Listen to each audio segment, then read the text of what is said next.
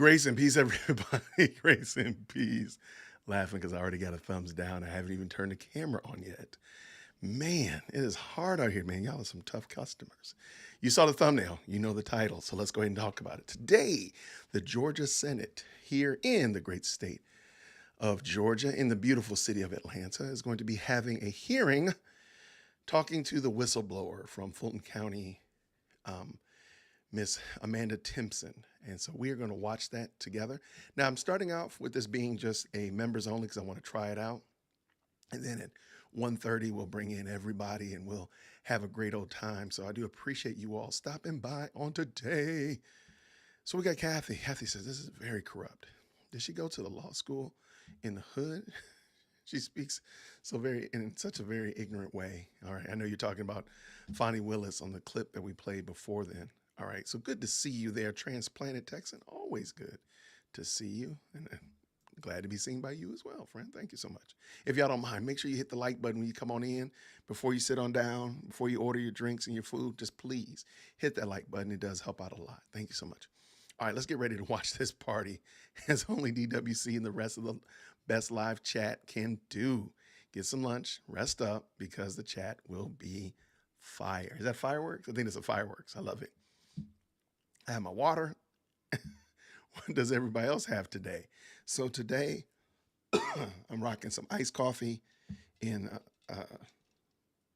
DWC 1, and in Stanley 1, I got backup iced coffee because it's going to be a long ride. So again, this is CalCert in the Georgia Senate. They're going to be sitting down talking with the whistleblower. And I just thought it would be a great time to do that. Thankfully, we've caught it, and I'm waiting for it to go live. Once it goes live, then we will absolutely bring it in, and we will 100% share it with all of you.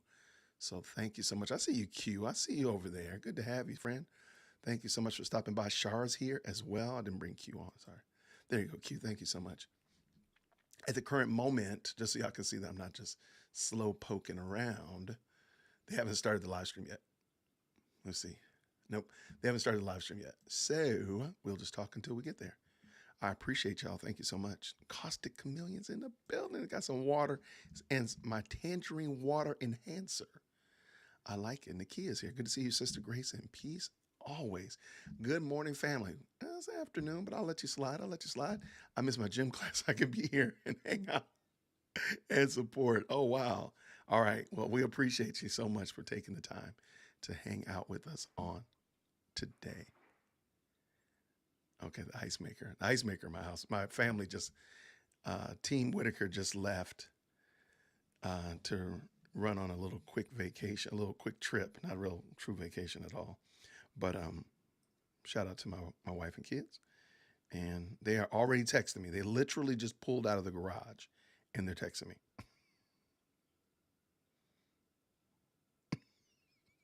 Why are they like this? Oh my goodness, man. I think it's kind of cool that you can communicate with your kids because they can text message you. It's kind of uncool because you can communicate with your kids and they can text message you. They're crazy, man. They're nuts. They're nuts. But so today, you may have seen on Inside the Law, Phil Holloway did an interview with Amanda. You might have seen on Standard Truth Podcast, April did a review of the interview. And so today, we're going to actually hear her in the Georgia Senate. This is the same place that Ashley Merchant was recently. This is where the Georgia Commission was. This is where hopefully Fani Willis will be brought to soon enough to actually explain and answer for some of the expenditures that she's made, which I think would be very interesting. So yeah, that's that. So today, Bill CalCert and the Senate committee are asking some questions of the whistleblower. This is the young lady that really was the linchpin, if you will, the one that really got this whole game going as it relates to the commission. So as it relates to, the whistleblowing and the use of funds. Because remember, most of this, granted, has nothing to do with the election interference. Now we're looking at a district attorney that has blatantly and just outright, without immunity, with any shadow of turning, any shame at all, misuse funds that would directly benefit her community. Like those gang funds would directly benefit. And Amanda's going to share some great, if they ask her some great questions about that, um, the gang prevention center, the funds that were going to go to that were granted to Fulton County to deal with those gangs, and none of that stuff actually happened. So, and that directly impacts Fulton County residents.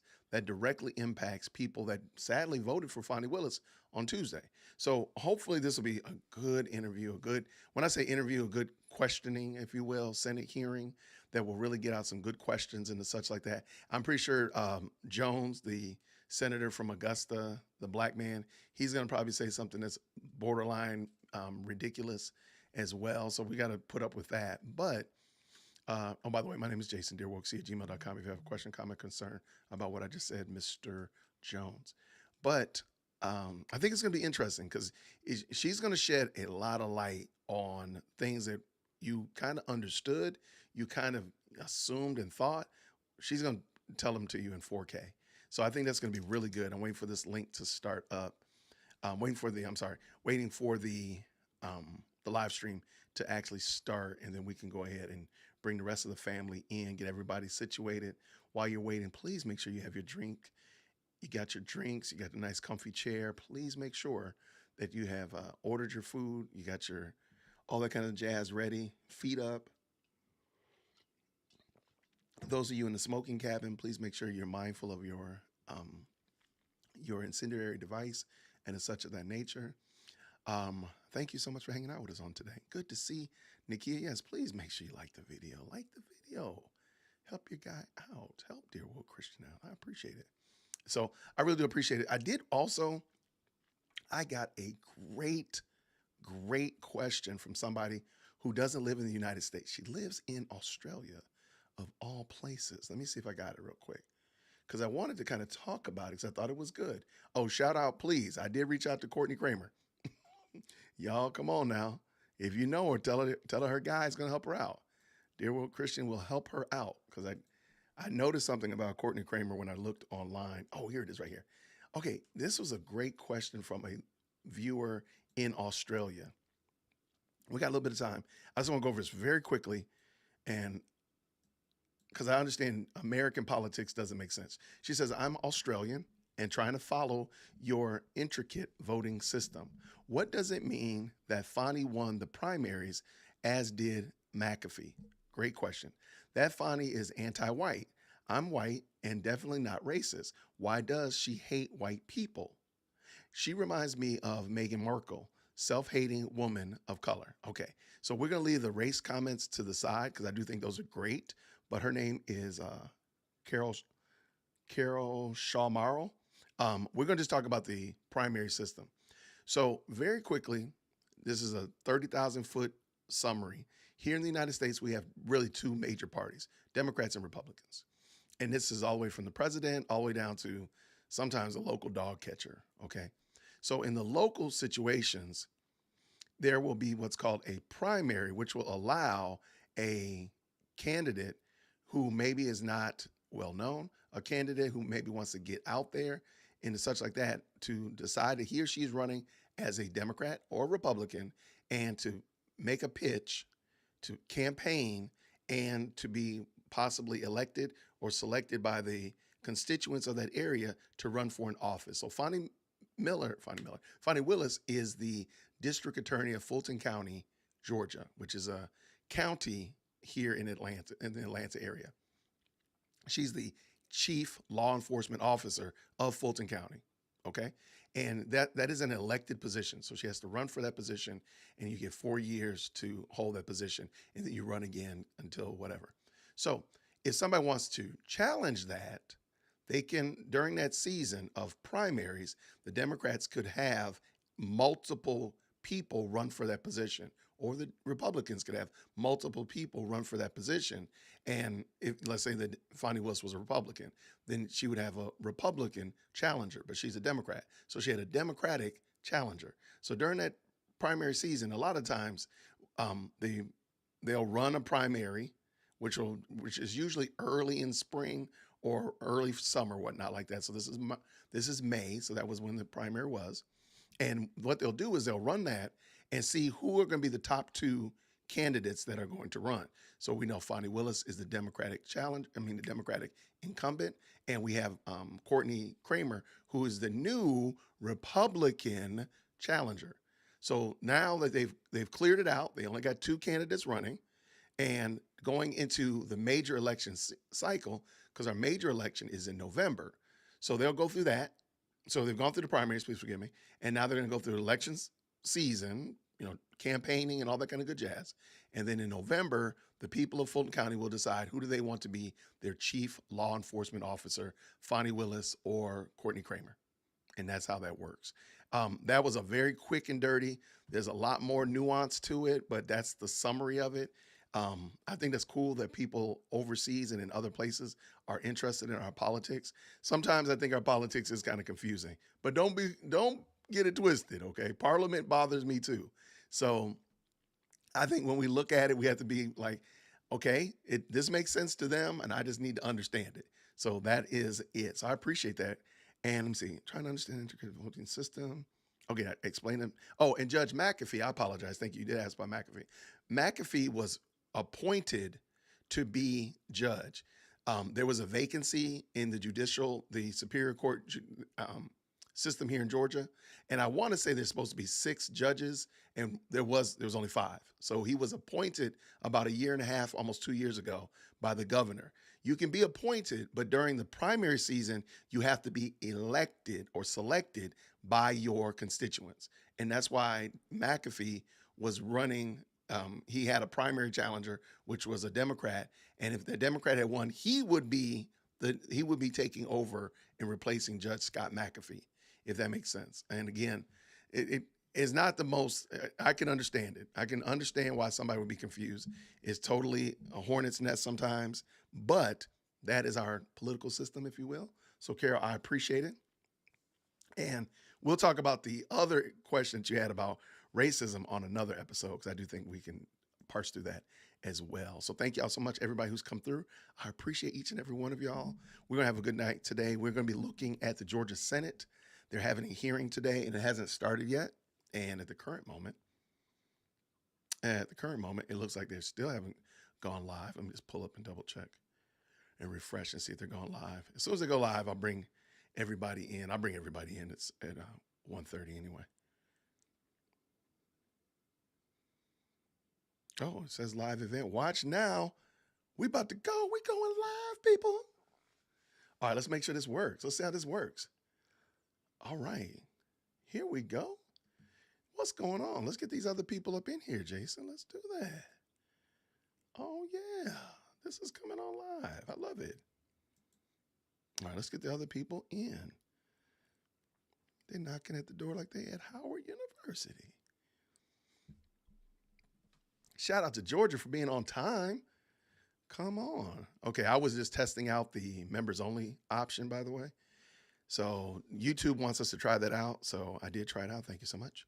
Please, thank you so much. Everybody get up in here. Say hi when you come in.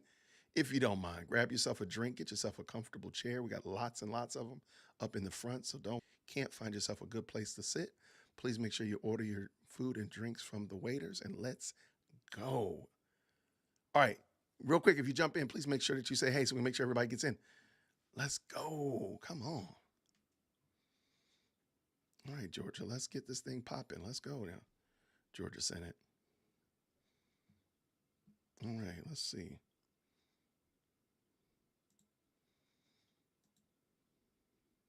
Event is starting.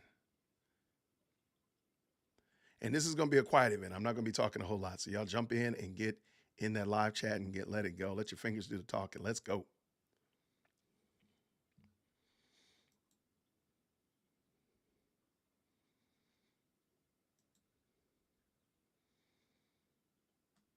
All right, Georgia. Georgia on my mind. I see ya. Come on.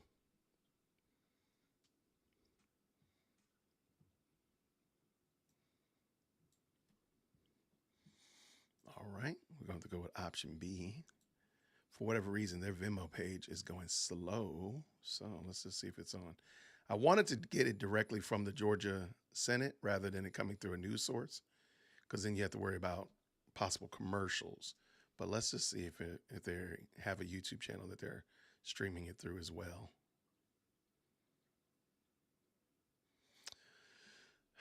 Don't see it. Turn it. Come on.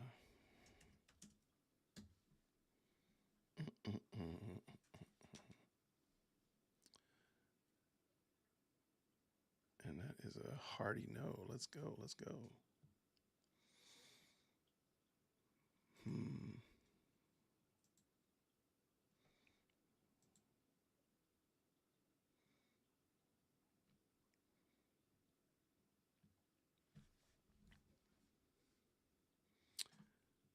Nothing like set me up like that, Georgia. Nothing like it. Nothing like it.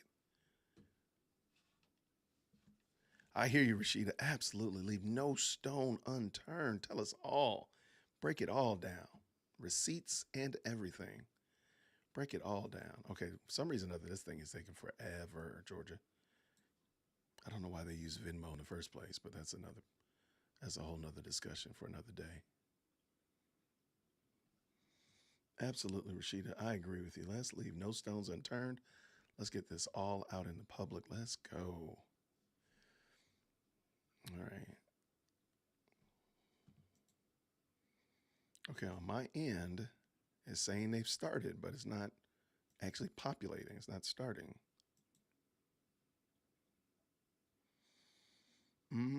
Skip to the live. Let's go. Let's go.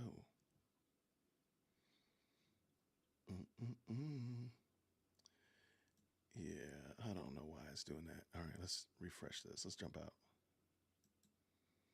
All right, so they have not started yet. So it's not, it's not me. They are just, it's hung up. It's waiting. There's tons of people waiting on their side as well. So it's not me. All right, let's see what we got.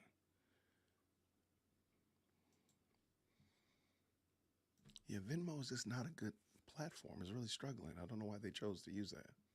But I appreciate everybody. If you don't mind, I appreciate all, looks like 50 of y'all that are hanging out watching. Thank you so very much. I do appreciate it. We're going to get you in. Well, have no fear. The actual presentation has not started. So there's that as well. So it's not just your guy being slow poking here.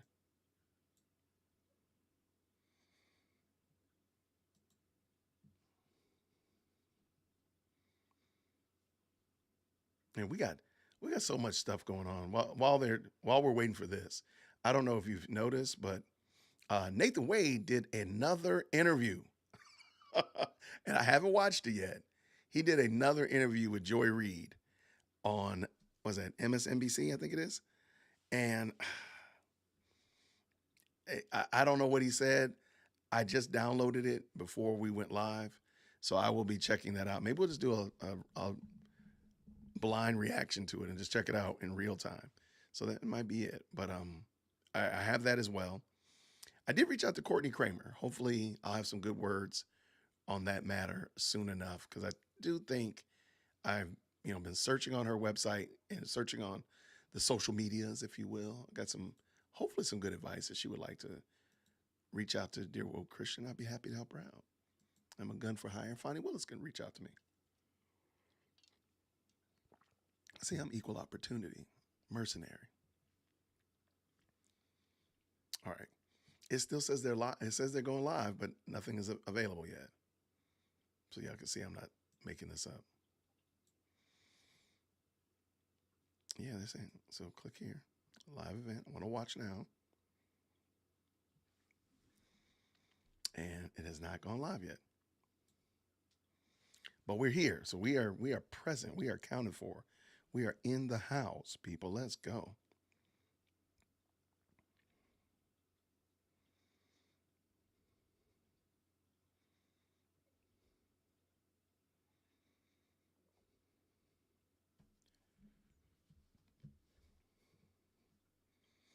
All right, so let's see if it's, man, I don't want to use another source, but I might have to.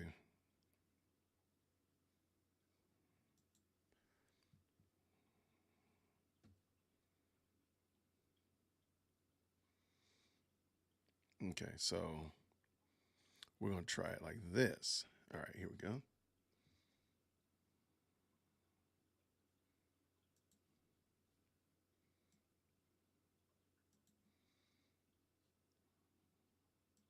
Yeah, they have not started yet, so it's not me. Don't blame it on the black guy, okay? It's not me. I didn't do it.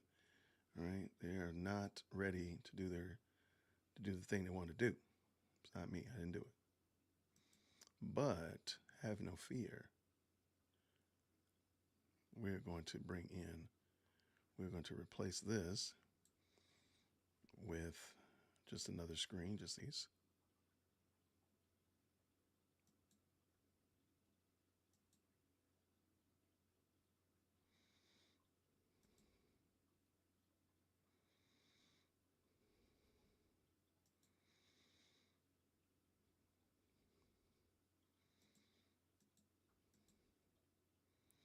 Hmm.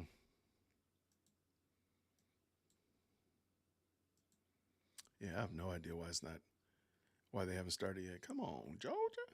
Let's go, people. But I appreciate y'all hanging in there with us. We are waiting patiently for this to start.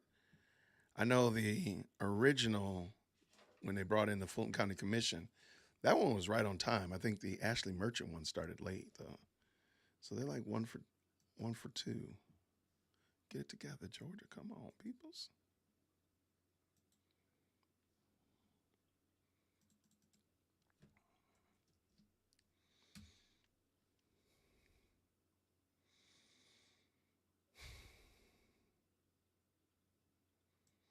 Okay, it's not. All right, I was just trying to see if I can come up with another way to make it available for us when it does pop up, but it's not going as of yet. I appreciate each of y'all. Thank you so much for jumping in. Looks like, man, we've crested at about almost 60 people watching. That's what's up. I cannot wait for this to get started, though. I think it's going to be a good discussion. Lots of good discussion going on. I know it's going to be fun.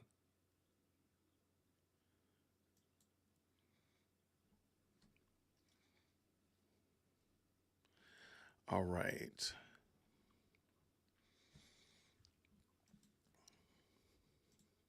Okay, so while we're here, while we're waiting, do y'all mind, real quick, I'm going to drop a question in the chat. Let me know. Feel free to comment back and forth. Have you all heard anything about the whistleblower before today? Have you all had any, whether it be watching her on Phil Holloway on Inside the Law? Have you watched her on the Standard of Truth podcast? Don't know anything about her at all. So I'm just going to drop this question in here in a second. I have no idea why Georgia hasn't started yet.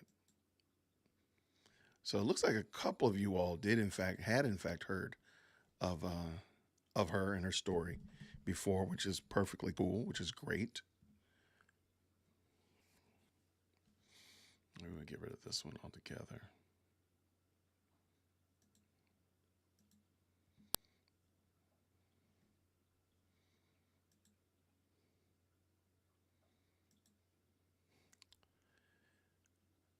Let's go. Come on, Georgia. Let's roll. People are ready to do this thing. Let's go.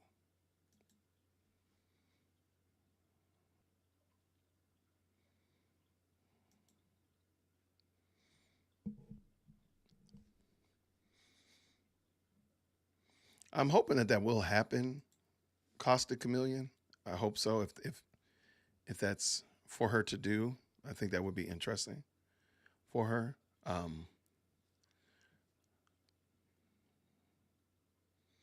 So for those people that are just popping in, I don't know why. I think we are all like just taxing their system or whatnot because so many people are wanting to watch this, I guess. Okay. But I will say this. That for those people that are just popping in, this is going to be a watch party. So we're going to all watch this together. I'm not going to add a lot of commentary because I'm just going to let the Senate do what they're going to do. Feel free to jump into this chat and let your feelings be heard, say what you're going to be saying, whatever of that nature. Always keep it respectful, always keep it polite. The moderators definitely like to keep these conversations moving in a positive direction, and I appreciate each and every one of them. I'm with you, Roland. Let's go. Come on, Georgia. Step up. Let's go. All right. For some reason or other, I think they're just taxing the system. I think that's what it is. That's going to be my belief. I'm trying to give them grace that they're just being taxed because so many people want to actually watch this today.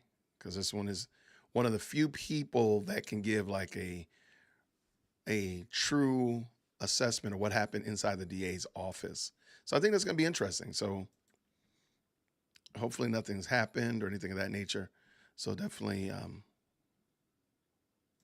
I think it's just a matter of just too many people taxing the system. I want to jump on that live stream. All right, let's see what we got here. Yeah, I'm going to leave. For some reason, even my question isn't even popping up. So it is what it is. I appreciate y'all nonetheless. Come on, Georgia. Step that game up. I agree. What are we doing? Peach State? What's going on? Audrey, good to see you. Grace and peace. Always good to see y'all. Thank you so much for stopping by.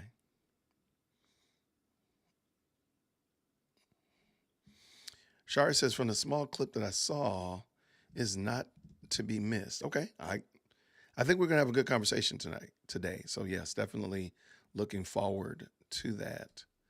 And who knows, maybe we'll do like an after party or something. If you all want. I need to start doing, I've been asked, can I start bringing guests on like most live streamers do, where they actually have guests come on, drop the link and guests come on and watch and comment and stuff like that. I've been asked about that. Maybe we'll do that soon. What's going on over there in Arkansas, Mr. Hicks? What is happening over there? Yeah, this is still, just so y'all can see, it's not me. All right, they have not started here. And they haven't started on their main page, on their main YouTube page either.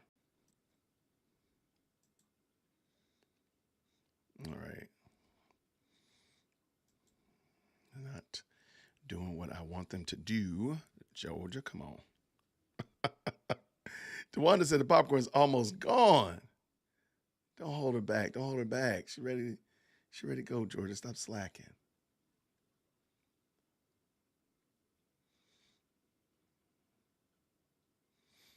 Okay.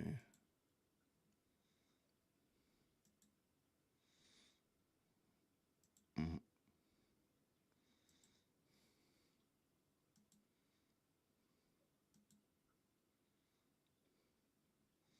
All right. So yeah, I got this article. We're going to look at this a little later. Just letting y'all know that ahead of time. We will be looking at ousted Trump. No. This is the other one, Jason. This is one we did yesterday. I'll get it figured out. I do have an article of Nathan and his interview with Joy Reid.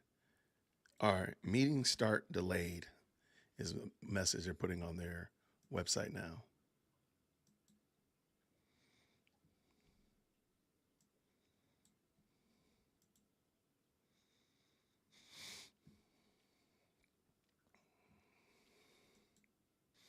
So they just said, hey, look, we delaying it.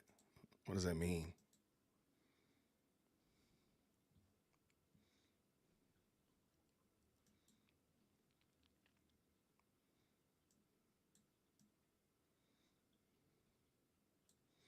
All right, so we're still waiting. We're going to hold tight.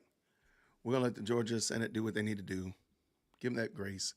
But I'm looking forward to this. I really think this is going to be a good conversation. Wait, when did I tell you I hated you? What you talking about, chicken grease? What are you talking about? I could not. Why would I hate you? There's no way I would hate you. I think you're making that up. I think you're making that up, my friend. I'm just saying. All right, let me fix this while we're here, since we're just kind of chilling. Let's get this background. Let's give it a little bit of a background effect here.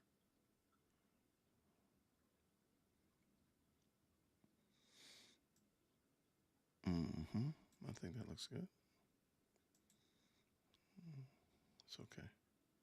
All right. She might be, Grizzly Martin. You might be right. She might be throwing a fit in the back. She might came storming in.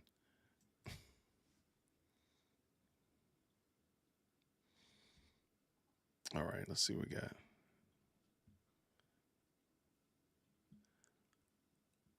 Yeah, I'm going to take this out so we don't just have that screen up there. But let's do this. Mm-hmm. All right. Yeah, I don't know look now. Come on, what y'all? We got a good showing of folk. Almost 60 of y'all. Thank you so very much. 65 of y'all. Thank you so very much for those that have liked the video. I'm glad that you already are. I'm hoping to add value to it, so I'm trying my best to not let you down at all as relates to adding value to this discussion. I think we're going to have a good conversation back and forth. Always good.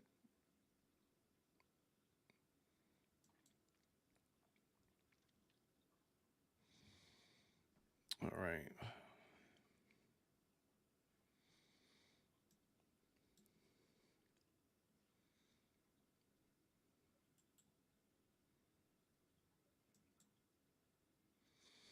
All right, looking here. Mm-hmm. This looks terrible. All right, while we are waiting, let's do this. Here, I'm going to pull this up in the background and unmute it so I can hear it when they start. Okay, it's ready. All right, so while we are waiting, so not to squander too much of our time, let's go ahead and look at this article here. All right, Nathan Wade ripped by ex over deceitfulness for trying to reduce alimony 3 days after getting a $53,000 paycheck. Not plausible explanation. All right. Scandal scarred former Trump prosecutor Nathan Wade was slammed by his estranged wife for receiving over $53,000 in paychecks just days before pleading poverty in their Georgia divorce case. All right. And I think we all have heard, and it's fair to say that, Nathan does not come across as a very good guy for lots of good reasons. And many people have reasons why they don't. Nathan just doesn't come across as a good fellow. So let's go ahead and see what is his excuse today. All right, let's go. Joycelyn Wade made the accusations against ex Nathan just a few days before he made a shocking appearance at a primary. With us as and we're ready to go. Counsel Let's go. today. All right, I just heard Counselor jump in. So I'll save that article for later, and we will talk about it on another time. All right, we're going to be jumping into the live chat. So if you're new to this, what we'll do is we're going to just watch a lot of this. I'm not going to do a lot of stopping and interjecting. So I really would appreciate y'all jump in the live chat. Let me know what you think. Give your thoughts and such of that nature. Keep it, of course, above board.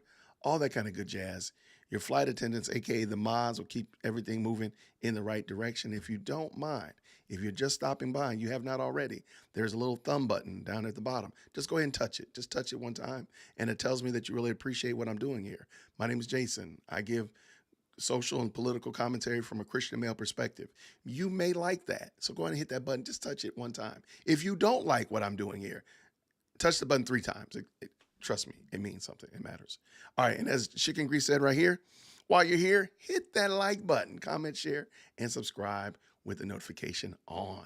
Let's go. Well, thank you so much. Look at this. Kim coming through.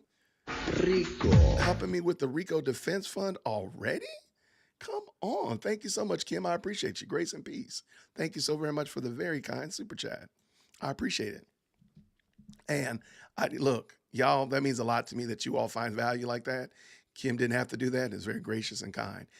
Look, hitting that like button is so meaningful because it does let me know that what I'm doing here is not wasted. And of course, helping me out with my RICO defense because I live here in Cobb County, and Cobb County has extradition rights to Fulton County. Fani could slap me down with some RICO in a hot second. So I appreciate it. Rico. All right. Now they start. I heard him start. Ay, ay, ay. Look at this. All right, let's jump back over here and finish this article about Nate. Oh, the article's gone, Jason. Good job, man. Well played, sir. Well played. I closed out the article when I jumped over here. I tell you, boy, I kill me. All right, let's pull this up again. Let's try this another way. Here we go. So, as we were saying, Joycelyn Wade made the accusations against ex-Nathan Wade just a few days before he made a shocking appearance at a primary election victory party. So this has happened last week, please forgive me, Tuesday, for his one-time flame Fulton County District Attorney Fani Willis, a relationship that cost Wade his job. That's what I'm saying. Like, they are reckless. They don't care. These people don't care. Nate and Fani, they don't care. They don't. I mean, some of the things that I feel like normal people would do, these people will never do. They will never hold themselves accountable like that. Never. All right, let's keep going. Here, let me just double check, make sure I didn't.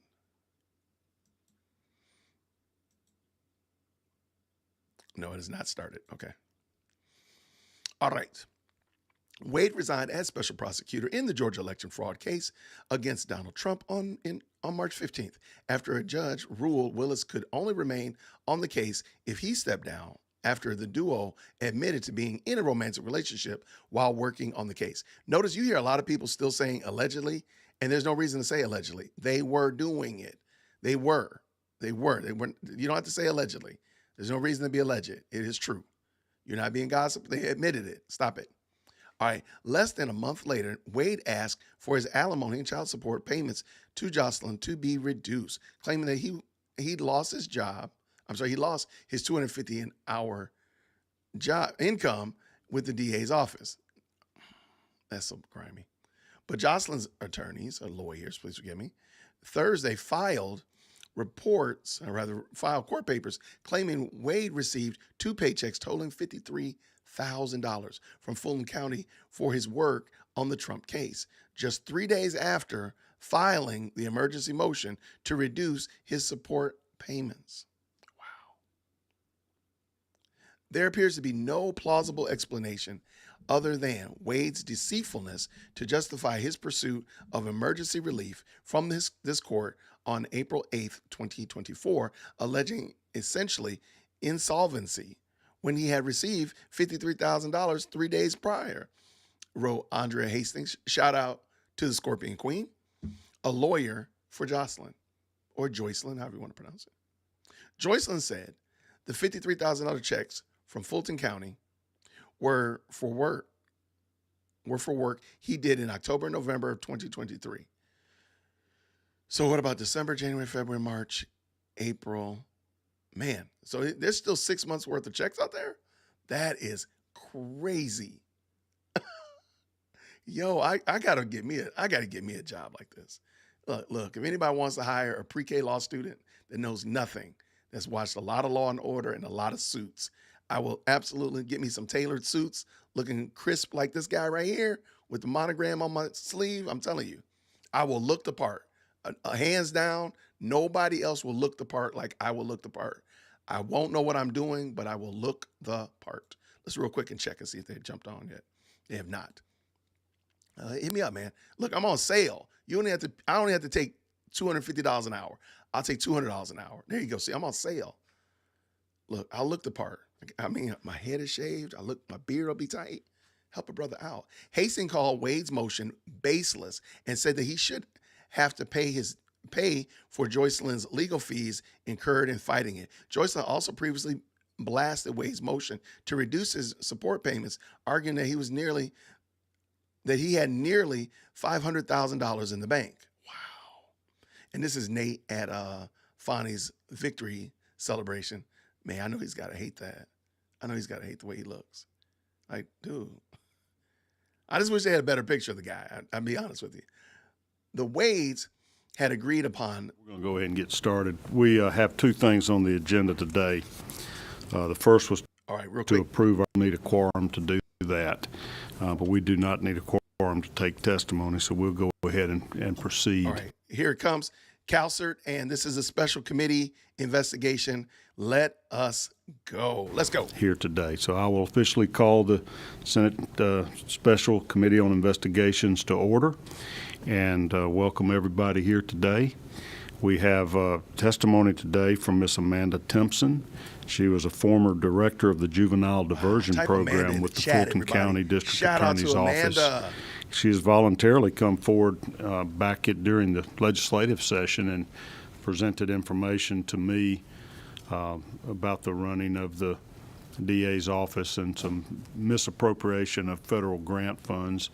I subsequently asked her to give me some documentation to give me some proof of that. Come on in, Senator Estevez, sit wherever you would like to.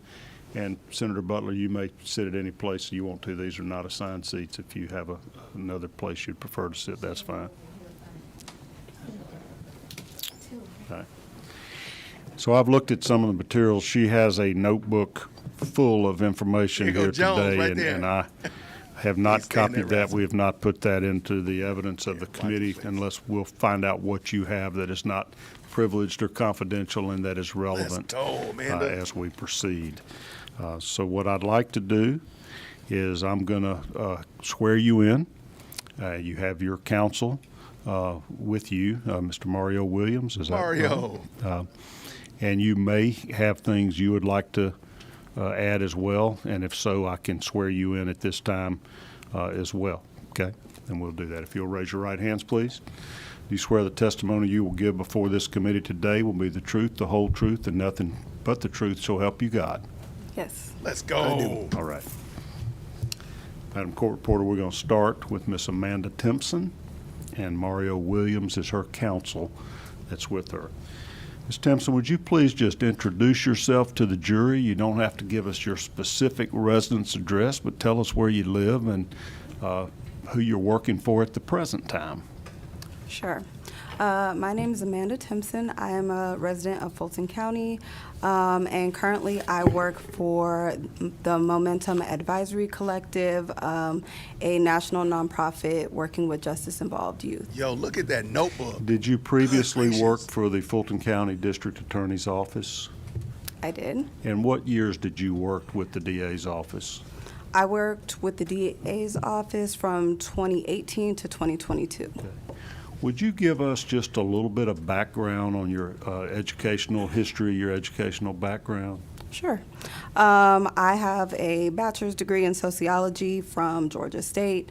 I have a master's degree in human behavior from Capella University, a postmaster's specialist in community intervention, and several other certifications in ongoing education. What was your employment history just generally before you became employed by the Fulton County District Attorney's Office? So I've worked in juvenile diversion and with gang prevention for about 15 years, and it started in Los Angeles, in Compton, and I worked and volunteered in spaces and nonprofits from youth diversion to gang prevention to mental health services. When I relocated here to Atlanta, I taught at both APS and DeKalb County School District for about 4 years combined.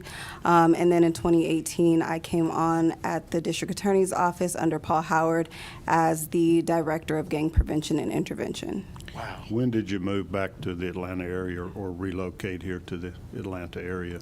I've been here for about 9 years. And about 10 years, when you worked for DeKalb County Schools and Atlanta Public Schools, what was your role there? Were you a teacher or a counselor, or give us a little idea? I was a middle school social studies teacher. Okay.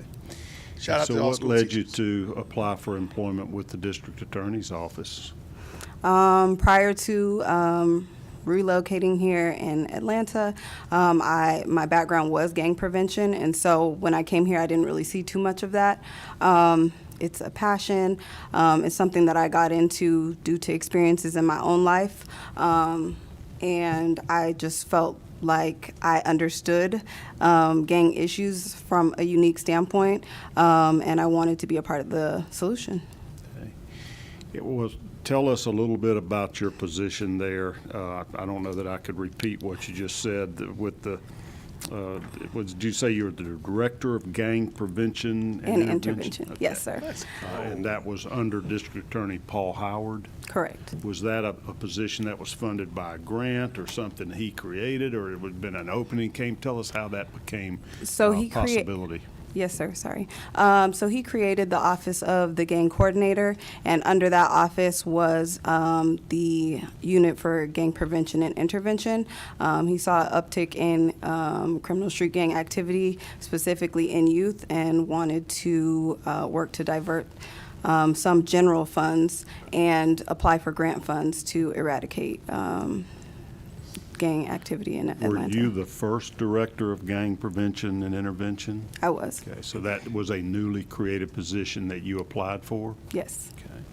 Okay. And Paul Howard was the DA here for what, 18 or 20 years, I guess, before Ms. Willis? Correct. Is that who you reported to, or did you have another supervisor? He was my direct supervisor. Tell me what you did in that role. In that role, I created diversionary programs. I worked with Atlanta Public Schools to educate their school resource officers on gang trends that we were seeing in our office. I also was tasked with creating a steering committee of Fulton County residents and leaders to try to kind of steer the direction of the gang prevention. I was also tasked with creating opportunities for gang prevention, and one of those opportunities was we were gifted a building at 475 Fairburn Road, and we were going to rehab that building and turn it into the Gang Prevention Center for youth empowerment. And so I managed all functions of that center, including creating programming and working with partners in the community, as well as the rehabilitation, so working with engineers, contractors, et cetera. So you helped develop that center, get it retrofitted or refurbished or whatever for those purposes? Yes, sir. So that was a gift? Some citizen donated that for that purpose, or? It was actually donated by the county. I'm not sure exactly that process. It happened prior to me coming on board, I believe in 2017. The county gifted it to the DA's office, and the DA's office sought to create a gang prevention center. Okay. So that may have been one of the motivating factors for creating your position once you had a facility there for youth gang prevention and intervention or whatnot at that point. Absolutely. Okay. So tell me about the funding. You mentioned that there were some general funds from Fulton County, and then there were federal grants that helped fund your position in this program? So my position was funded fully by the DA's office. And there were general funds allocated to rehab the building. The grant funds were allocated specifically to fund programming out of this building. So when we applied for the grant, we applied for it with the thought in mind that we already had this building and that we already had funds to rehab this building. So we got it contingent upon the building being there. And give me an idea of the amount of the grants, or where they come from. Federal government, some department, what's the? Yes, there was one specific grant that was specific to the building, and that was the the 2020 OJJDP Gang Prevention Grant. And so that was given to us in October of 2020, and the amount was $488,564, I believe. All right, so tell me what that stands for, OJJ. OJDP? The Office of Juvenile Justice and Delinquency Prevention. So was that something that you had a part in applying for that grant? Yes, I helped co-write the grant. Myself, my colleague, and our grant writer all contributed to co-writing that grant in early 2020, I believe. So you submit that to the Office of Juvenile Justice at the federal level. Yes, sir. I guess other DA offices around the country also can apply for these type of grants? Yes, they're very competitive. And you won. You got Yeah. it was granted to you? Yes, sir. All right, and that amount was $488,564. Yes. What were the funds to be used for? Do you have to specify that when you apply for a grant, how much money you need and what you're going to spend it on? Yes, and I think one of the reasons that we were awarded the grant was because our grant was so specific. So the grant consisted of us narrating basically the gang issue in Fulton County. So we broke it down by zip codes, by active gangs in those specific zip codes, by correlating schools that those gangs fed into, and then the age range was 12 to 17. So ultimately, the grant funds were supposed to be allocated for the programming that fit that age range, that population. And so the programming would consist of sub-awardees, which are other organizations that are doing the work in the community. We don't necessarily do all of the work. A lot of times we manage the work. But all of that was supposed to be done out of the gang center, if that makes sense. That does. So you, as the coordinator, would have other private organizations that are charitable organizations wanting to intervene with troubled youth to prevent gang violence? Yes, Okay. and in this situation, it was all nonprofits and excluding Fulton County schools and Atlanta Public Schools. Were they engaged or involved as well? Yes. But you didn't have to pay them for their We did. services? Right. We did. Some of these nonprofits you would provide funding to funneled through this grant? Correct. Okay. What are the rules around federal grants? You sound pretty savvy about that. Are there specific reporting requirements or spending limitations? What happens once you obtain the grant? So once you obtain the grant, you have to provide a clear budget. And once you do that, they'll release the funds. Once you release the funds, you have to basically show your work. So that is manifested in a quarterly report. So you manage your sub-recipients, and then every 4 months you send in a quarterly report that basically illustrates what you've done with the money and ensures that there is that you're following the grant. Right. And so that initial budget, do you have to lay it out to the federal agency how you intend to spend the money? Correct. They get to approve or reject that, or is that part of the application process? A little bit of application, you outline what your intentions are, but you have a certain amount of time to go back and say, once you've gotten the award, say something doesn't work out, say a nonprofit closes their doors and they no longer can be your partner, then obviously you can find somebody else that does comparable work, and then they could fill that spot. But there's not a lot of leeway because they obviously give you the money for specific things. So unless you can ensure that you are still doing those specific things, then that's the only way that you can get an exception. Was any portion of this grant intended for salaries or compensation for employees of the district attorney's office? There was. Part of the grant was to, I believe, the community resource officer. On the grant, I believe 50% of their salary was paid by this grant.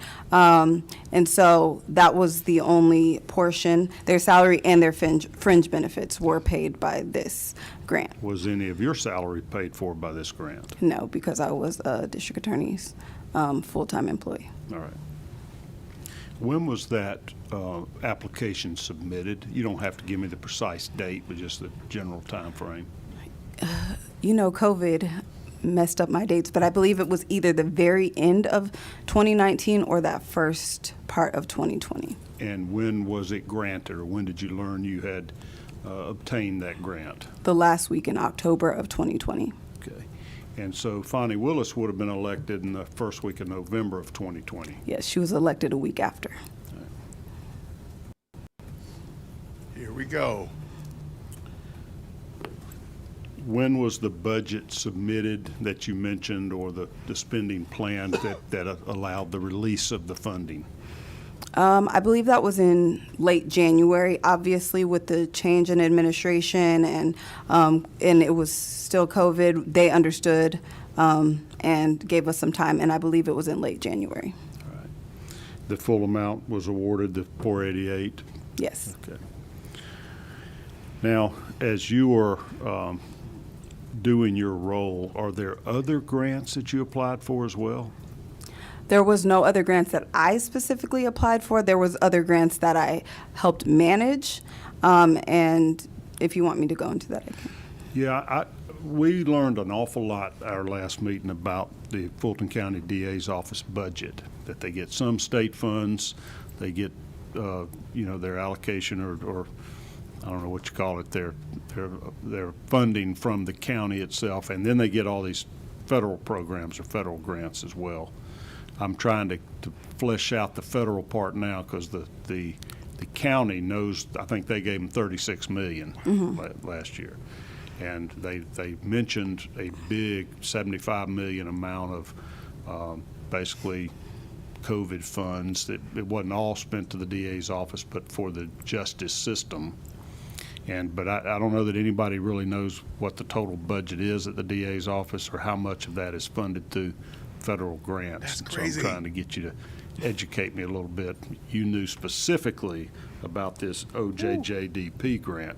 Yes, because you sir. helped write it. Yes. But there are other ones that you would have helped manage or administer. Yes. So the other one specifically that I helped manage was the JAG grant. So it's a Justice Assistance Grant. It's also a federal grant, but it's allocated to the state and then ultimately delegated to the counties, and then the county commissioners allot it how they see fit. For the DA's office, it was to fund the junior DA program. All right, let me slow you down 1 minute. Yes, sir. I'm absorbing this information a little bit slower. You know it like the back of your hand. Right. That is a social justice assistance grant. Yes, it's a justice assistance. And that's why you call it a JAG, for the Justice Assistance Grant. Yes, sir. And that is distributed among various DA's offices in the state? Yes. Do you have to apply to the state to get that, or is that coming directly from the feds? It's coming directly from the feds. All right. Do you know if other DA's offices around the state of Georgia receive grant funds from that JAG grant? I believe so. I just know it's the Edward Brine Justice Assistance Grant. And to my knowledge, I believe that some, if not all, can get it. But I think it's based on need. And do you know the amount of that grant, the JAG grant, for this? Apparently you used it for the Counselor is not junior playing games. DA program.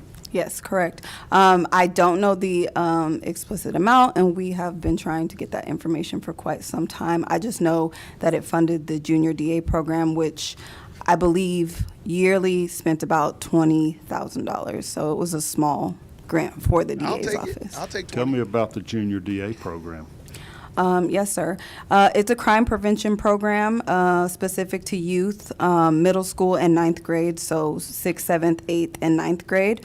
And it's essentially to bridge the gap between community and law enforcement, and basically show youth, what the functions of the of different forms of law enforcement, everything from, we go to the Atlanta Police Training Center, the Mount Center. We go to the state capitol.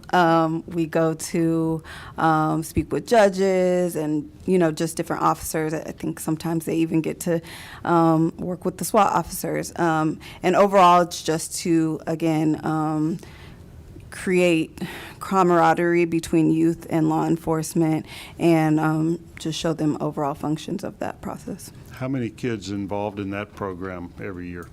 Well, under Mr. Howard, it was in excess of 80 to 120. The one year that I did it under Ms. Willis, there was only 40 youth. So, and that was also during 2021. So I know COVID probably had partial, fault in that as well. Is that a year-long program? So it's a summer program, and it's run for 3 weeks throughout the summer, and they come with us every day. I believe that year they were with us every day but Friday. So it's almost like a summer camp type program, but you don't spend the night. Yes, sir. Okay. And you educate these middle school children as to the justice system, both from how the DA's office operates, law enforcement operates, and various aspects of the community. Absolutely. And it's really geared towards at-risk or low-income populations as well, because a lot of times they can't also, summer programs cost a lot of money, so this is a free option as well. So it's free for the kids that participate in it? Yes, sir. And that's what the grant is, to fund the operating cost of that free program? Yes, sir. Okay. Are there any parameters around how you spend that money, or who's allowed to participate in the program? Well, the program is specific for Fulton County youth, and you must be attending Fulton County schools or Atlanta Public Schools. And then again, you have to be in 6th, 7th, 8th, or 9th grade. And that program was already in existence during Paul Howard's tenure as district attorney? Yes, I believe in 2019 he celebrated his 20th year doing it, so he did it for quite a long time. That's a long-standing Atlanta Fulton DA office program. Yes, sir. Was in place long before Fani Willis was elected. Yes, ma'am. Sir. So she inherited it, so to speak. Yes. And did she take over the program after that, or did she designate a specific individual in the DA's office to monitor or manage that? Yes. Michael Cuffey, at the time, he was the chief programs officer. Okay.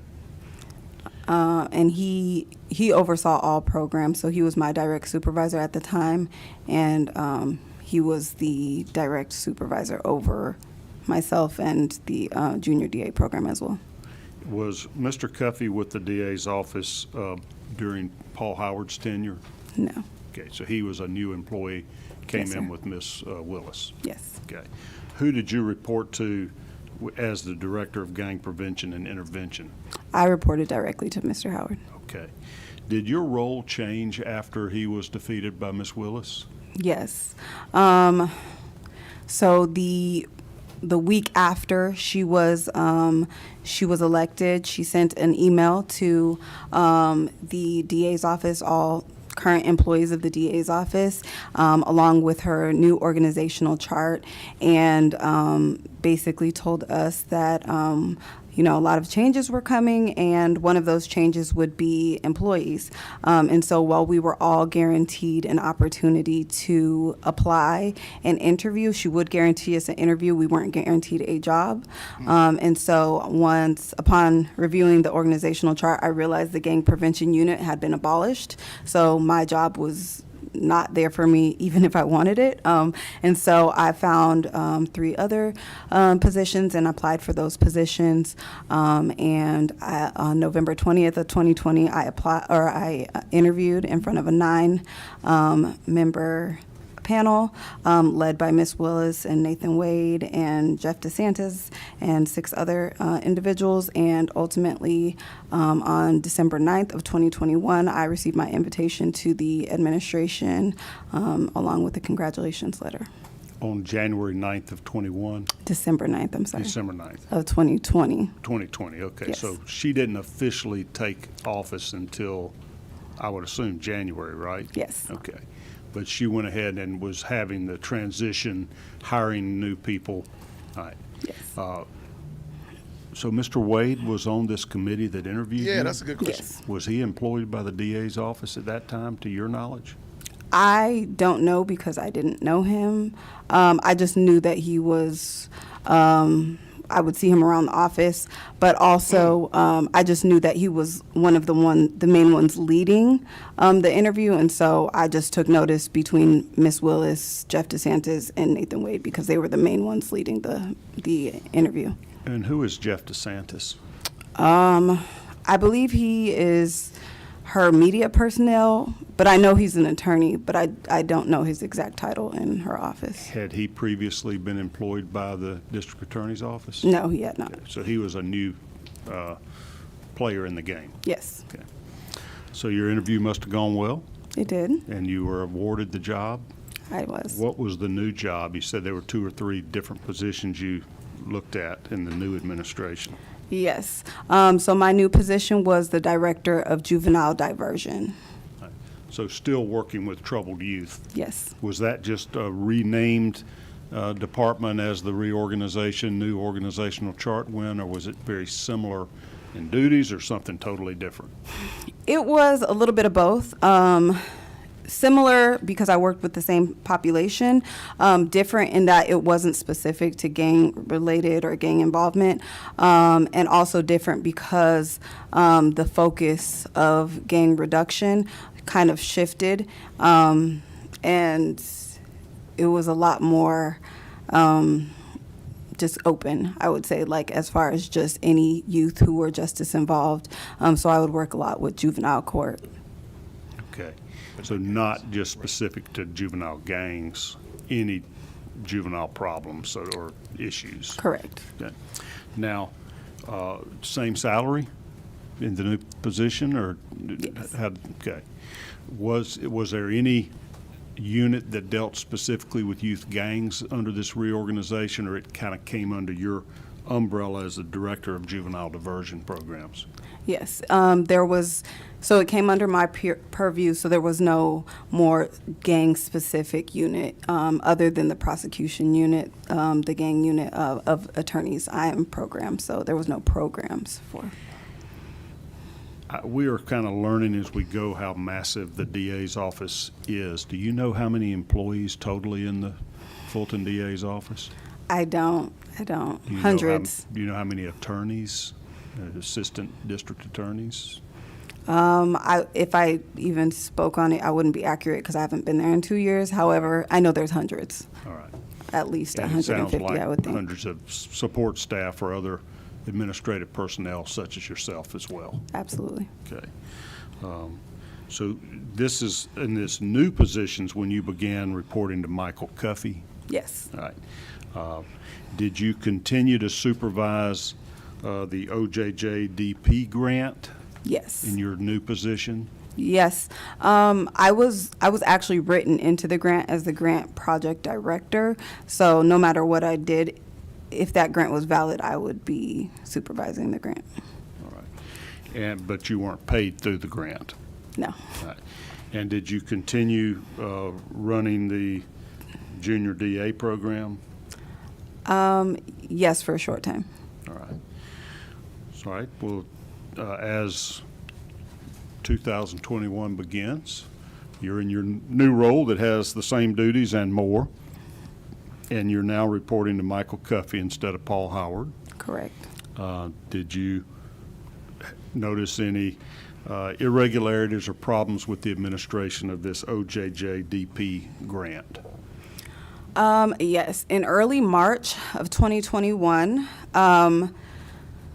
after a lot of the administrative work was done on the grant, we need to now get to work. And so Michael Cuffey, who is the new chief programs officer, invited myself and my colleague, who also co-wrote the grant, into a meeting just so he could understand the scope of the grant. In this meeting, this was the first time that he kind of mentioned that what he wanted to spend the grant on, and he articulated that he wanted to spend the grant on computers, travel, and swag. And at the time, we were saying swag because there was a lot of rebranding going on. And so, like, each unit now had their own sweaters and their own mugs and stuff. And there was a complete and total rehaul of the building and stuff. So this idea of having swag was like a big thing. So those are the three things. Trinkets. These are pens and Yeah. coffee cups and T-shirts and Exactly. sweatshirts, things Exactly. promoting the new district attorney. Correct. And so I quickly kind of interjected and let him know that those were not things that we could do with the grant. At that point, it seemed as if he hadn't read the grant narrative, and so I just wanted to educate him. I was a bit concerned, but at that point, it was the first time I had heard of it. I just tried to kind of set him straight and tell him, like, oh, we can't do that. It's really specific, and it's specific to programming. We can't buy any equipment. And that was a huge thing because in the grant narrative, in the grant budget, it says specifically no equipment. And so his idea for wanting to get computers and even pay for travel, like, those are completely out of the scope of the grant. Okay. And you know that because you wrote the grant? Correct. And in the grant plan, you tell how the money is going to be spent? Correct. And in the budget, you identify how it's intended to be spent? Correct. Did any of those documents provide for spending money on swag? No. Did any of those documents provide for spending money on computers or other equipment? No, sir. Did any of those documents or budgets provide for money to be spent for travel? No. Thank you, Measured Man. And Thank how you so about on much. the junior DA grant? I think we called that the JAG grant. Were you continuing to administer that in March of 2021? Yes. And did you notice or detect or hear about any intentions to improperly spend that money? Not in March, but as time went on, yes. So what happened when you straightened Michael Cuffey out and after he had told you his intentions of how he intended to spend the money, you told him that was illegal? What was his reaction? Initially, he let me know that it was the employees in the DA's office call Miss Willis Madam. So he let me know that it was Madam's vision. And I basically said, okay, I understand that, but that's not what the grant says. And as the director of the grant, I wanted to make sure that I was careful and clear what the grant said. And this grant was written prior to her coming in the office. I assumed at the time that maybe they just weren't aware, but I just wanted to make him aware that that is not what the grant says. Okay. Did you hear further conversations about the misuse of the money, or did he follow your advice and not spend it on swag and travel and equipment? So initially, that was just the initial time. I continued to be persistent and to let him and everybody else know that we could not spend the grant in that manner. And he persisted to say that that was what we were going to do with the grant. In weekly meetings, we had weekly program team meetings. He would say that. Sorry about that. Hold on one second.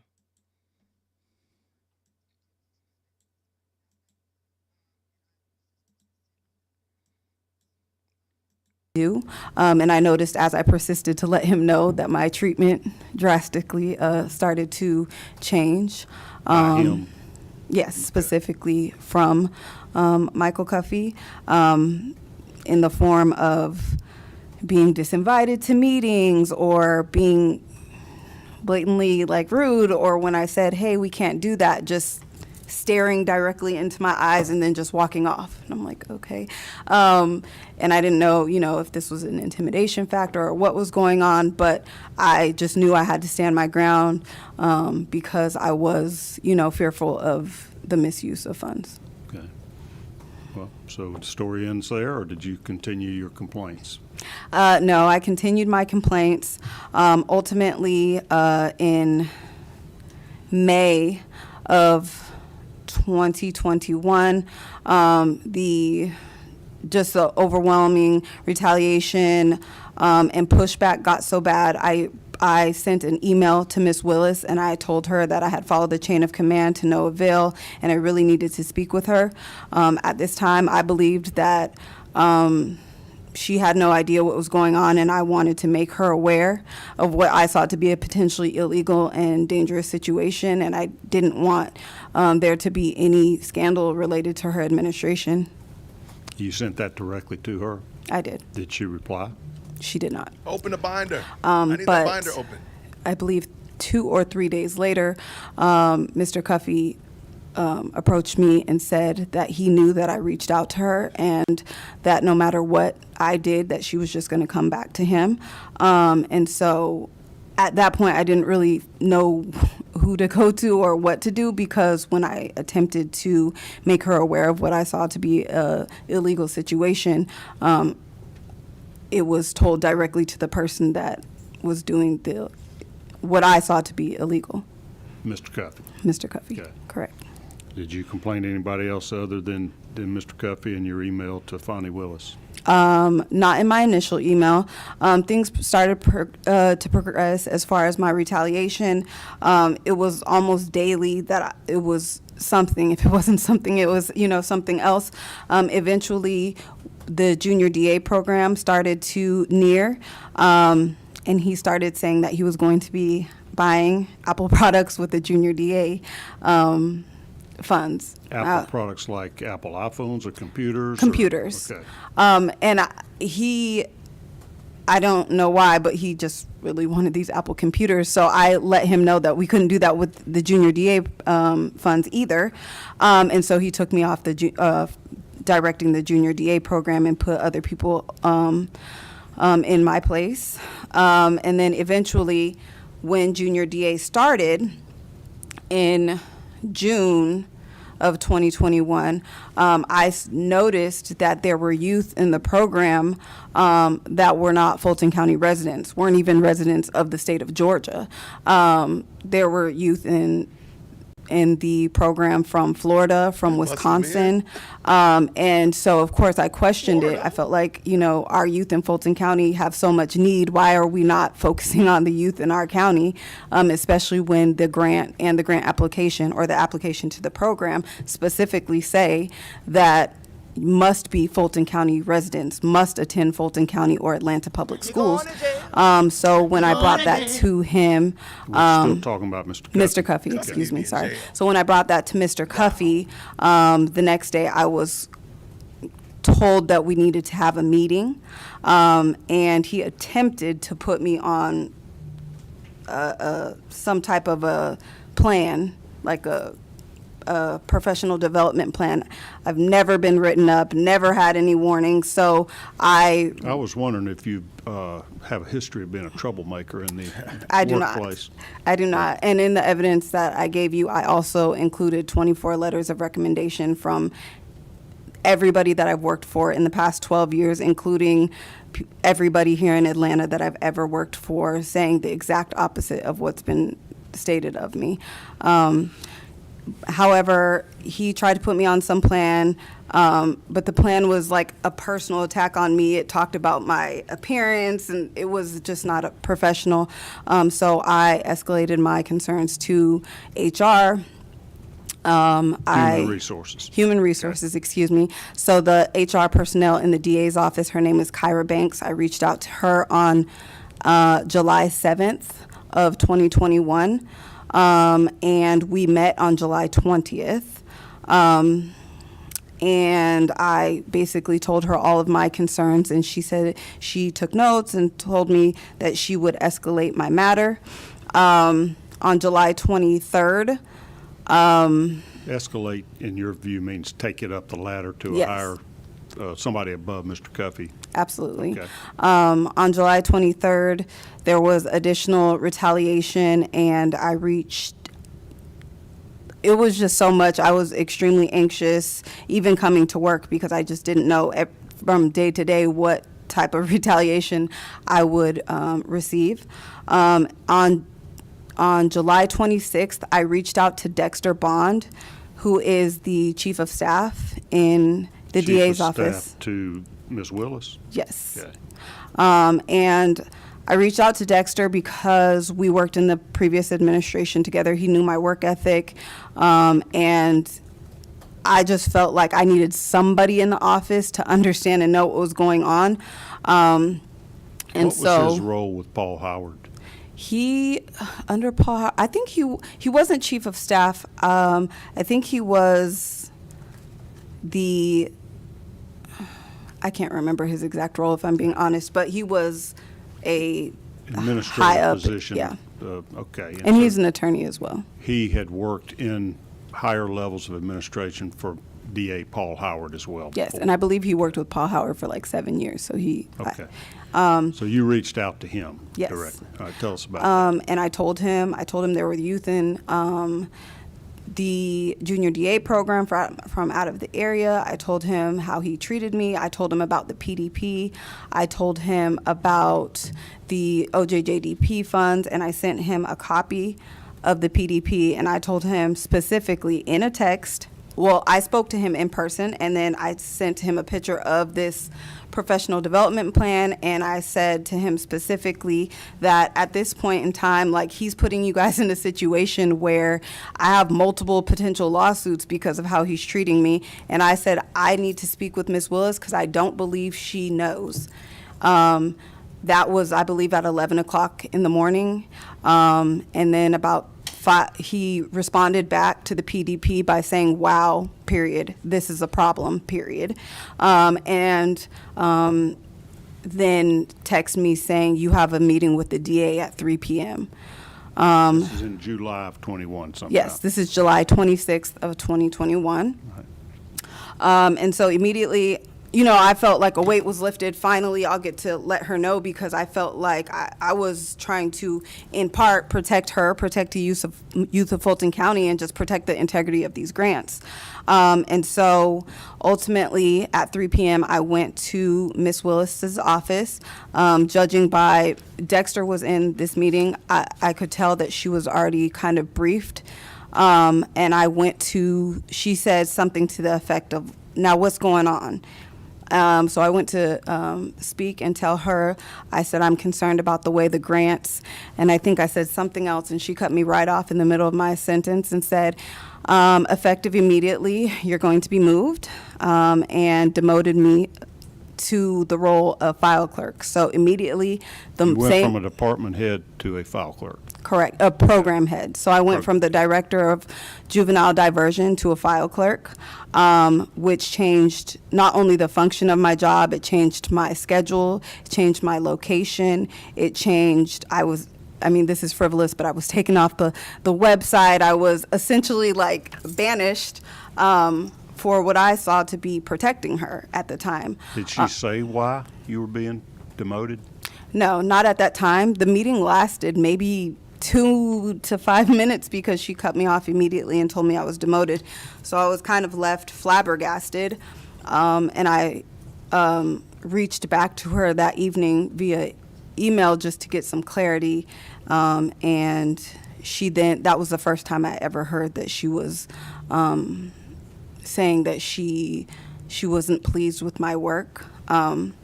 And it's important to note, I don't want to get too far in the weeds, I feel like we're already there, but it's important to note that 3 weeks prior to this, she had just asked me to assist in another department. So 3 weeks before, she wasn't dissatisfied with my work. So it was shocking to me that suddenly she was dissatisfied with my work the day that I disclosed that I was concerned about the way these funds were being spent.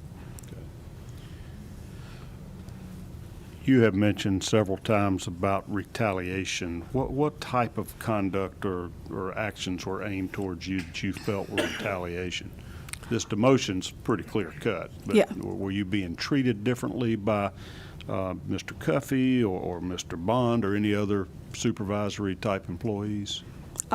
Yes. Treatment as far as, like I said, being disinvited to meetings, just the attitude of when I would ask for things or ask for additional like guidance or feedback, it wouldn't happen. I also, in addition to, I sent him an email because he was essentially stifling my work. I was completing tasks that Ms. Willis had asked of me in previous meetings, and I would be asking him like, hey, did you get this to her? Hey, I've had this done. Did you look over it? I'm waiting for your feedback. And I was just essentially put on the back burner. Also, like the PDP, the demotion was the first act from Miss Willis directly. And then after that, because of the change in my work schedule and the change in my work location, I had asked for accommodations or a different setting because they were rehabbing the building, and it was causing me some health issues because I have existing condition. And I was told no, and told if I brought it up again, it would negatively impact my future evaluations, which would impact my employment. And about an hour later, my laptop was confiscated, so I couldn't work from home even if I wanted to. Sometimes I would come to work, and now as a file clerk, I would literally be putting thousands of documents into alphabetical order and then creating an Excel spreadsheet. And What would. department were you in as a file clerk? Were you changed to a different department or just removed as program head and kept in that same juvenile justice department? No, I was moved to record restriction, and then ultimately I became the file clerk liaison between pre-indictment, pretrial indictment diversion for adults and the record restriction. So stuff I've never done or have any type of. Record restriction is what us old guys used to call expungement. Yes. From your record. Okay, now Yes, sir. they restrict your record so people can't see about your prior convictions or charges against you that you've resolved through a pretrial diversion program or first offender plea, something like that. Yes. Okay, totally different than what you were trained to do, your interest, your background, and your experience under Paul Howard's office. Yes. Okay. And then I didn't receive any real training, so I couldn't go into certain systems. The only thing I could really do is put things in alphabetical order and put them into Excel spreadsheets, and that's what I did. And there was 2 occasions where I came to work, and the over 1,500 documents that I put in alphabetical order were now all in disarray. So things like that, to where it just made coming to work a very anxious event. Okay. Did you ever have any further conversations with Ms. Willis where you expressed your concerns about the misuse of federal funds? I did. So on November 19th of 2021, I had an opportunity to speak with Ms. Willis again. And because the fact that the first time I spoke with her regarding these funds, I was demoted, I decided to record her. And I think it was just because I was fearful of what type of retaliation even bringing it up would have. But also, again, like my track record with her was the last time I did this, I was demoted. And so I did have a chance to speak with her, and I told her. Was that an in-person conversation? It was an in-person conversation. And how did you record that conversation? On my phone. All right. Tell us about that conversation. Yes, sir. I just spoke with her and told her about my concerns with the grants and how I knew that the grants were allocated for a specific purpose, and the way that Mr. Cuffey was essentially stating that he wanted to spend the grants was illegal. It was impossible under the grant. And she said that she didn't disagree with me, and she said she really wanted me to listen to the words that she was saying, that I wasn't necessarily wrong, essentially. And then she proceeded to tell me that Michael Cuffey had failed in her administration, and that everybody who does that essentially pretends to be her friend. And I just went on to say that I felt like there was some, I think I said funny style business going on, and I just wanted to ensure that she knew, and she proceeded to tell me that, things take a long time to get to her. It's a new administration. But not once did she ever say that I was wrong. Not once did she ever say that I was off base or that what I was saying was untrue at any point in our conversation. And so that was November 19th. December 7th of 2021, I wrote her an email, and I CC'd Dominique Martinez, who is, I believe, one of the county attorneys, and I just kind of told her, what I had experienced in the office, and that how my treatment had brought me a significant amount of anxiety. I thought that I was going to ultimately retire from the DA's office, and it made a place that I used to be proud of working at hell for me, essentially. I never received a letter back or any notice that she even read it. And then in January, I don't know if you want me to go that far. Oh, you're doing great. So Okay. now you're up to January of 22. Yes, So you've been still working there for a year. You just got demoted and essentially harassed in your employment yes. and taken off of websites and cut out of meetings, et cetera. Okay. Absolutely. And so in December 22nd of 2022, I was actually sent home due to COVID. Somebody was exposed with COVID, and they knew that I was unvaccinated, so I was sent home. And then I got sick, and when I get sick, I get really, really sick. And so I returned back to work on January 12th of 2022 with multiple doctor's letters, because that's what they asked me for. Prove you weren't contagious with COVID or whatever. Yes, I was actually told to quarantine for 10 days and then come back. But it was obviously during the holidays because I was sent home on the 22nd.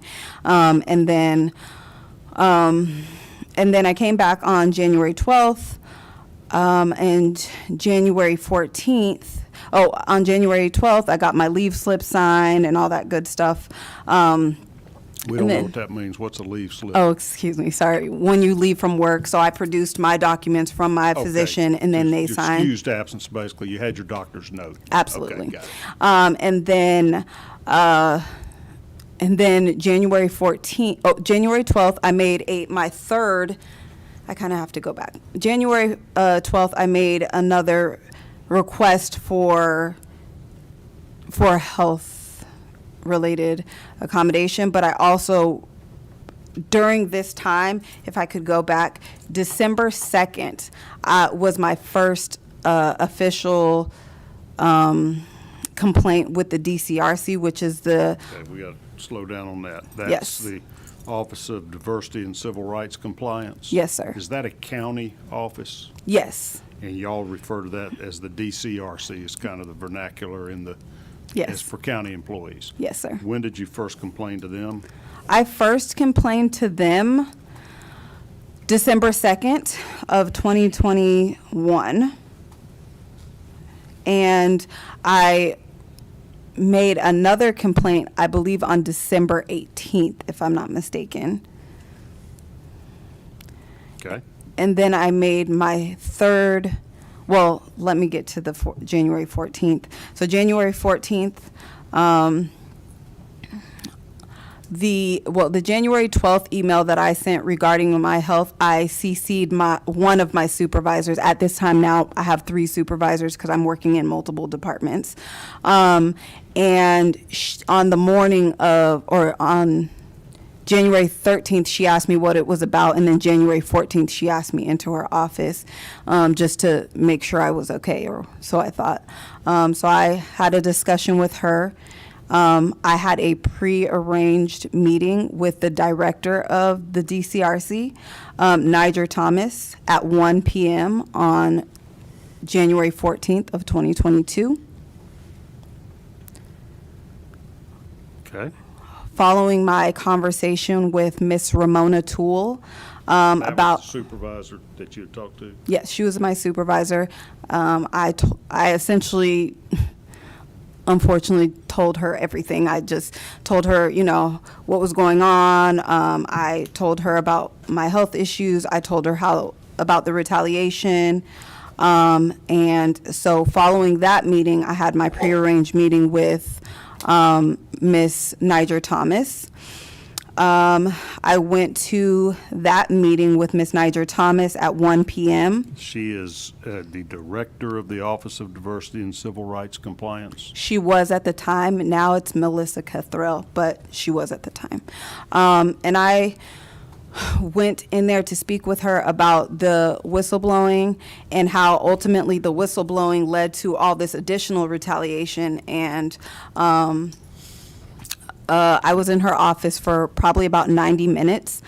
The whistleblowing was bringing up the misuse of federal funds. Correct. Okay. And so I was in her office for about 90 minutes. While I was in the office with her, I received to my county phone a request for a meeting request for January 18th at 2 p.m. From Miss Willis and Dexter Bond. I told Miss Niger Thomas in that meeting that I did not feel safe going into that meeting by myself, and she said that she would have a member of the Fulton County Human Resources Department accompany me to that meeting if I didn't feel safe. And I asked. Did Ms. Willis tell you in that phone text the purpose or the reason for the January 18th meeting? No, it was just it just came to my email from my phone, from my county phone. So it was an email. Yes. And so I guess I left that meeting scared, but kind of glad that I felt somebody else was essentially like in my corner to advocate for me. Somebody would be with me at that meeting on the 18th, so I wouldn't be by myself. And I went back to my area and continued on my Excel spreadsheet that I started that morning. About 20 to 25 minutes later, there's like a knock on the side of the thing, and they said Capers Green, who was the chief investigator for under Miss Willis, he said, Miss Timpson, I got some unfortunate documentation for you. I need you to get your stuff, and we're going to walk you out the building. And he handed me my termination letter. And immediately after you meeting with the director of the Diversity and Civil Rights Compliance Division. yes, You think she ratted you out or told them that you were making these complaints?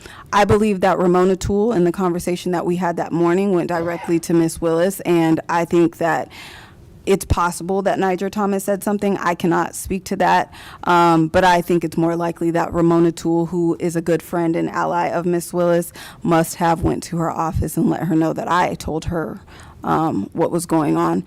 And ultimately, I was walked out of the building by 7 armed investigators and given a letter that was completely, it just says that I'm an at-will employee and that my services were no longer needed. Didn't give a reason for your termination? They did not include, I didn't receive a separation letter for almost 2 months because they refused to give that to me, but when they did, it just said employee discharge.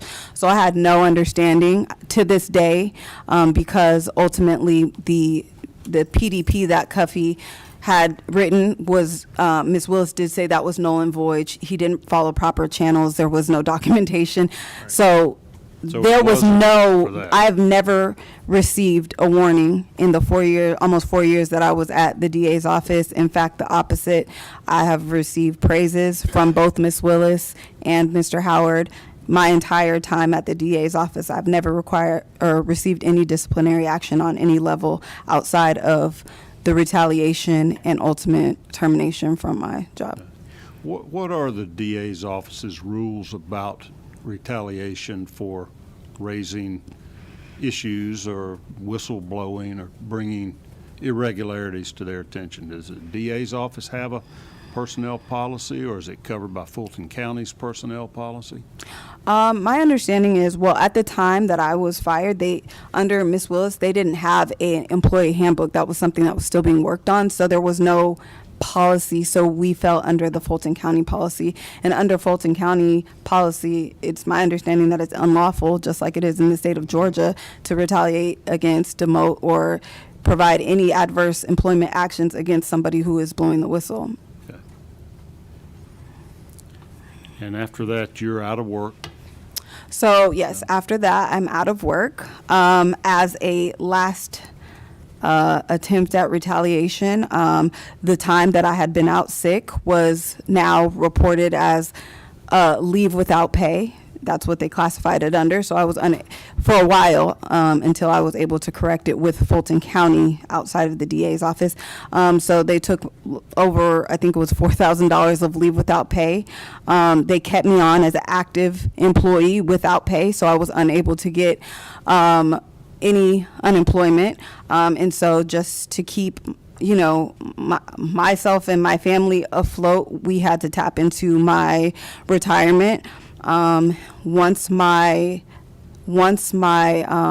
complaint was actually filed, Ms. Willis made completely slanderous and libelous statements against me. So anybody that essentially Googled me for a job would ask me in interviews, what is this about? And anybody who's ever hired anybody knows that it's already a gamble. So if somebody in a position of authority is saying that this person is inadequate, they may likely believe that. So it made my life extremely hard, and my family's life extremely hard.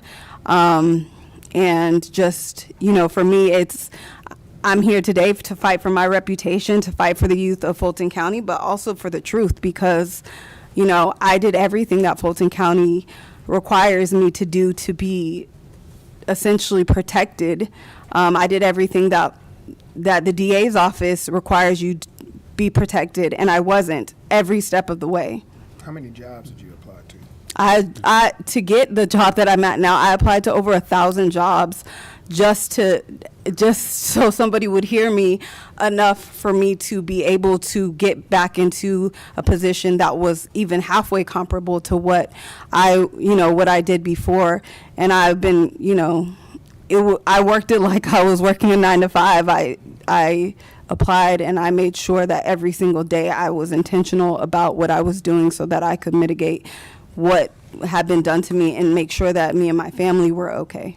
How many months were you out of work? I think total it was 5, but then after that it was the initial job that I got was just a floater job, essentially to make sure we didn't lose our home and stuff. But it took me until September of 2023 to land a job that was comparable to what I had at the DA's office. Okay. And you ultimately filed a whistleblower lawsuit. I did. And that's Mr. Mario Williams is your attorney here with you today. Correct. Is he handling that lawsuit for you as well? He is. Okay. I'm going to ask him some questions, and we're going to take a short little break. You have mentioned a number of documents. You've got a gigantic stack Come of them on, there in open your up the notebook. binder. Yes. I had an opportunity to review some of that, and there's a few that I'm going to get the Secretary of the Senate to make copies of that we may want in evidence before this committee. Yes, sir. And when you come back, I'll have you identify those, and we'll mark them, and we'll send them out to members of the committee. Everybody can have one.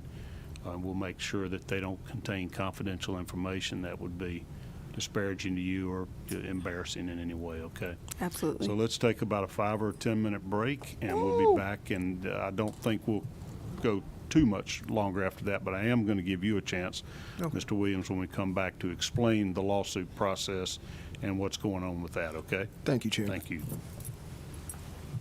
Woo! This thing right here is serious. All right, so before we get too far afield, do me a favor. At the top of the page is a pinned comment. At the current moment, Amanda's Whistleblower GoFundMe has $2,700.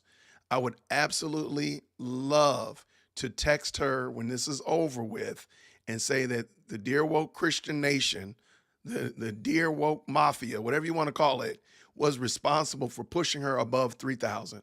Please consider, even if you don't even support Dear Woke Christian, you don't even have to give me any super chats. Send them to her, okay? Do that for Amanda. I really would love to be able to say that we helped her out. So if you could, just go to her GoFundMe. Okay, I just did it on my phone. Please just consider it. Pray about it. Help her out, because I can only imagine the pressure that she's under as a woman, as a wife, as a person that wanted to do the right thing, is being attacked at this level. Show them that we actually support our own. And if nothing else, give her some money to open up that doggone binder. I want to see what's in the binder. Please help her out. I'm asking you. It's pinned at the top. If Susie Q, if one of the moderators can drop it in the live chat again, help her out. That's all I'm going to say. That's it. I thank y'all so much. This has been a wild conversation so far.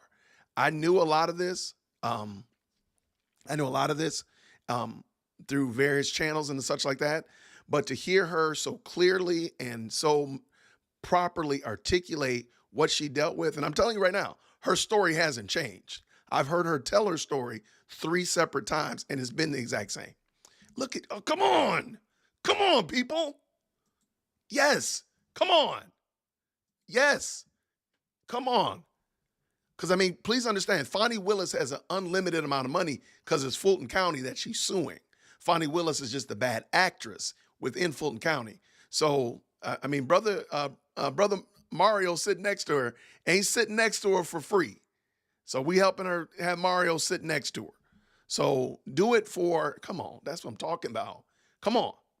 I can only imagine, but I've heard Amanda, she and I have talked, and I've heard her talk about this, and she's consistent. She's not saying anything different this time than she said the first time I talked to her, than the first time when she emailed me. She's told me the story, and I've heard other people say it as well. The story has been consistent. I believe that's part and parcel to that's how you know she's not lying, in my opinion. In my opinion, that's how you know she's being honest or forthright, because the story that she's telling. Thank you so much, April. Thank you so very much. Go consider it. $5, $10, whatever. Just consider it, because this young lady and her family have experienced irreparable damage, because she hasn't told y'all everything that she experienced. Thankfully, Senator Calcert, a man of honor, is not going to go into certain areas. But I guarantee you those dingbats, the Democrats, are going to bring up some foolishness. But yeah, I'm here for that too. Thank you so much, Queen Fab. Thank you so much. Can someone please tell me how to donate to Amanda, please? The link is right here. The link is right here. It's pinned to the top. It's also right here on the screen, Jeanette Seymour. Thank you so very much. Jeanette has been a fantastic supporter of the channel, and I appreciate all of you all letting Amanda know that we're watching this and we're supporting her, and we want to encourage her. So hopefully this will be, she'll come out of this really encouraged and built up, because you all got in there and really blessed her. So I really want to see that. I really want to see that. I want to see more of these. This is what I want to see. You know them Democrats, that woman right there sitting to the left of Calcert in the pink, and you know that fool Jones are going to come out there saying some of the most dumbest stuff. Everybody put your mics on mute and don't hold your keyboards, because all y'all going to want to say some bad words, because they going to say something stupid, because they just dumb. And my name is Jason, dearwokec@gmail.com. But right now, I just want to highlight some of the stuff that she talked about, the retaliation, the back and forth, and just the misuse of funds. I'm wondering, like, again, this is federal money. This is not just grants from a church. This is not grants from the local Kiwanis Club. This is from the federal government, and they want federal funds used a certain way. Now, you also hear there is a department that manages grants. So when Fani Willis said to Jim Jordan that they need to pull all these resources in order to satisfy the grant, that's not true. There's actually a department that does that. Every entity that receives grant funds usually has at least 2, 3, maybe even an entire office of people dedicated to satisfying and making sure that this grant money is used in the proper direction. When I was a school teacher, when I received a grant, and when I wrote the grant, You had to express, I'm going to be using this grant to buy this computer. Here's a serial number for it. I couldn't get the money and then go to the Bahamas with it. I couldn't get the money and then go buy a new suit and tie. I had to say, like, this is it. And then you had to submit the receipt. It's very simple. The fact that Fani Willis hasn't done this should already be the glaring stoplight, the glaring light to tell y'all something is amiss. Because you do understand, Amanda was that person that did that in the office. So there, all this bravado about it's going to take resources and you're detracting from the interference case. No, these people were hired to do this job. Yeah. Shout out to every last one of you. Thank you, each and every one of you. I don't think she is, for this reason, family of four us. I don't think she is.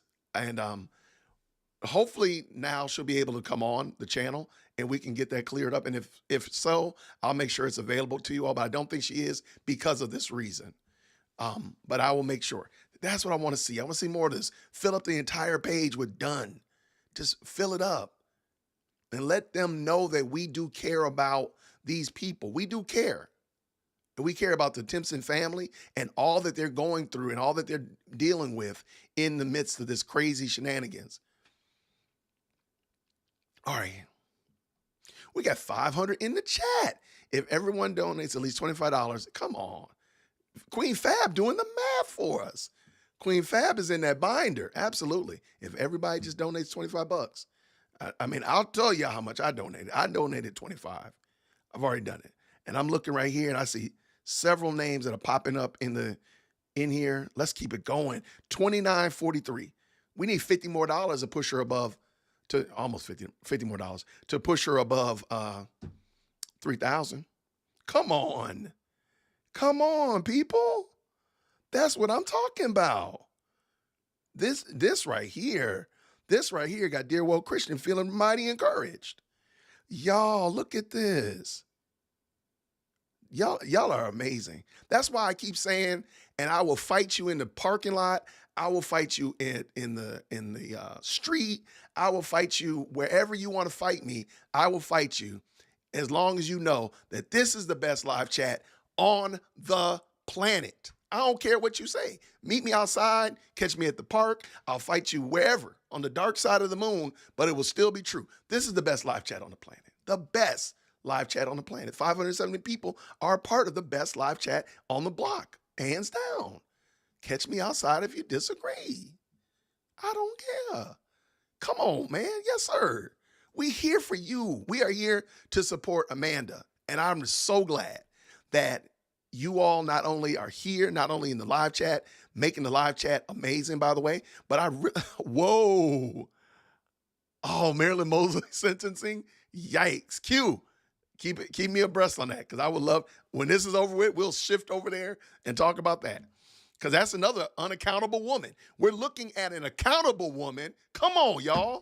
We're looking at a woman that had a moral compass of being accountable, trying to hold a non-accountable, dare I say lawless, woman accountable. And now look at them. Come on. Come on. Y'all, I can't wait. Come on. Counselor, let's go. Y'all wash our hands and get up in here. We got to go. We want to see more of this. Come on, E. Todd. Come on. Fill the thing up with them. Come on. Yes, part of their reason and part of their rationale, part of another reason why Fani Willis doesn't want to submit paperwork is that they can stall the case.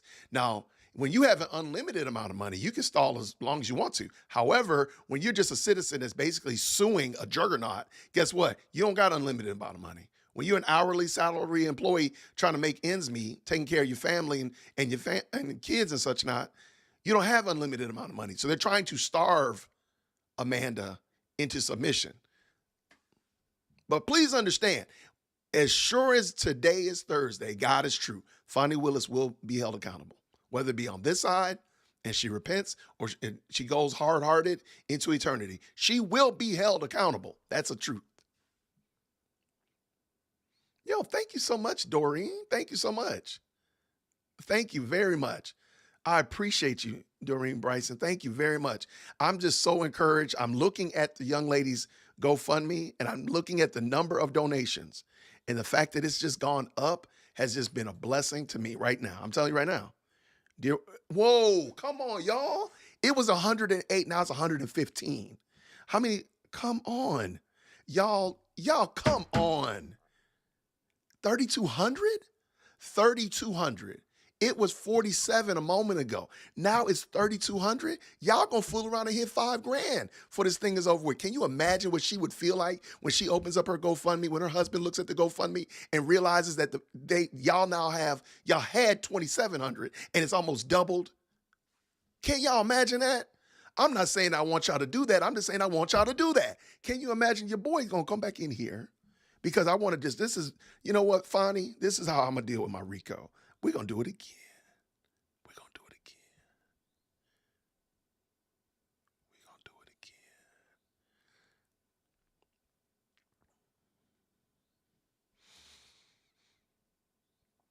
There.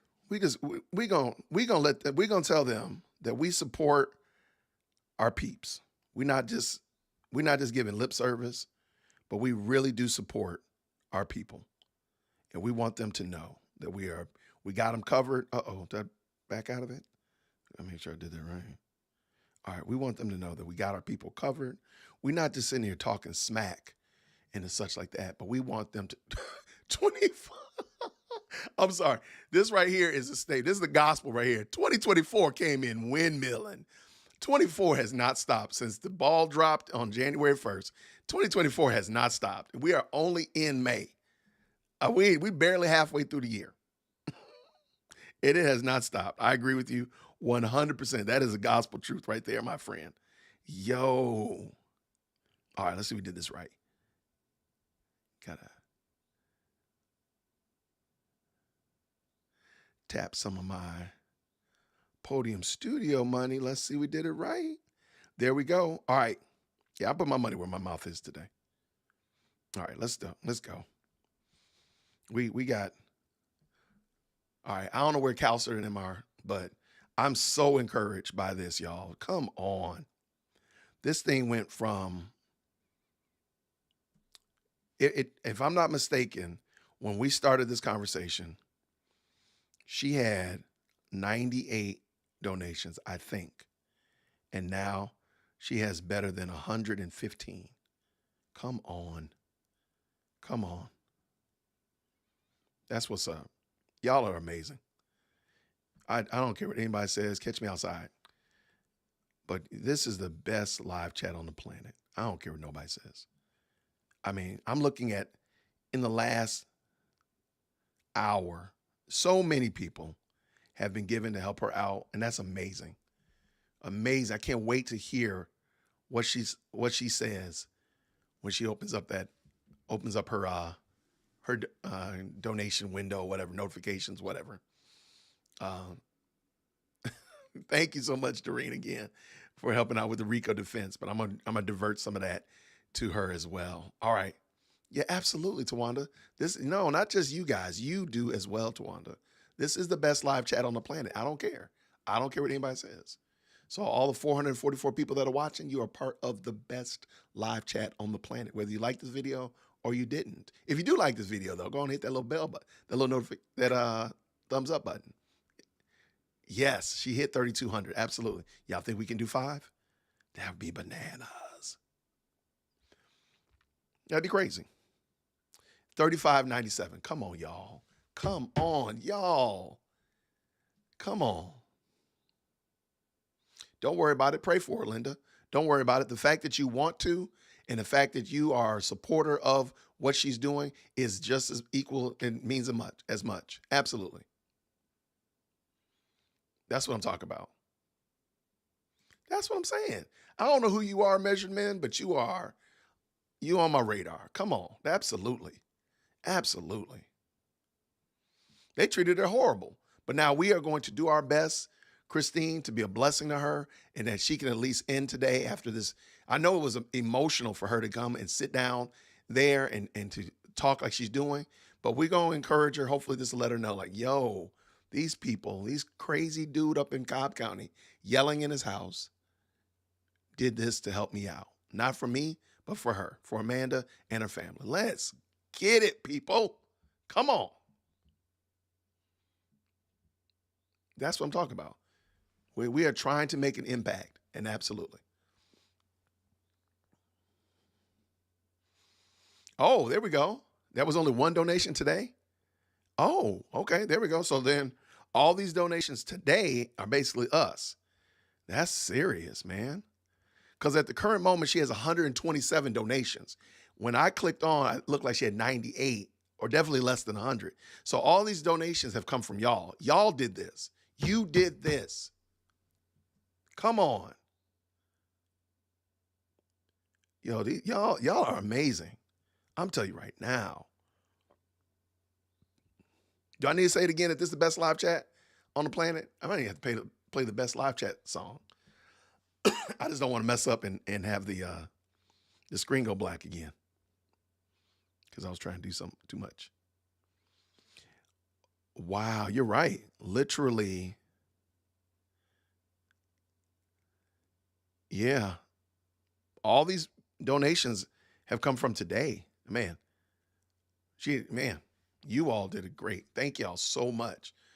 Absolutely. Let them know, man. We're concerned about Amanda. We want to not only see justice for her, but we want to see truth come forward. Because at the end of the day, thank you. Shout out to the person that didn't like this video. Shout out to him. I like that.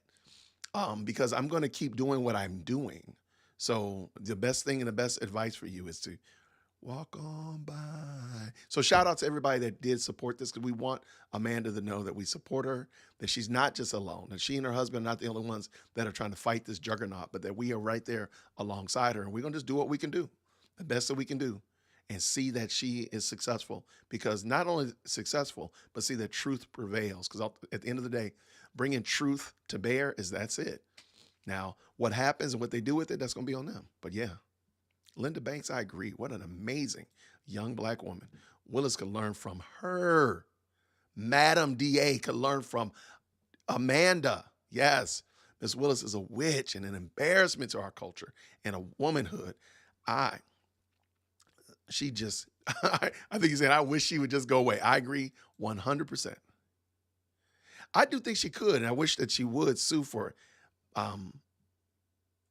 But please understand, I know for a fact it is not inexpensive to sue somebody, especially somebody like this, because all they'll do is just starve you. And that's what they've been doing. That's why it's been taking so long, because it's just been starving them. So every time you have your attorney write a letter or open up an email or send a brief, that costs money to do that. Now, it might not be like Nathan, block billing, but it still costs something to do it. And therein is the rub. So we are helping support them to get that, move that thing forward. And man, wow. Y'all are amazing. Y'all are so dope. I'm telling you, man. Done. I see you, Vicky. Thank you. Thank you. Okay, 2023 was a year of revelation. 2024 is a year of reckoning. You know what? I don't disagree. 2024 has come in and it has not been playing since it started. I mean, this year has just been absolutely bonkers. And given the fact that we're only halfway through, woo! Only 62 people are watching at the Georgia Senate link. Okay. I'll take credit that we got them all over here, but that's cool. We'll see what happens. We'll see what happens. She's at 35.97. Queen Fab is going to be our unofficial scorekeeper. Okay, we're going to keep us posted on the time.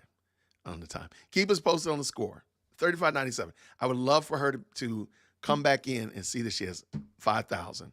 That she's almost doubled what she had before. That would be amazing. Let's see what we can do, y'all team. Let's go. Amen, Juan. Amen.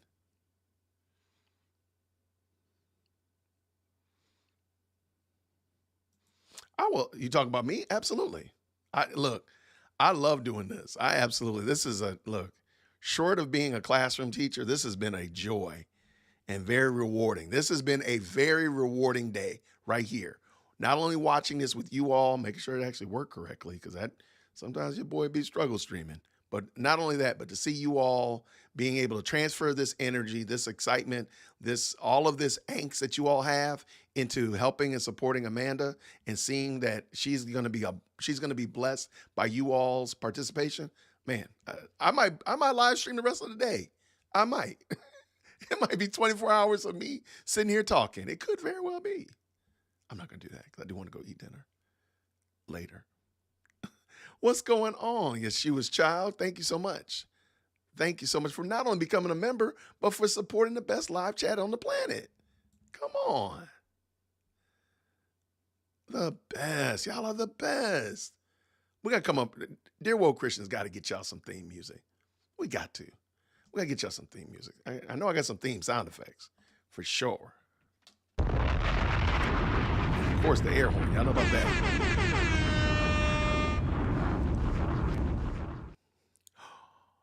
The Trump rally? Yo, okay. Y'all try to really make your boy be on here all day. Y'all really try to make me be on here all day, aren't you? Oh my gosh. I totally forgot about that. Well, this is going to be over before then. I'll go scarf down some dinner, and we might be back watching it here. That might be wild too, though. That would probably be really wild. Thank you so much, Transplanted Texan. If you find value, man, like, share, and subscribe. Hit that bell notification as well, though. When I do projects and do live streams and, just jump on, you'll get notified. Because if you don't hit that notification bell, they don't tell. Best live chat ever. You know what? We even approve of bad grammar when you speak in truth like that. We approve of it. Absolutely.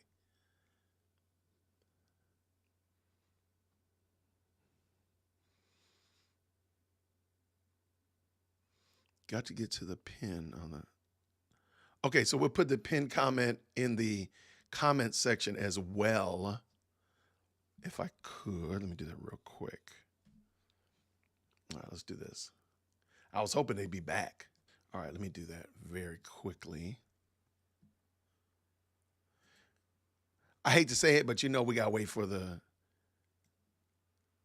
opposing team to come in and say the ludicrous stuff that they're going to say. So we got to still, we got to wait for the short bus to pull up. Man. All right, let me drop that in the chat as well. That's a great point.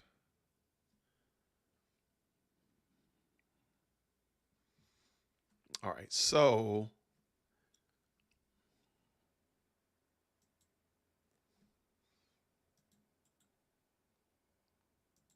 all right, let's see what we got. 3672. Okay, cool. All right, we are chugging. We are cooking. We cooking for Amanda. Let's go. We got you, homie. All right, so now I'm going to go put this down in the comment as well. The comment section isn't there yet. What's up with that? Comment section. All right, when this is over with, we will put this in the comment section because it's not showing up. And I don't want to refresh the screen and end up losing. Let's see if the Senate is back yet. They're not back yet. So let's refresh, see if I can refresh it. Yikes. Let's see what happens. But I appreciate that person. We will make sure that is added for the replay gang. Absolutely. Thank you. Thank you for that. That's very smart. Can I do it now? All right, let's see if I can add it. Oh, you know what I could do? I could put it in the description as well. Now that I can do. Some reason or another, won't let me, comments are not showing up. But I can put it in the description. That's what I'll do for right now. So it'll be in the description. It will be in the comments when the comments are available. All right, let's see.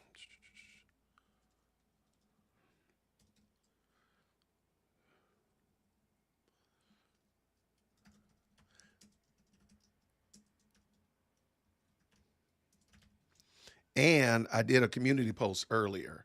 I will refresh that community post and make it new and bring it up to the front as well. Maybe make a little snippet from this Senate hearing. Woo. All right, so great call out, persons. So it'll be on, it's in the description for this video. It's pinned to the live chat. It'll be in the comments, and I'm about to make a community post about it. I'm gonna just make a short, quick community post right now. So we got that as well. Come on, anybody notice that I changed the avatar picture, profile picture for Dear World Christian? Nobody else saw that? Y'all wild, man. How'd y'all not see that? Come on.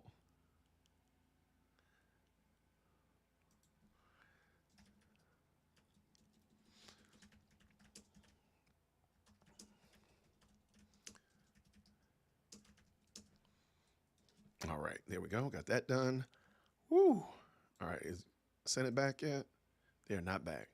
I don't know what kind of 5 minutes they talk about. They on that other kind of stuff. All right, so I dropped it. Woo. All right, and our team bookkeeper, the scorekeeper, has just reported that she is currently at $3,800, $3,842. Thank you all so much. I'm taking credit for it. Absolutely. Yes, we have done this. Dear Woke Nation has done this. Absolutely. Stand with Amanda. I love it. I love it. Thank you, Susie Q. Yeah, I dropped that in the video description. Thank you so much. So it's pinned to the top. It'll be pinned in the comments. It's in the description. And I did a community post. Oh, my goodness. All right, let's see what we got. Good to see you, His Servant. Good to see you. Thank you so much for stopping by on this afternoon. The binder. Come on. Y'all saw the binder? Come on now. Shout out to the binder. Because I got this feeling Amanda knows all her details. So I got this bad feeling the binder is not going to get any shine. So I got to give the binder some shine right now. We making a difference. Transplanted Texan? Absolutely. Oh, I took my hat off because it was hot in my office. Here we go. My hat is sitting right here. I'm back. You probably didn't even recognize me. Like, who's that guy? Who's that shiny milk dud over there? All right.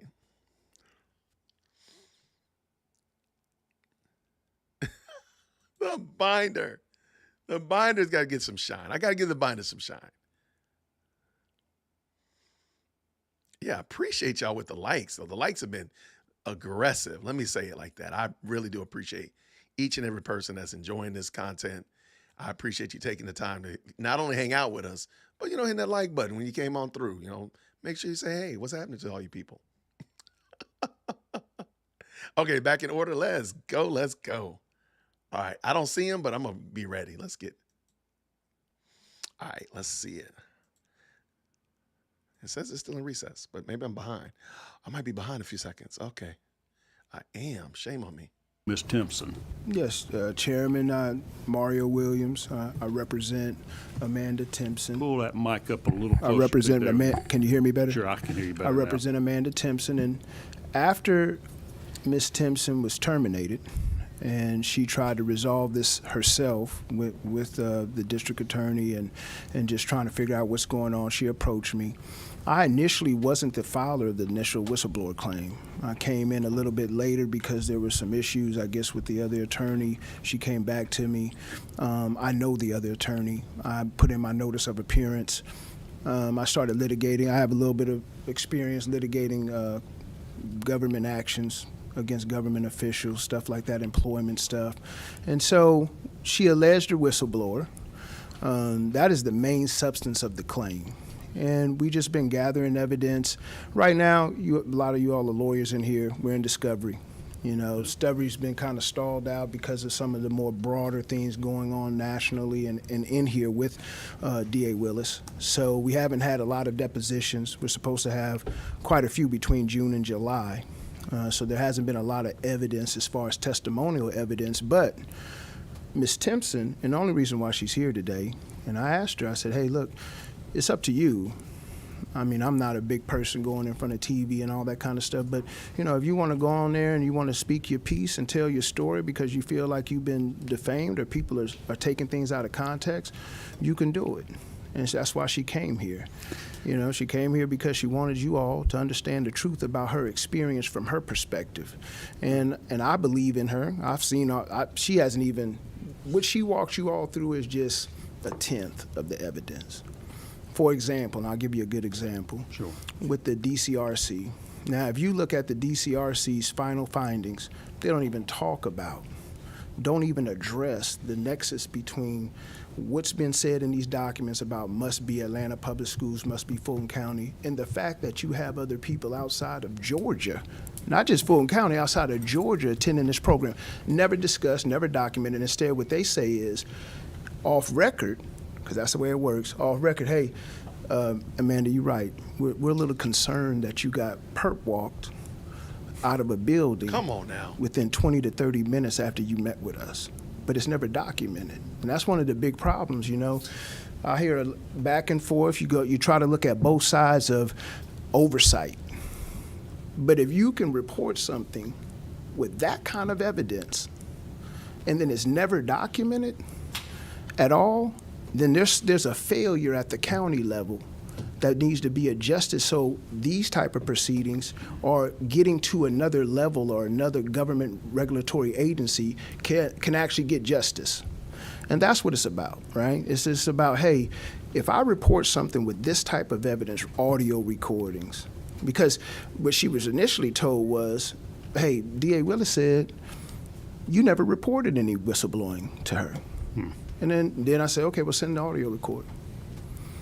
Then it's on the audio recording. Then it's like, okay, well, what's the next step after that? Because now you have the audio recording of the disclosure, not to get too technical. So what's the next step?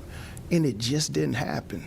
A complete failure at the Fulton County level. So in my opinion, with whistleblower activity, if something goes, especially about misappropriation of funds, if it goes into the DCRC, it needs to go to at least a couple other different regulatory agencies. You know, misappropriation of funds, as we know from the Howard administration, it could easily be investigated by the GBI, easily be investigated by the AG's office. But if it's going to be always that, hey, the proper channel is to do the DCRC, and they're just going to exonerate or don't fully investigate and nobody's watching that, then that's a problem, and it's been a real problem for Ms. Timpson. Yeah. I mean, she has a legitimate claim. I mean, it's more than legitimate in my opinion, and she struggled with it for 3 years. And not to throw Fulton County commissioners under the bus, but they've known about it for the 3 years, because I personally sent it to them. Everybody's known about all this that's gone on with Ms. Timpson for years, and nobody took one action about it. Must be Fulton County Atlanta Public Schools means just that. Just that. It doesn't mean like in a deposition, maybe you once attended Fulton schools, then moved down to Michigan or Wisconsin or Florida, and now you can get Fulton County money even though you're not living here. You know, so that's all I'll say. The litigation hopefully can be wrapped up by Christmas as far as discovery, and maybe we can get a ruling, but our judge is also the same judge in the situation with former ex-President Trump, and so there's a lot going on. Yeah. So Judge McAfee is the judge in the whistleblower lawsuit? Yes, Chairman. So you have filed a lawsuit on that matter? Yes. When was that filed? Wait up. 2.5 years ago. And who are the defendants? Who's the suit brought against? Well, at the end of the day, it's against Fulton County District Attorney's Office. We did try to bring it against. It's in state court, Superior Court, but there's some legal arguments that kind of made it untenable to hold it against Fani Willis herself, but in effect it is because it's against the DA's office. Right. She's the head of it, and Wow. she personally did the termination and That's the right. demotion, so to speak, previously. That's right. Okay. And, you know, I don't want to get, I don't want to preach or anything, but you have to have a lot of confidence in yourself to fire somebody within 20 minutes of talking to a compliance division. Right. You got to really believe in your heart, man, it doesn't matter. You can't do nothing to me if you're taking those type of actions, because a DA is a lawyer. Right. You already know the timing is going to mean everything to a judge, and you just did it anyways. Without any other type of excuse or Nothing. pretext. Didn't even try to write up anything. Knew that she had a disciplinary file that was 0. Came up with emails and stuff after the fact, after the termination, which are easily disprovable, but we don't need to get into all that. But Okay. you just have to have a lot of hubris to say, hey, look, you meeting with the DCRC, you just met with one of my main input, I'm going to fire you right now. 7 Wow. officers to take Amanda Timpson out of the building. She dangerous. She look dangerous. Come on. Almost treated her like she was threatening to bomb the place. Give me about That a binder needs 3-minute explanation of security guards. whistleblower laws. What prevents that? What makes it illegal? What creates a cause of action if somebody is retaliated against Well- or bringing attention to a public corruption or misuse of You know, funds? it's been up to the Court of Appeals a couple of times, but it really comes down to this. If you report or you perceive that a public official engaged in misappropriation of funds, and you disclose that, and that disclosure, in response to that, you were retaliated in adverse employment action. What does that really mean? If here we don't have a problem because she was terminated, then you can bring a claim under Georgia's whistleblower statute, and I believe you have to do it within 1 year. Right. That's it. And so there would have been a series of actions that were deemed retaliatory. Absolutely. The harassment on the job, the demotion, and ultimately the termination. Yeah. So what I would bring your attention to, harassment happens a lot. We're in the 11th Circuit, so you start talking about a hostile work environment, you got to bring a lot of information to prove that. But what Amanda has in her favor is when you send a text message, which I reviewed, and you say, "Hey, look, you all are not doing anything. I need to talk to Fani Willis. There is a lot of claims that I can," and you list the claims that you think she was wrong about some of them, but she's not a lawyer. But you list these legal claims that you think you have again, and you meet with a person, they say, okay, today, file clerk. I mean, the timing of that is just inescapable. Now, you can come back later and say, well, I did that to protect you. Really, you knocked me off my entire career path to protect me? You took me from a directorship to put me over here to stapling papers and numbering, like, not to diminish, all jobs are needed. Right. But you knocked me off of my career path, and you say it's not retaliation, and you say things like, hey, you know, I didn't take your money away from you, so we're good. No, we're not good.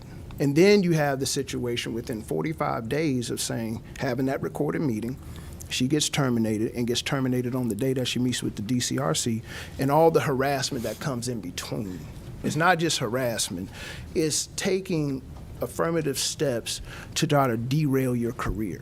She might need something stronger than that. And they effectively did that. I mean, look, you all know about economic damage experts. My economic damage expert, and this is kudos to Ms. Timpson, said, hey, I've never seen anybody mitigate a job loss like this. I hate to even give you this low number, Mario, but I got to give it to you because she did such a good job of getting right back on the horse and riding and trying to get a job for herself. The 1,000 That's right. applications for jobs. Yep. Okay. So that's where we're at. All righty. So this lawsuit was filed then back in 2022, Yes. and have depositions been taken? You mentioned discovery. That's request for production of documents and interrogatories and depositions. How much has been done? I think we've had one or two depositions. We've sent out 30B6 notices, request for production of documents. We had ESI discovery, so that always takes a while, especially with some of the cyber attacks that have been going on. And we're looking at trying to wrap this up discovery-wise in Thank you so much. probably August. Has the DA's office been cooperative with discovery? No. No, and I'm gonna tell you why I say that. You know, in Georgia, and I've done this many a times, you can actually do open records requests while you're in discovery. Now, it used to be you didn't even have to notify the opposing counsel, but then they changed it and said, look, you can't just be going around our back doing this. So I did one, notified opposing counsel. Fani Willis' office has not responded effectively with the documentation to this day. Come on. And all I asked for, because it became an issue in the case, which is an issue, but hey, we have the right to spend the money the way we want to spend it. It doesn't matter that it says must be attending Fulton or Atlanta public schools, given to Fulton County for Fulton County residents and students. So I said, hey, show me that. And you all have the deposition. I said, hey, show me that. Show me where it says in the grant itself, you could do whatever you want. It doesn't matter that it was given to Fulton County schools. If you wanted to go to Alaska and get a student from Alaska, you could do it. Show me that. We can't get an answer about that, really. Except for when the depositions, I say disingenuously answered a question and said, I just interpret that to not mean only Fulton County students. So let me point you to a couple of things, and committee members. One of these documents on top is called a project narrative. Ms. Timpson, is this a part of the grant application when you're describing what the funds are going to be used for? Yes. Okay. So on page 4, just kind of above the pie chart, whatever, so based on the demographics of court-involved youth in Fulton County, the primary demographic of this population served will be the African-American youth aged 13 to 16. I see that. Okay. And then on the JAG program, and this will be this, I don't know what exhibit number this participation application is. It says under education, school attending must be in Fulton County. That's right. Yes. And is that part of that grant, that JAG grant, is that it's for Fulton County youth that must be enrolled in schools in Fulton County? Thank you, Linda. Yes, and that's Okay. the actual DA's application that they put out on their own website. So, Ms. Timpson, I'm going to let you interject here for a second. How do you know that children outside of Fulton County were accepted into this program? Because I worked directly with the students, there were several that were either outside the county or the state. And my first red flag was on our first day with the youth. Everybody went around and said what school they attended and where they're from. And there were many students who were outside of the state, outside of the county. It was essentially a summer program for the most privileged youth around the country.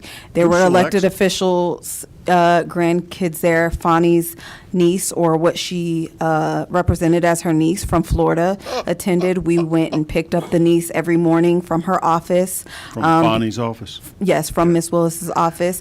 Because she is a minor, I don't want to say her name. However, the documents are in the binder that I gave you. Another young lady that I worked with directly, she was from Wisconsin.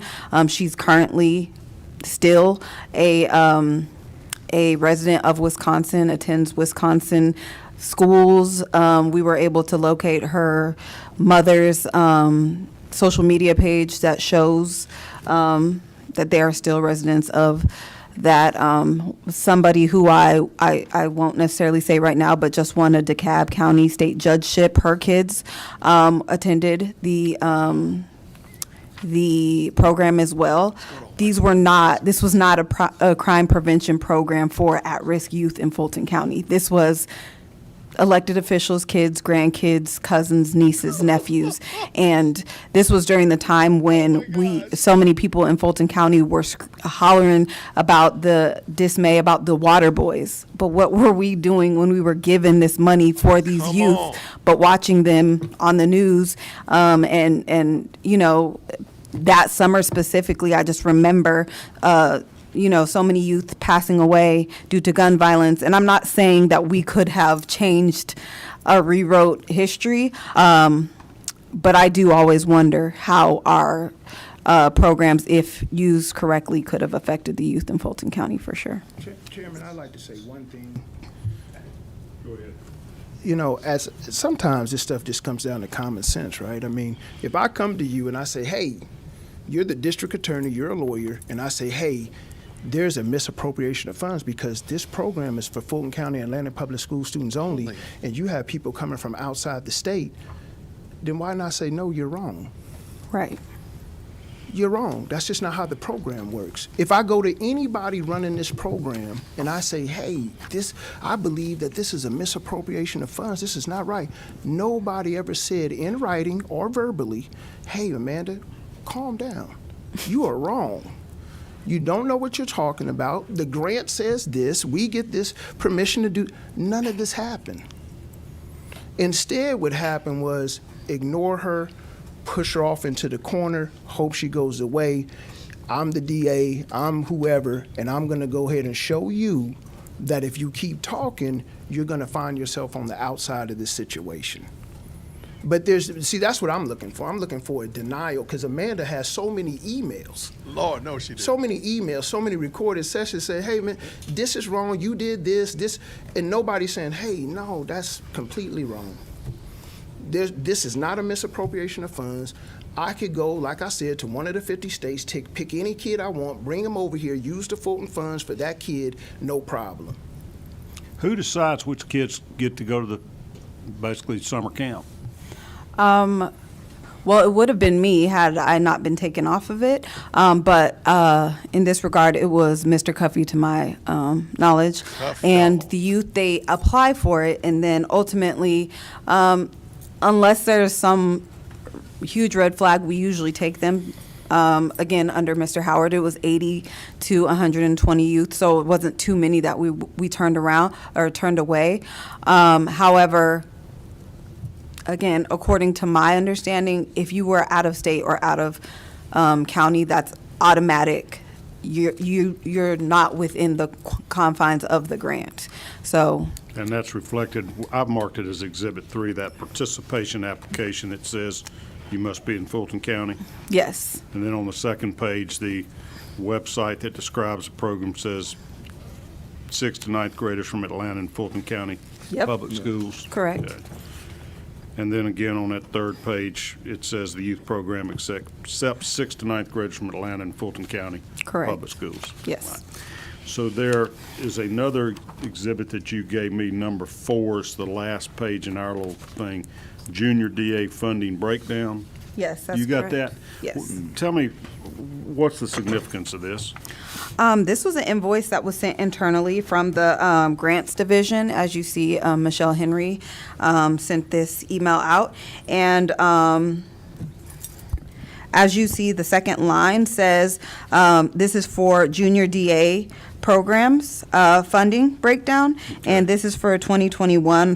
Line 2 says 27-inch iMac computer valued at $1,799. Line 3 said Zoom small teams. It was like for Zoom credentials, valued at $2,120.25 for a total of $3,919.25 of the the junior DA program was spent on those items. So it's your contention those items are not permitted under the grant? Correct. Another just kind of concern that I had is that it shows $12,500 was spent on blazers and patches for 125 students. But in 2021, we only serviced 40 students, so I'm not quite sure why we spent that much on 125 blazers. Got it. Okay, on Exhibit 2, it says budget summary at the top of it.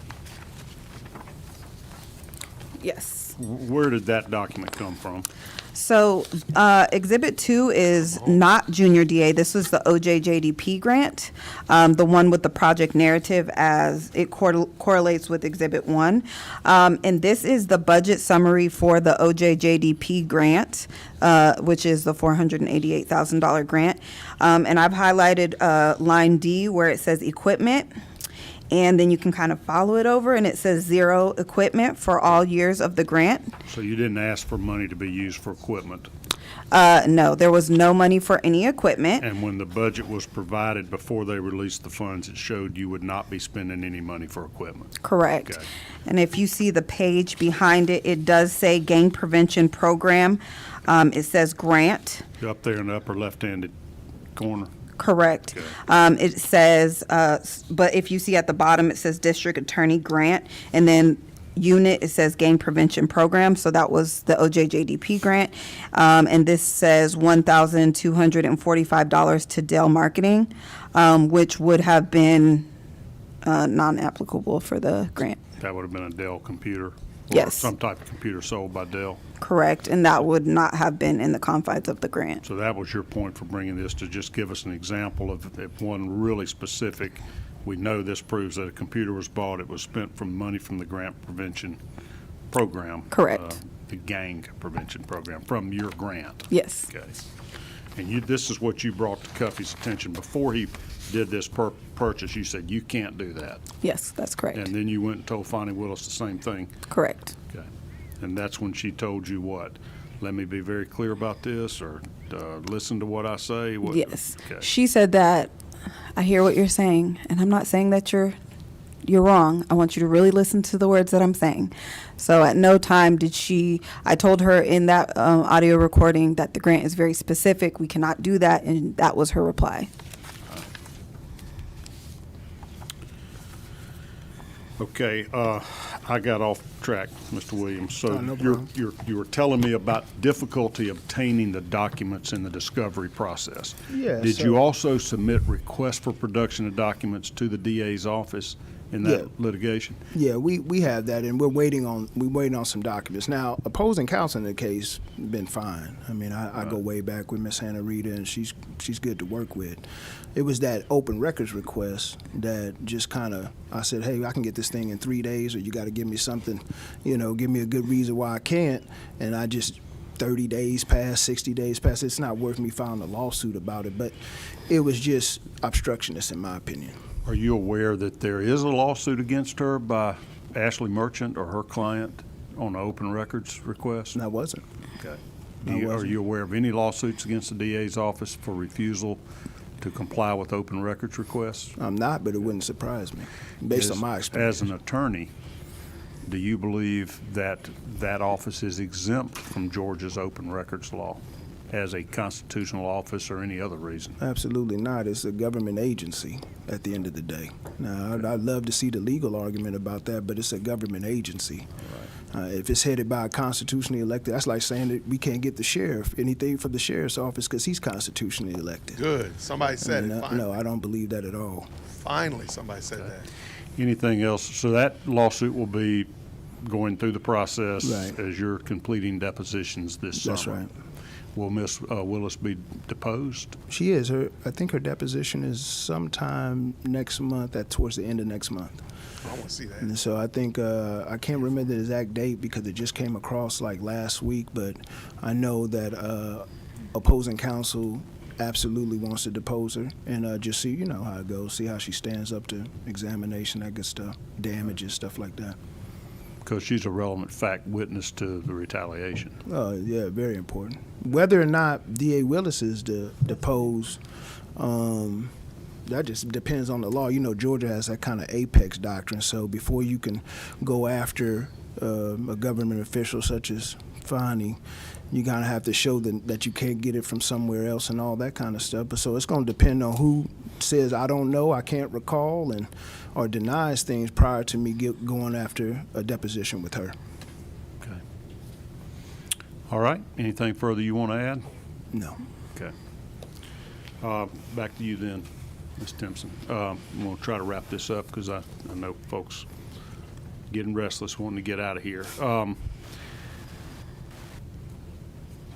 You have heard some of Ms. Willis's public comments about the controversy with her and Mr. Wade, right? Okay. You mentioned early in your testimony that he was present in your interview in the fall of 2020. Correct. Do you know what his role was? He was a member of the transition integrity team. That's what she called it. She ran on this Integrity Matters platform, and so they had her transition team was called the Special Integrity Transition Team, if I'm not mistaken. Yes. And to your knowledge, was he present in all the interviews for the open positions that people had to reapply for? He was in all the interviews of every single person that I've spoken to that I knew in the DA's office, yes. Were you aware of any personal relationship between Mr. Wade and Miss Willis back at that time when everybody was interviewing in, sounds like the fall of 2020? No, I just knew he was somebody important because he was leading the interviews, but I didn't know any personal relationship or anything. I just knew he was clearly somebody that she knew and trusted. And did you ever learn of any personal relationship? I do believe at one point in 2021 there was just office talk of Miss Willis having a boyfriend on staff. I didn't know who it was at the time, but just office talk, but nothing that I saw with my own eyes or anything like that. Do you know what the DA's office policy was about basically having relationship with co-employees or supervisors and their employees that had to report to them? I just, from under Mr. Howard, I was under the impression that there was like a non-fraternization policy, but that was nothing that I ever had to worry about, so. Okay. We had heard a little information in one of our earlier hearings about the use of these P cards. Are you familiar with those? Yes. Explain to us what a P card is. So I'm assuming they were speaking about the access cards? Is that what they're speaking about? They were like a credit card. Mr. Pitts told us about that some employees had ability to pay for travel or meals or things. It's almost like a debit or a credit card, it sounded like. Oh, then no. I thought you were talking about the access cards, but no, I wouldn't have known about that. As I guess you were a program head, you would not have had access to a credit card or debit card. I wouldn't have. And under Mr. Howard, I led that unit. And even then, if we needed something, we asked. So that wasn't anything I ever dealt with. Okay. And under Mr. Howard's leadership, were you ever aware of any occasion where he would have utilized a special prosecutor? No. You ever hear of anybody other than employees or assistant DAs that assisted in the prosecution of cases under Paul Howard? Not that I'm aware of, no. All right.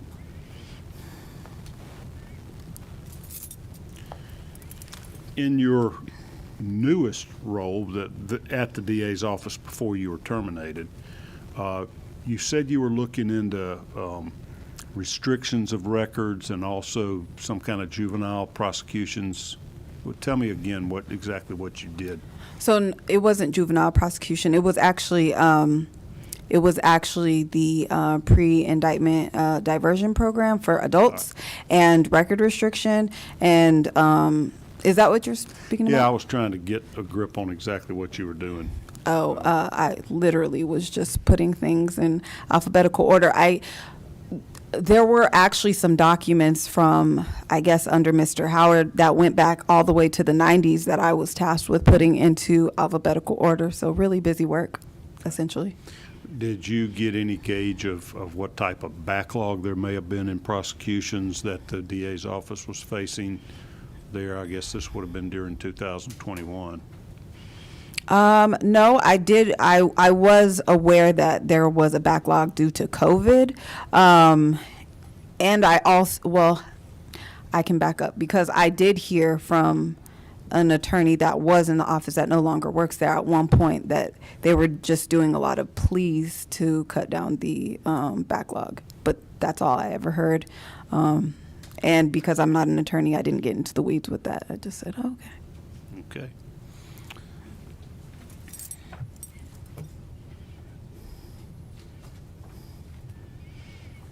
Madam Leader, if you would like to question or designate one of your members to have any questions of either witness, now's the time. Here comes the idiots. I think that the whip had some questions. Senator Jones. Thank you. I don't have like Jones. a I'm couple sorry. of questions. The information that you provided with the where we have the open checkbook home, it has budget summary and it talks about the Dell Marketing Group, Dell Marketing Corporation. Correct.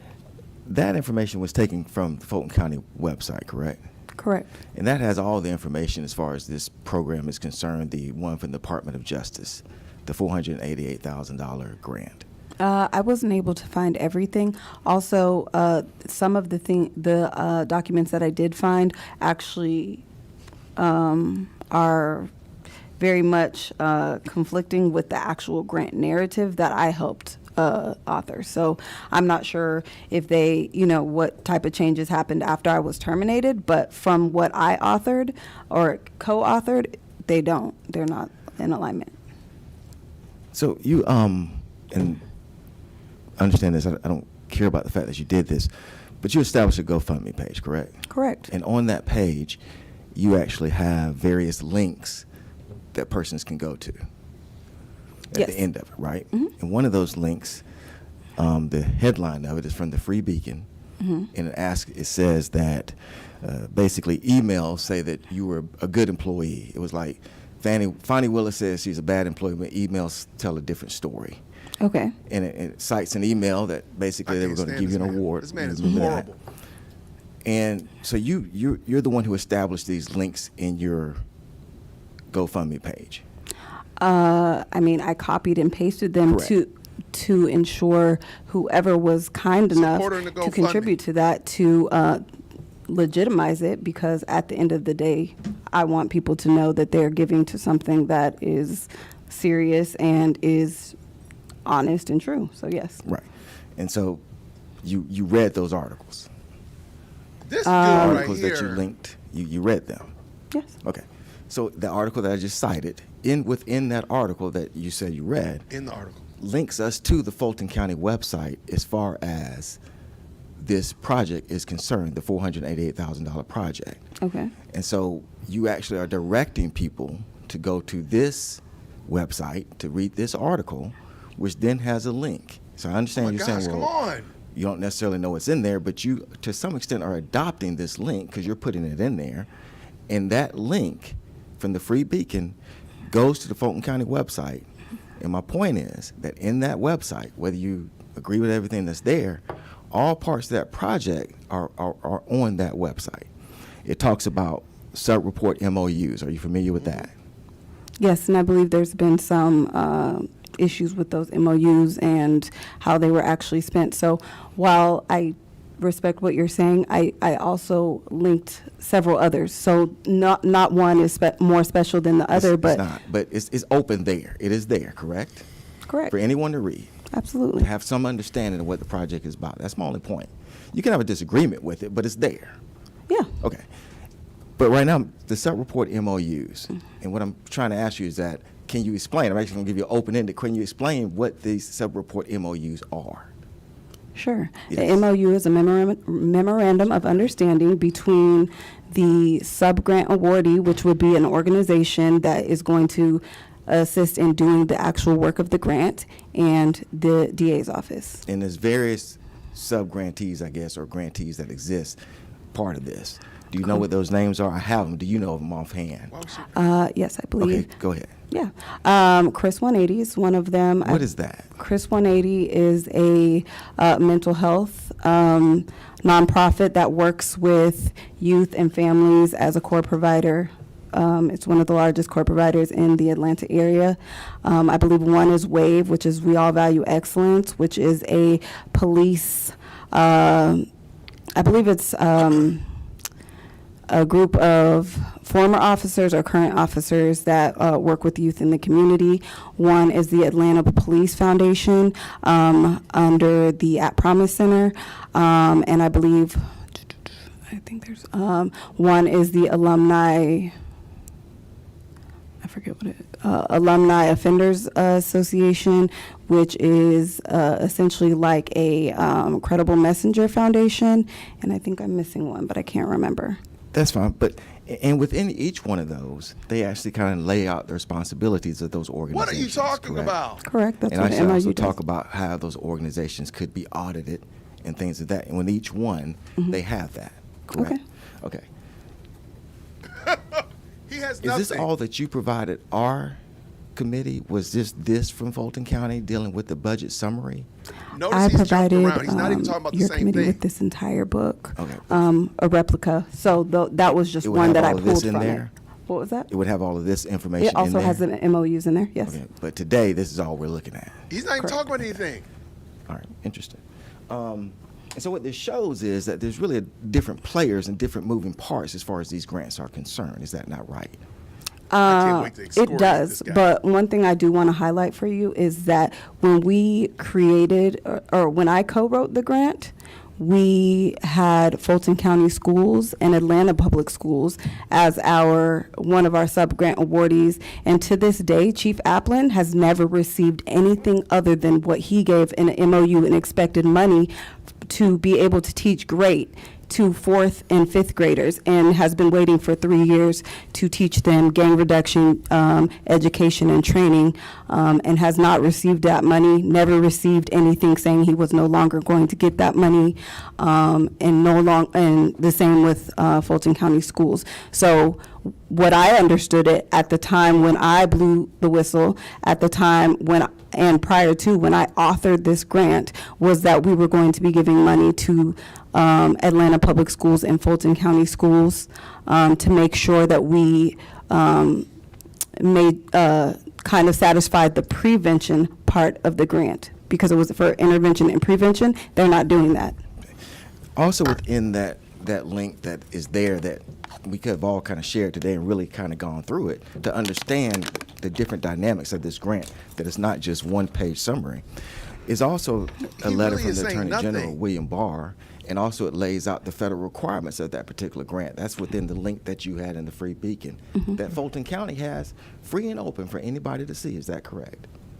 But let me. Can I ask you something, Senator Come on Jones? and cook, Mario. Are you suggesting that the junior DA money could be used for someone other than a student attending Atlanta Public School or I think, a Fulton County Attorney, school? you're absolutely understand exactly what I'm suggesting. And Are that you- is are that you this suggesting is not, that? listen, that this is not everything that's part of that No, grant. no, no, but I wanna and that know, this are- body no- today has not shown all of the different aspects of it. I'm not getting into the weeds of But can you litigation. show me Cook. I'm right not getting now into the that, weeds of that it litigation. can be You used know for a that. student outside of Georgia? You know exactly what I'm doing. I don't know what you're talking about. That's why The I other want you part to of give me the this- document. the We can other enter part of that this- as an exhibit right now. The other part of this that I want to ask is, from a litigation standpoint, how many other pieces of litigation are there? Or have been done? How many other pieces of litigation do you Well, I have? can That answer rascal ain't that. got other than the nothing. one? Go ahead. So Cook 'em, Mario. there was a defamation that was barred that she voluntarily dismissed because of the Georgia Tort Claims Act, and there's a pending motion to dismiss on an ADA retaliation in state court. And what's the status? So it's pending. So summary judgment. That summary judgment motion's been filed. Is what No, you're saying? a motion to dismiss has been filed, and I'm not nitpicking you on that. It's just a motion that has been That filed rascal to got a clean dismiss the line, though. complaint on the ADA. We have to respond to that, but it's because of the Georgia Tort Claims Act, which intentional infliction of, she libel, slander. We could have argued about that. It's tough to But- get around. But yeah, very. Yeah. And so what I told Ms. Timpson is, I said, hey, look, the substance of your claim is this whistleblower. You have that suit and it's going forward. There's no dismissal, there's no arguments. We've been through that. So you need to make a choice as far as what you're gonna. You can't sue Fani for everything. There's all kind of immunities out here, everything. So let's go forward on the whistleblower, and then this ADA, we'll see where it comes. But this whistleblower, and the ADA is about failure to adopt or explore reasonable accommodation. But let's go forward on what we have, which is the whistleblower rock solid.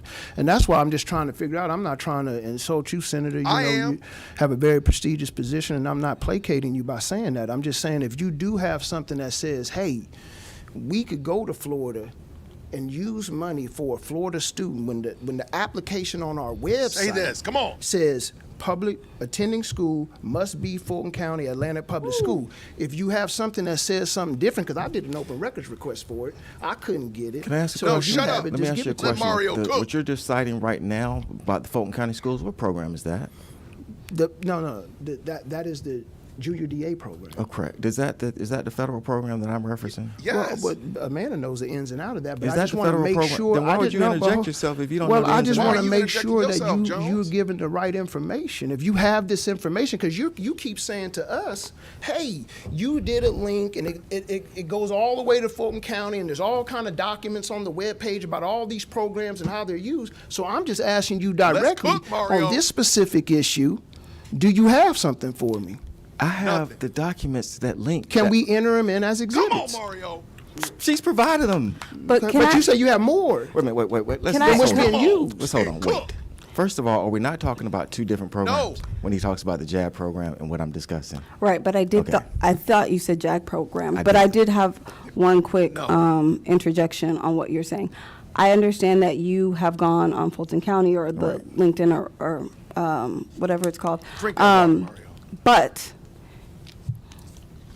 let's just say this. Does that not say that is from the that is from the DOJ? It says zero equipment. So if she spent $5, that's misappropriation. Please understand something. I'm not here to discuss this. Y'all deal with that in litigation. What I'm here to discuss is that this committee is actually trying to do an investigation. What I'm here to try to show, and it's very simple, your attorney has to know what I'm actually showing here. I can guarantee people on this panel understand what I'm showing. And that is that we were presented today with this one page as though this is all Boy, that shut up. references that particular program. And I'm just showing that there are other things that reference the program. That's it. Y'all have litigation to your heads fall off. Boy. Have at it. Right. I'm not making an opinion about that But you one way or the are. other. But what is uncontrovertible is that there's more information than this. Now, no one can argue that Right. presented today. Well, so And I'm that not was saying that you symbolic tried to do of that. just- that I'm was She got saying that what was big old folder presented in front of her, today. You dingbat. That's all I'm saying. All You I'm an saying is, from a embarrassment. paper I standpoint, knew it. is there not more paper than this? That's my only part. But this is That's what I'll all say I'm to you, asking. Honorable Senator. This is what I'll say Come to on. you. Investigations start just like that. Oh, God almighty. So Okay, if listen. you wanna submit Here's my some last more question. information, Here's my just last submit question. it. Here's Don't my say last nothing. We don't question. care My what you last two, gotta say. and they really are. So when you were on the team to determine about investigating President Trump, former President Trump, tell us how they came to that particular conclusion. What? Can you? Were you on the team to actually make a determination to investigate President Trump? No, it had nothing to do with any of that. So you tell us about the decisions that were made, because you were on the team, I would imagine, to discuss how Nathan Wade was paid and things of that nature. Had Were nothing What are you to do familiar with with talking that. about? No. Okay, thank you. Oh my Senator Jones, gosh. if you would like to submit any additional information, you're welcome to do that if you have something that contradicts or I'm gonna helps cook flesh him. out Oh, the I'm gonna cook record him for this tonight. committee. I was just You're enter- referencing some documents that were from a link, and you're Yes, free I was to just entering all the introduce those. documents that pertain to the federal grant that has been discussed here, specifically the OJ, the Office of Juvenile Delinquency Prevention Grant, which is actually linked to Fulton County website that has all the details of the grant, with the understanding, of course, there may be contentious areas about what's actually been paid or not paid. But the grant itself, all aspects of the grant are actually on that particular link, and I have pulled those documents, and I would like those documents to be admitted into the record. You're Can welcome I to say do- something, Not Senator? yet. Okay. If you would, please, Senator, hand those to the court reporter. I'll have her mark those and identify them, and we'll have that as a part of our record. Now, Ms. Timpson, what, you wanted to add something? Yes, I just wanted to say that the documents he had were in what I gave you. They're in that notebook? They are. Okay. Ms. Timpson, you have a notebook in front of Lord, you open up the that binder. is about 6 inches thick with various I need the tabs, et binder. cetera. Correct. That you presented a copy of that to the Secretary of the You have a Senate. copy of that? I understand that there are certain portions in that you think are confidential or privileged that should not be published to the general public. Yes. Can I get you, either today or tomorrow, if possible, to flag or identify which of those should be held confidential? And then we will introduce the remainder of your notebook into the us record the of this binder. investigation. If it duplicates what Senator Jones is doing, that's Type okay, notebook that's in the chat. fine. Or binder in the I'd chat. like Let's to go. ask you if you would do that for us. Absolutely. Okay. Have you testified in your civil case about this whistleblower retaliation? Not yet. So you haven't given a deposition yet? Not yet. All right. But you were willing to come here today and talk to us with permission of your counsel? Correct. Okay.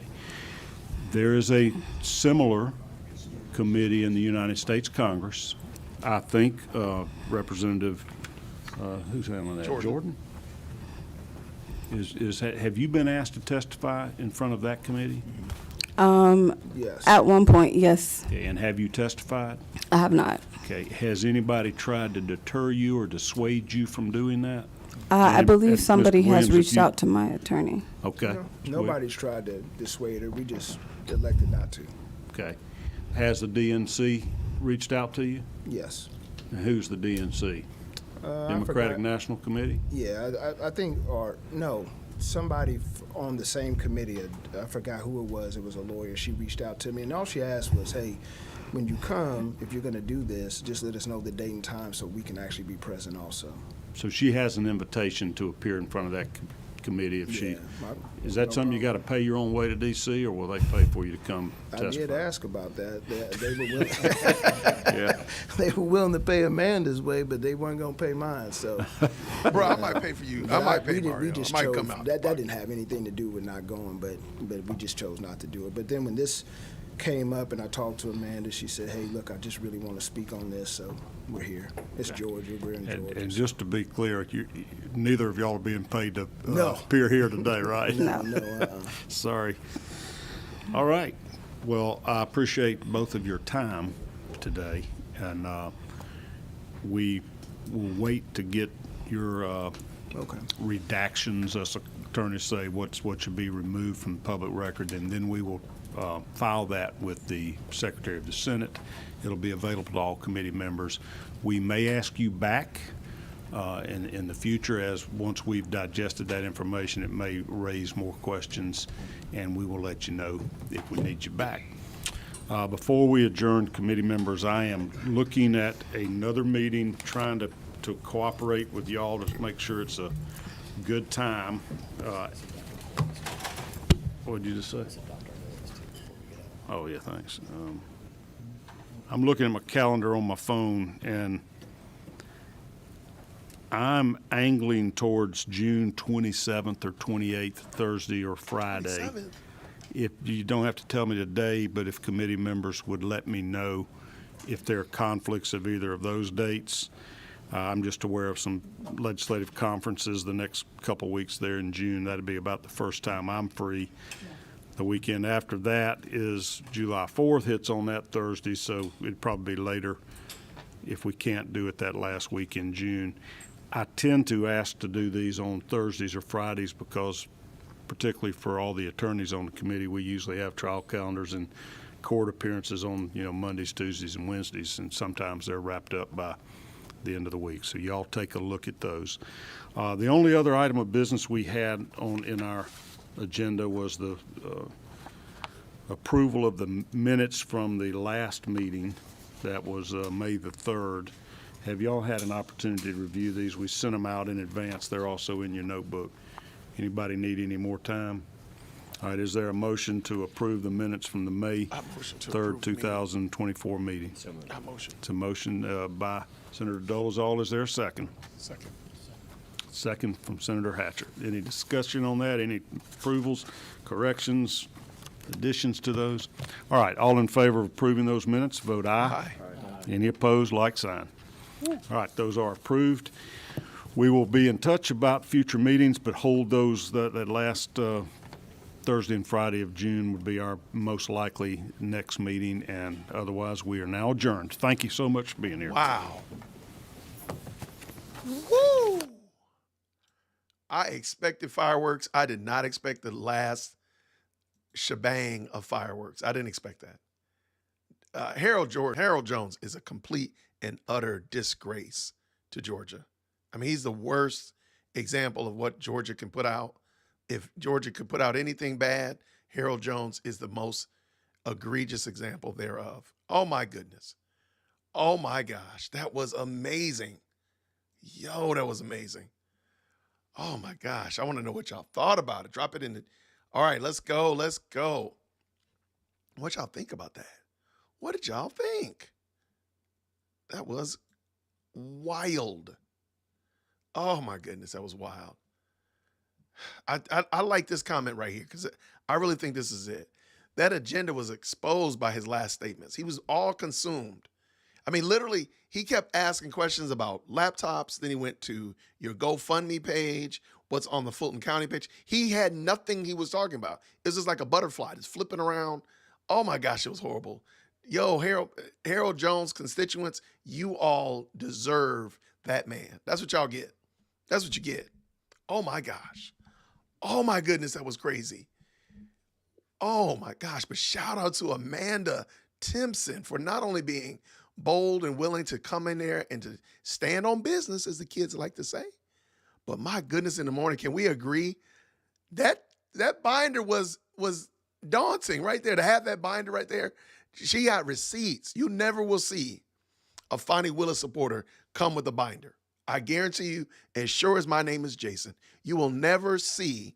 If Fani Willis comes in, she gonna come in there with a glass, a Grey Goose, and her dress on backwards. There ain't gonna be no receipts, none whatsoever, none. I promise. That binder right there, my guy, that thing right there. I mean, that's the MVP. I'm sorry, that thing right there was daunting.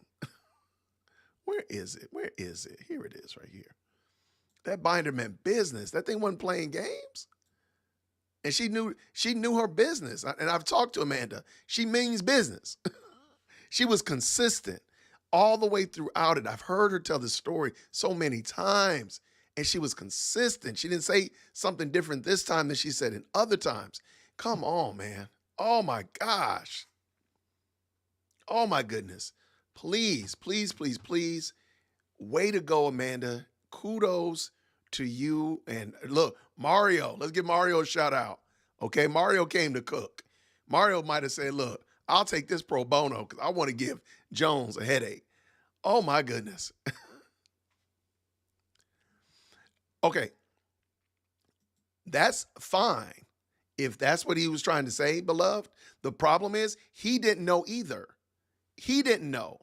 And just to say that things are on the Fulton County website, the woman is the one that wrote the grant. So she knows what's acceptable within the grant. So even though you have on your website that the grant is going to bus kids in from Florida or ship kids in from Wisconsin, the grant itself doesn't say that you can do that. That's what Amanda said. So him going down that street, and mind you, he never landed anywhere. If he wanted to drive that point home, he should have did that. He had the ability to do that. When he had the opportunity, he should have said, hey, they can do whatever the devil they want to do. But Mario shot it down by saying, can you show me where you can do that? That's the problem. Let's go. I'm sorry, man. There's no other way around that. That was a great session. I'm sorry. That was dope. Yeah, why was he asking about Trump? But Trump lives rent-free in their heads. That's the problem. That's the problem. It has no bearing and no purpose within the discussion, but he just wants to talk about it because he just wants to talk about it. I mean, the fact that she said that Nathan Wade was there before her would make it, and she even hinted when they mentioned something about law cases. She said, well, that's outside of my expertise, and I didn't even mess with it. She said something about that in another instance. So for him to bring up stuff like what he did was completely, it just shows his agenda. I'm calling him Chef Mario. I'm calling him Chef Mario. Absolutely. Chef Mario stepped in to show little Harold what real men do. I'm sorry, she should have chucked that whole binder at him, and I would have gave her extra credit for that. Extra credit if you throw that binder at Harold's head. I would have given her extra credit. I'm just saying. I mean, really. All right, what we got here? Man, y'all are amazing. I just want to say that again. Shout out to each one of you. Don't try to school the teacher, Amanda, the grant writer. That's what I'm saying. But Harold does that all the time. So his goal, his agenda is just to make room for Fani. That's it. He doesn't have anything really to say. And I think that's why the chair of the DNC on the committee gave it to him. She could have said something. The woman could have said something. Why did she not? She gave it to Harold because, Harold was going to say a lot of dumb stuff. And that's all he does. He hasn't said anything intelligent yet. When you go back and look at when you go back and look at Ashley Merchant when she was there, he said dumb stuff. Talking about, are you saying that basically people can't afford to go on vacation? Then when the Fulton County Commission was there, he asked dumb questions there. And now we are here. asking dumb questions. He doesn't add value to it.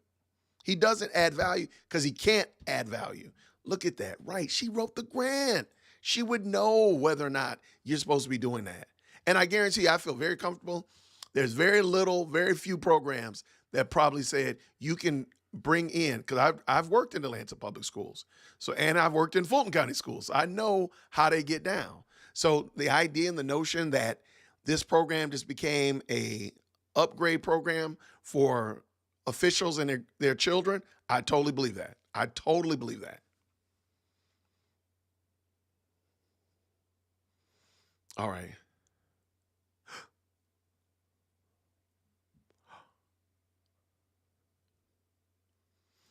Really? Also, Q says that the federal judge has sentenced Marilyn Mosley, former top prosecutor in Baltimore, to time served as well as 3 years of supervised release and 12 months of home confinement served concurrently. So does she lose her law license? That's what I was wondering. Q. I agree, Shara. Who is that darkens counsel by words without knowledge? Come on, Jones. That's you. That's who. Oh my gosh. Brando, we got a long day, man. You might have to go ahead and jump in the replay gang, but it was a good conversation. We listened to the Whistleblower. Sorry, I thought I brought it up. We listened to the Whistleblower here in Fulton County that blew the whistle on Fani. And it was a good conversation, man. It was a great back and forth, some good dialogue, lots of good support for Amanda Timpson and her family. But then more than that, at the end, the gentleman from Augusta just came in and just asked some mentally challenged questions. Shout out to Harold Jones. I apologize, sir, that your whatever medicines have been cut. I pray that you're able to get the proper care that you need. Because, sir, you sounded like a complete and total dolt. Total. Oh, my goodness. But anyway, that was that. Thank y'all so much. You guys rock. All right, let's see. There's some many good comments in here. All right, I'm going to have to go back through here. That's what I'm wondering, April. I wonder, does she lose her law license? We're talking now about Marilyn Mosby. We're not going to turn this into an after party talking about Marilyn Mosby. I'm not going to do that. I don't think I'm going to do that. I'm looking right now. Y'all got me overlooking. You got me overlooking. But, yeah, if she keeps her law license, I think that's unfortunate. But, okay, here's a great question. What do I think will happen? What do I think will happen? Corruption is going to have to get rooted out. And Fani Willis is going to have to be the corrupt, gangrene rot that gets scooped out of the body of Georgia. And people are going to have to admit, like, yo, this is inappropriate that you fired this woman, you treated her this way, and therefore, let me back up. I think Amanda's going to get relief. I think there's going to be some kind of settlement. There's going to be some kind of monetary compensation for Amanda to get her off of the playing field. And they're going to have to still deal with the misappropriation of funds. And I think that's going to go on for a long time. It's going to really drag her down. And she's going to be ineffective. In my opinion, Fani Willis will continue to be ineffective in Fulton County because she's not going to be able to get traction because she's going to be dogged by the fact that the reason you got gang problem Fani is because you spent this money this way. The reason you don't have this going on is because you spent money this way. That's just going to dog her the rest of these 4 years or however long she's in office. So I don't think she's going to be very effective as a DA, and not much is going to make progress. Now, if this information, shout out to Courtney Kramer, holla at your boy, dearwokec@gmail.com. If Courtney Kramer is able to take this and maximize and capitalize on it, and what I mean by that is I'm just saying Courtney Kramer needs to be dogging Fani and her inability to do her job, not worrying about Trump. Don't make it about interference. Make it about the Fulton County Jail. Make it about this misappropriation of funds. Make it about what people ultimately are going to be affected by. Because at the end of the day, it's salacious and it's entertaining. Why do we sell this binder up here, Jason? Get this binder out of here. Okay.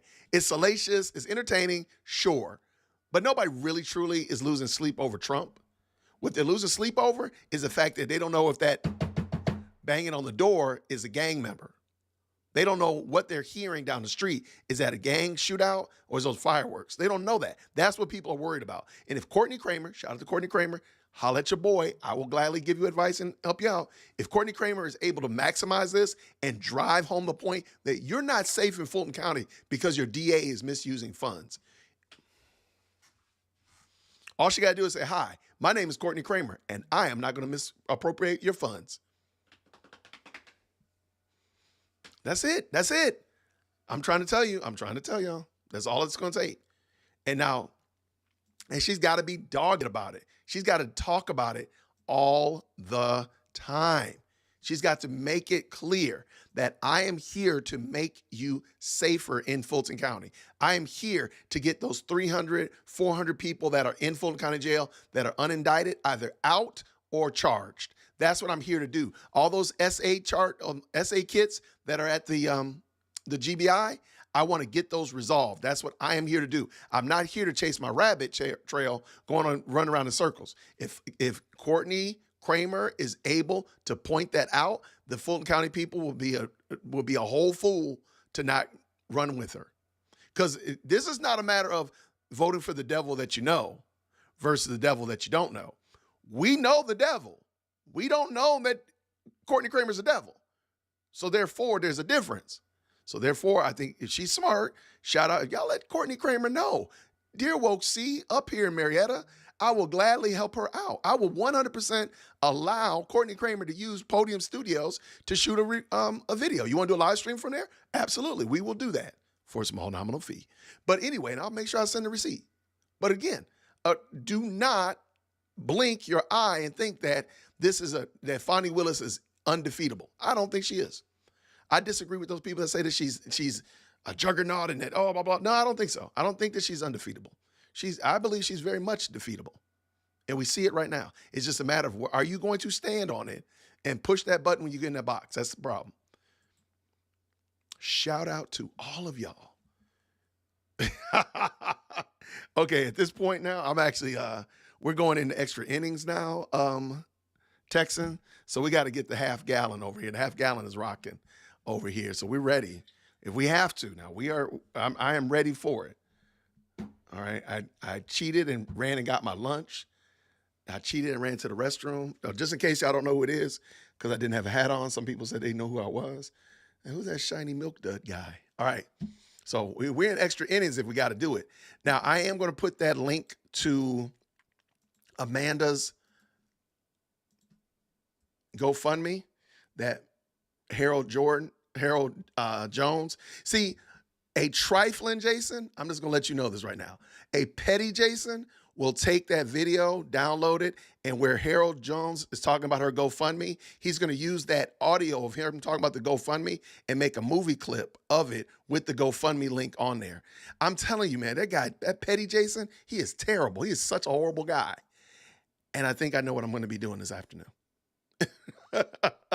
Yeah, Jones, you did the wrong thing, man. You ran for dog food, my guy. So anyway, let me shut this down. I love it. All right, let me drop this link in there as well. Some reason or another, it's not showing up.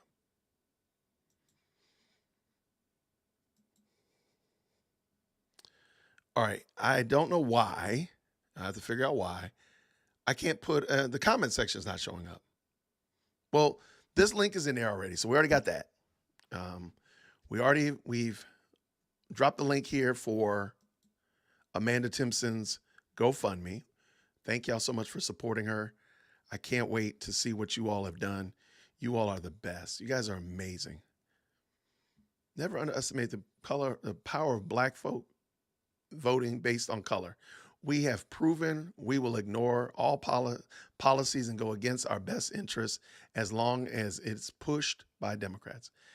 That is true. You know what, though? I'm betting against even the most clear and obvious thing. I'm sorry. Dear Transplanted Chameleon Campaign Consultants. Y'all got to check it out. We've started a Dear World Christian campaign support consulting firm.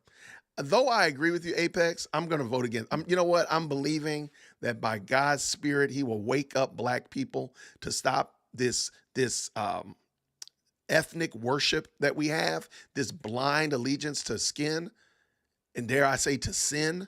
I'm going to bet. I'm trusting God that He will wake up Black people to stop this.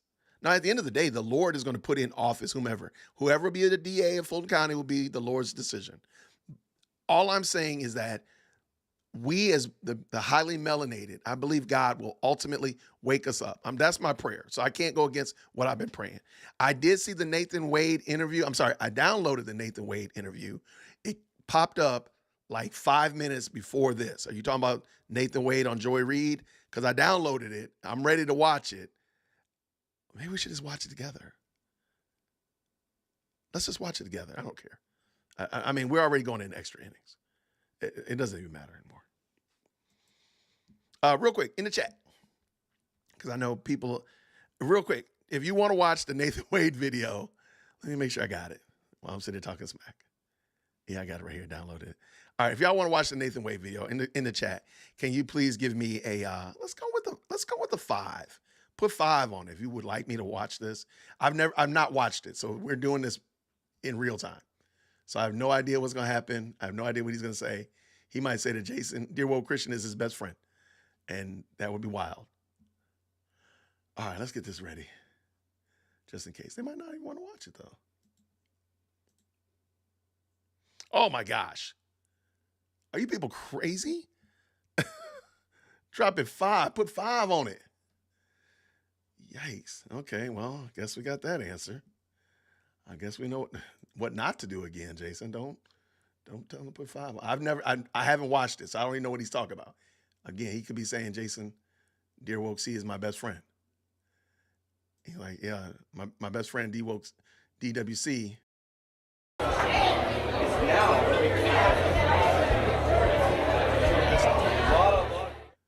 That's not good. I hope I downloaded it. I thought I did.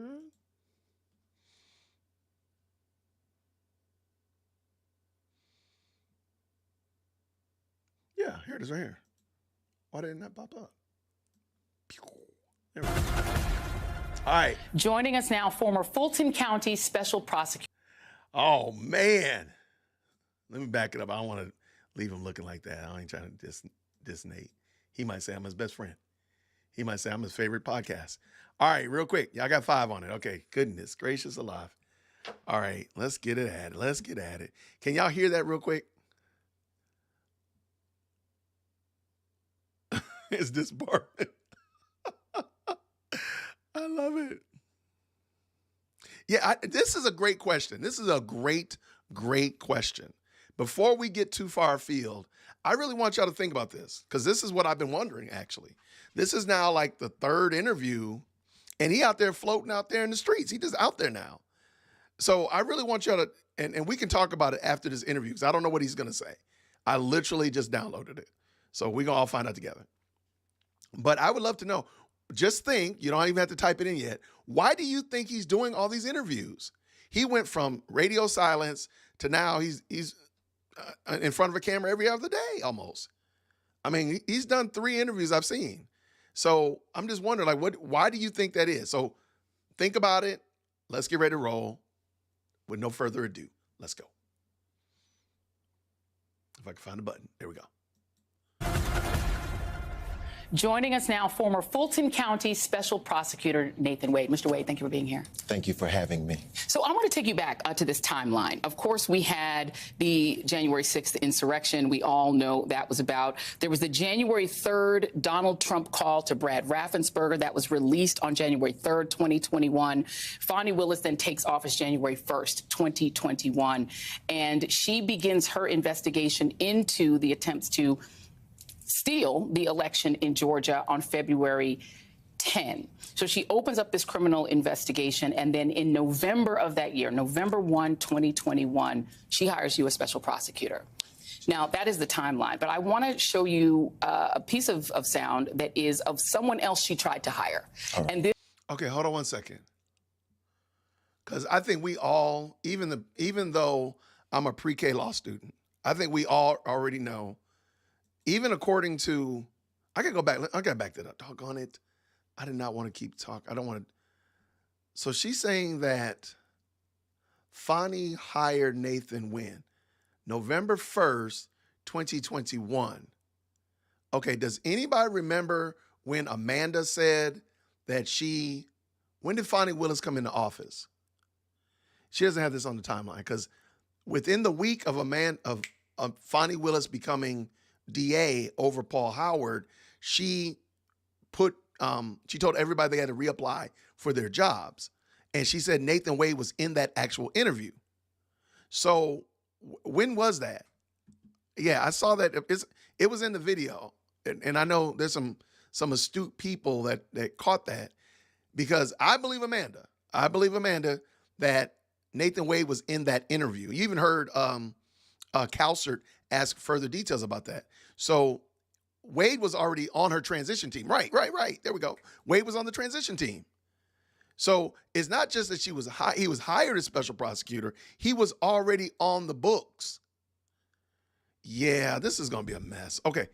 All right. Y'all, okay. And by the way, I see some great comments about why you believe Nate is getting in front of all these cameras. I think that's great. But let us go. Let's go, Jason.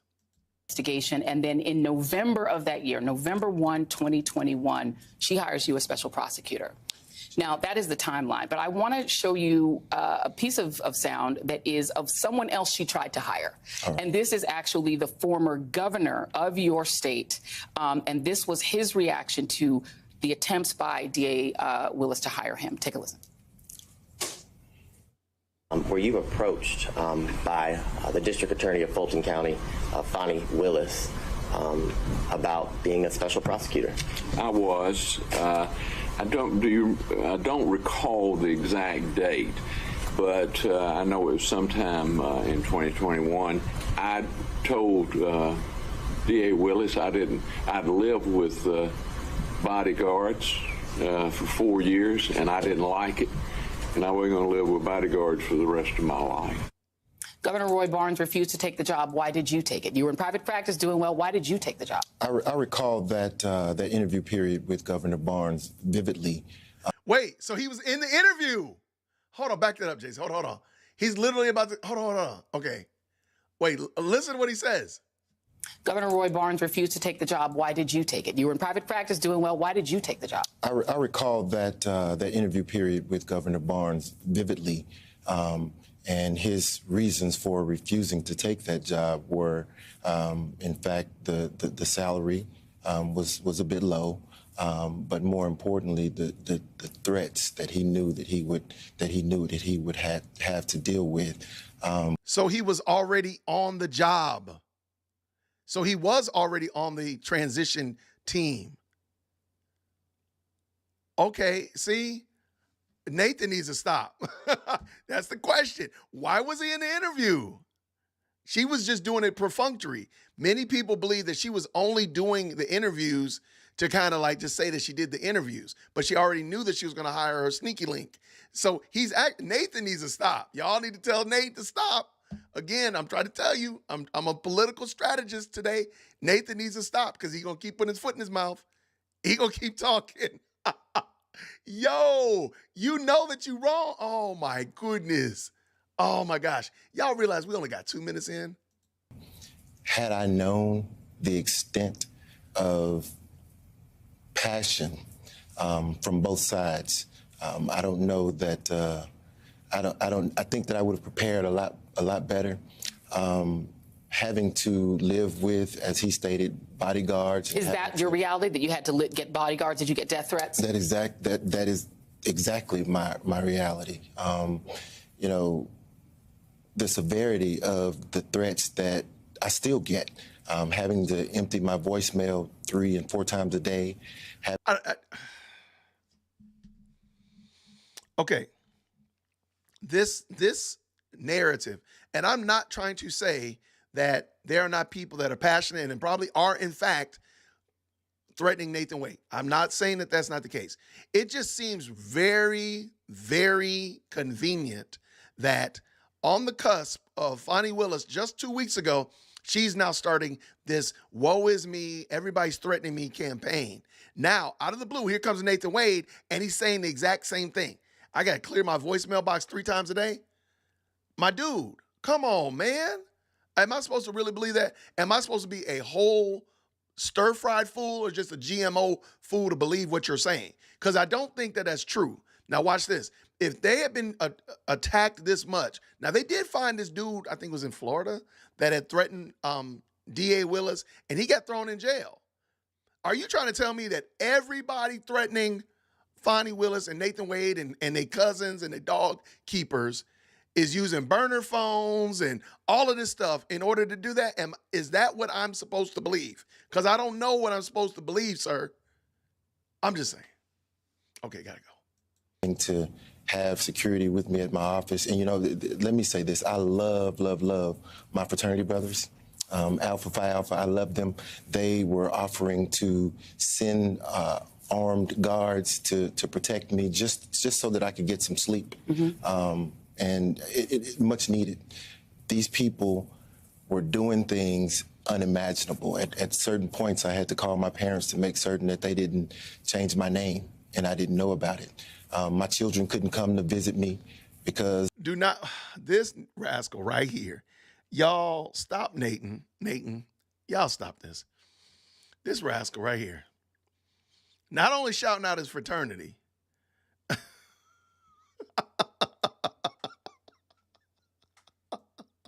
y'all real quick, I don't know who Measured Man is, and I really hope that you are a friend, because you have blessed me today, Measured Men.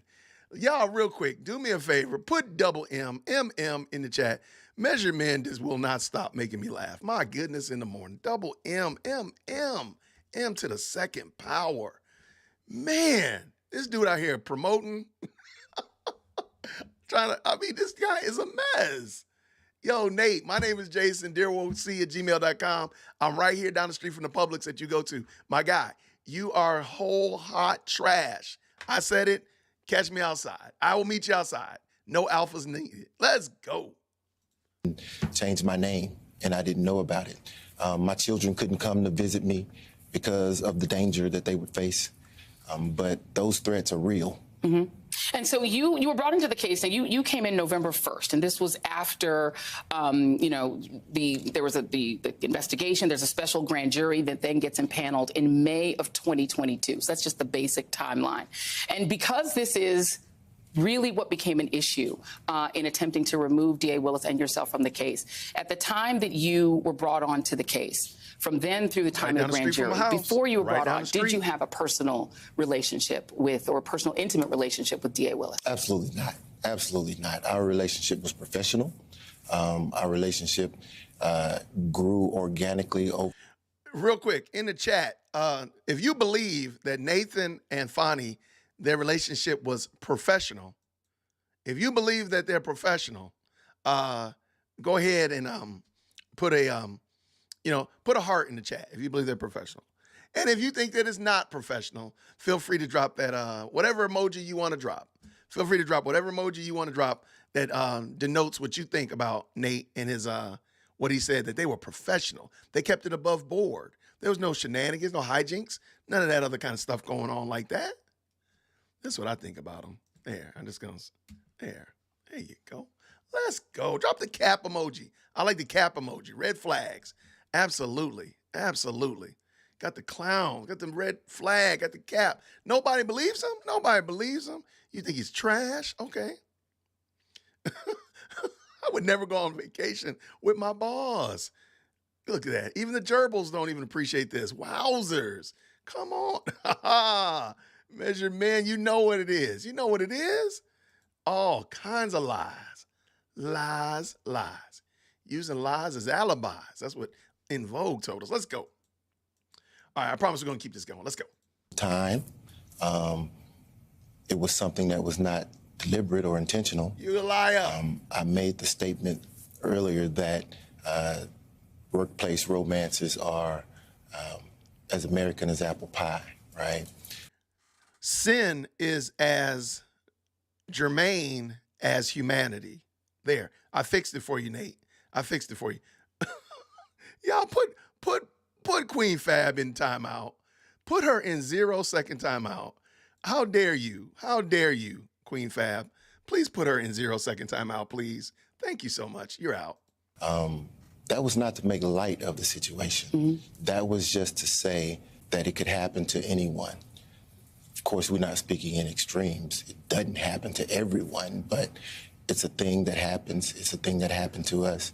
I felt like we dealt with it in a manner that was If y'all go back and do any body language experts that talked about the whole situation with P. Diddy, somebody pointed out the interview with, the apology that P. Diddy gave after he soccer kicked Cassie in the hotel lobby, in the elevator lobby of the Intercontinental Hotel here in Atlanta, Georgia. That's why Atlanta must be stopped. We need to be stopped, y'all. I'm just being honest. But if you watch that, a lot of body language experts and language experts have parsed and taken apart P. Diddy's apology. And one of the things they notice is that when you want to deflect, instead of saying, I did something wrong, you say words like, you know what it's like in the darkest moments of your life? Because everybody has a dark moment in their lives. Everybody has had a moment that they're not proud of, whether they've done something wrong or something bad has happened to them. So what you do is if you want to deflect it, you say, everybody has had this bad experience. Everybody knows what it's like to have an office relationship affair with their boss, going on cruises and flying to Napa and all this stuff, and having 20,000 text messages and voicemail messages. Everybody knows what it's like. See, that's what he's doing right here. Nate, you are a fraud. You need to go ahead and grow some hair because you're an embarrassment to bald men. professional. We kept our personal lives personal and private, and I still believe that it had no place in the courtroom, not now and not then. Now, this issue became an issue in your divorce. You filed for divorce literally the day after you were brought on as special prosecutor. And this became an issue to the point where your former wife tried to subpoena and drag D.A. Willis into the case. And so, you know, the contention that she was making was that this was an ongoing relationship that began before. So you say that absolutely it did not begin before you became special prosecutor. Absolutely not. And I think the contention that she was making at the time was not that it began before then, was that there was some funds that were used, marital funds that were used in order to entertain her. Mm-hmm. Okay. And now let's talk about this, because wait, what? So he's saying that when he hold on. Is he saying that? Let me back that up. Maybe I'm misunderstanding. Is he trying to say that he and Fani were not dating when he got hired, but that was also the day that the day before he filed for divorce?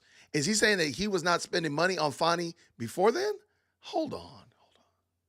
Was that there was some funds that were used, marital funds that were used in order to entertain her. Mm-hmm. Okay. And now let's talk about this, because the case to try to remove D.A. Willis and to remove yourself, it involved, I mean, to me, this is not anyone's business. Everyone's personal life, as you said, workplace romances happen. But can you tell me when in the timeline of this case, because you had a grand jury that was impaneled later in 2022, about when did the relationship take place? So, okay, he's gonna be in a lot of trouble. He gonna be in a lot of trouble, because I don't even know what he's about to say, but I guarantee you either A, the disqualification hearing, B, the interview with ABC, or C, or his actual divorce decree is going to come into play. And I don't even have to watch the rest of it. I know that's what's going to happen. He is going to say something that contradicts one of them. Oh, my goodness. Let me say this. I needed to be clear that when the relationship began, you know he lied. My then wife was not in the home. She had moved to Texas, and we had been separated for a period of time. But you're still married, sir. We did not have a relationship. No, that's irrelevant. Okay, I'm sorry. Okay, y'all, I know, because a lot of people like to say, Jason, you stop too much and you talk too much. You interrupt them, let them play, let them go. Let me tell you something. Go find another channel. I'm sorry. I got to say this because I am a married man, been married, thankfully, for 23 years. To that girl right there, matter of fact, no, I've been married for 23 years. And I'm telling you right now, what Nathan is doing as a black man is 100% deplorable. Shame on Joy Reid for even giving room for this. Because Joy Reid is married too. And this idea, because remember, she just asked, when did y'all start your relationship? He is going to go into this long, woe is me, go watch the P. Diddy body language stuff. Woe is me, the world is coming to an end just because she was in Texas. You're still married, my guy. It really doesn't matter. Because following the logic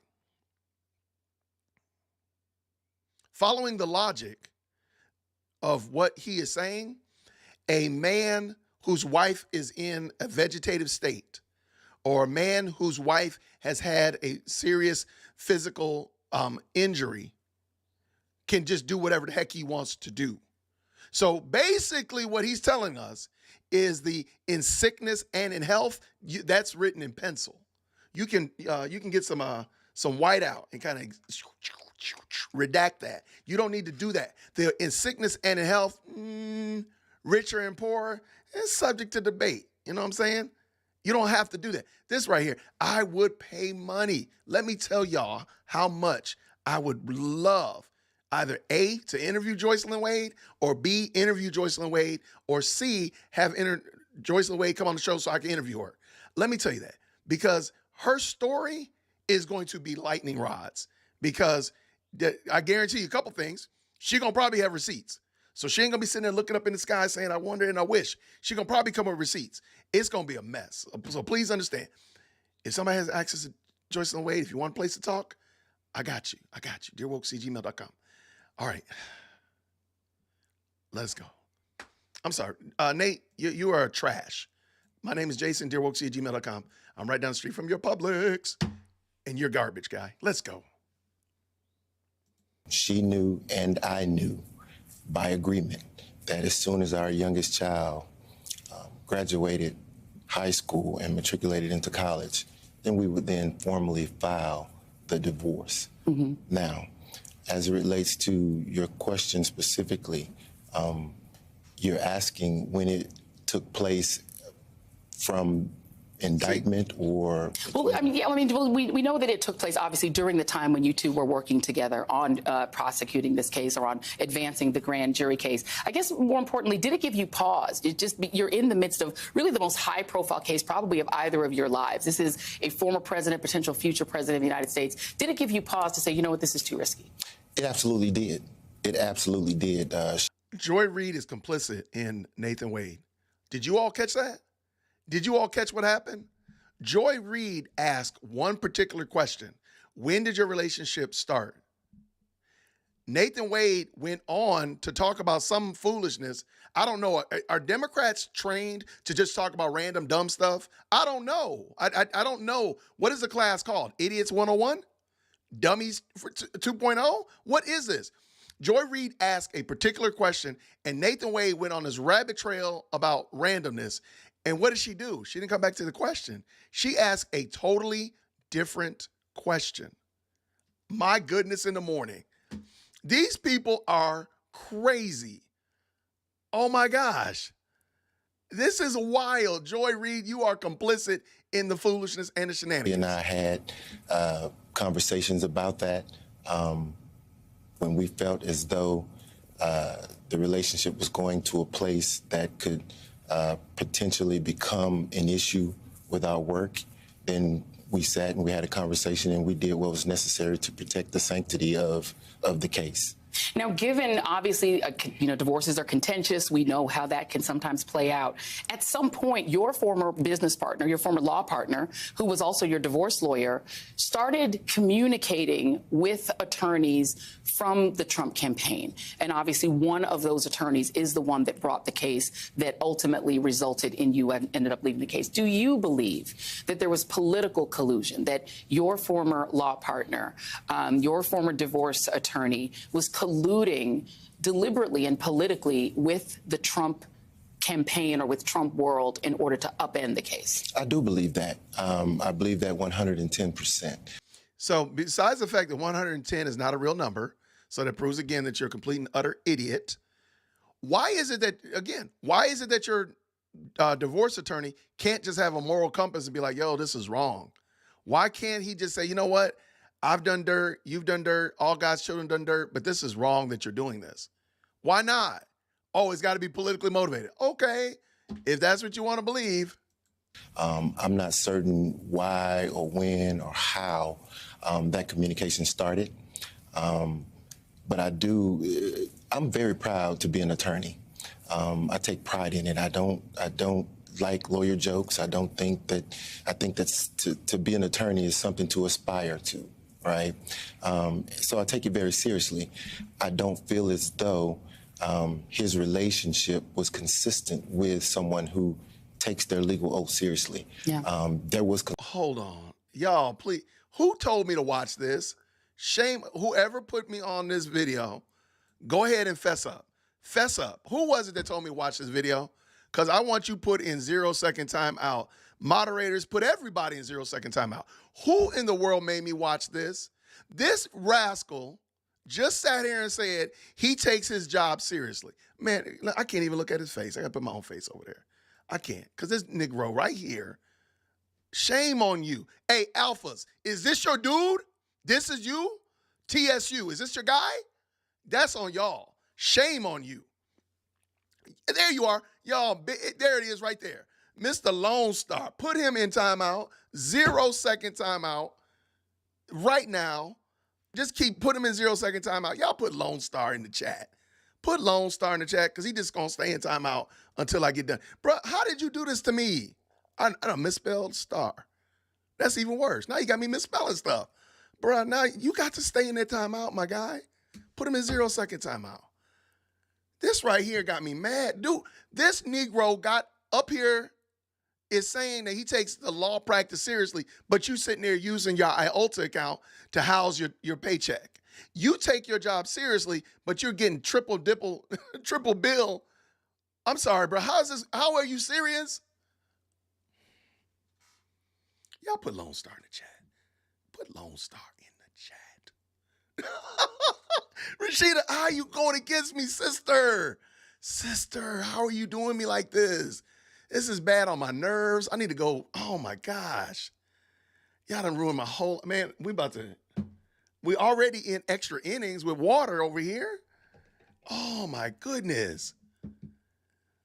Then my sister did, you betray me. Oh my gosh. This stuff right here is, yo, I knew it was going to be bad, but I had no idea it was this bad. I'm sorry. Nate, you are garbage. I'm sorry. This is trash. I'm going to back up just a few smidgen, and then I got to go because y'all, I got to. Don't like lawyer jokes. I don't think you are a joke, I think that's to be an attorney is something to aspire to, right? So I take it very seriously. I don't feel as though his relationship was consistent with someone who takes their legal oath seriously. Yeah. There was collusion, a lot of it. And you believe that bringing this issue out, which was a private divorce proceeding, and bringing it into the public was for the purposes of obstructing this prosecution specifically? Absolutely, absolutely. I believe that the focus of this entire, I will call it a charade, something that had nothing to do with the legal proceedings. That indictment speaks for itself. Nowhere on that indictment is the name Nathan Wade. Nowhere on that indictment is the name Fani Willis. And to that point, when Judge McAfee actually cleared you of, well, essentially said that they found nothing in your actions or in DA Willis's actions that in any way interfered with the case, so that the case could go on, but that one of you had to actually leave the case, and you made that decision. Did you walk into that hearing prepared to resign from the case?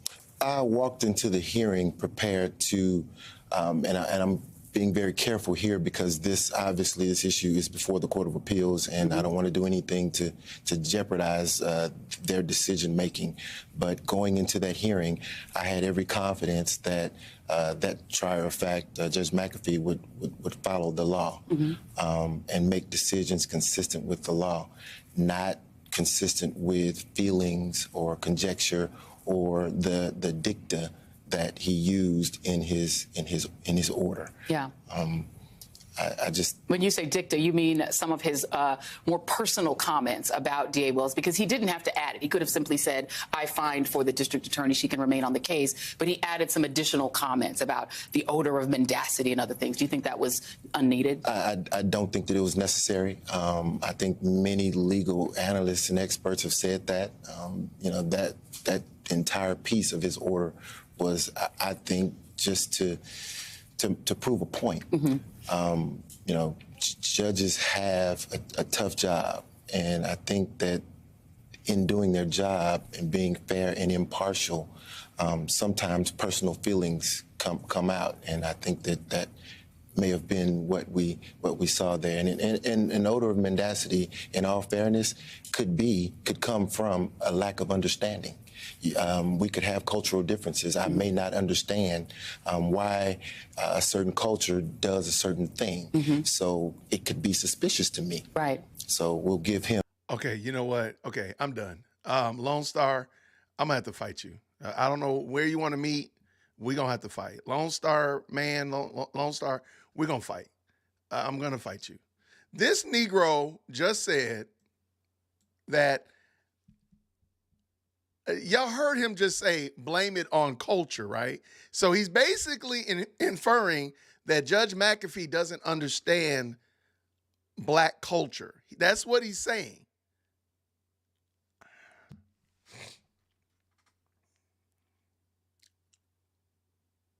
He's saying that Judge McAfee doesn't. Okay, well, hold on. You know what, Jason? I don't believe he said that. I think you're lying, Jason. You just don't like milk dud head man over here. You don't like him, so that's why you're saying that. I'm gonna back this up. I want y'all to hear this again, and I'm sorry. I am going to go rant full bore as soon as he's done. Experts have said that. That entire piece of his order was, I think, just to prove a point. Judges have a tough job, and I think that in doing their job and being fair and impartial, sometimes personal feelings come out, and I think that may have been what we saw there. And an odor of mendacity, in all fairness, could come from a lack of understanding. We could have cultural differences. I may not understand why a certain culture does a certain thing. So it could be suspicious to me. Right. So we'll give him that benefit. Okay, well, when we come back, I want to... No, you're not coming back. You can go jump in the lake, Joy. You and that dumb milkhead fool right there. I'm sorry. Y'all, I'm sorry. I cannot. I will not be able to do this. Put Lone Star Man in 0-second timeout. This clown just said that there's culturalisms that you don't understand. Please let me know. Please let me know what is the culturalism that you are a married man. Oh my gosh. This is why people don't take us seriously. This is why folk don't look at black people in seriousness and say, oh, they're serious. Because we allow this type of rank stupidity to exist in the black culture. This man, just because he got a nice suit on, I got to give him credit for that. And he did get a good, nice, clean shave. I know where his barber is too, by the way. But guess what? That doesn't matter. You sat there and said that it is a culturalism? And McAfee doesn't understand culture? Hey, newsflash, that man has been married as long as you have. Not as long as you have, but he's been married and he stayed married. As far as we know, Nate, I don't know if the culturalism is that thou shalt not commit adultery, thou shalt not steal, thou shalt not covet thy neighbor's wife. What culturalism is that?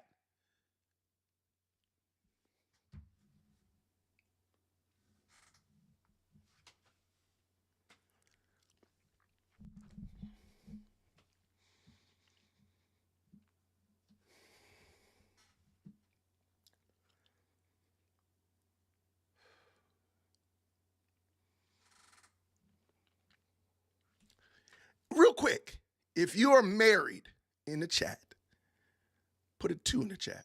Just put a 2 in the chat. Because it's you and your wife, you and your husband. Just drop a 2 in the chat.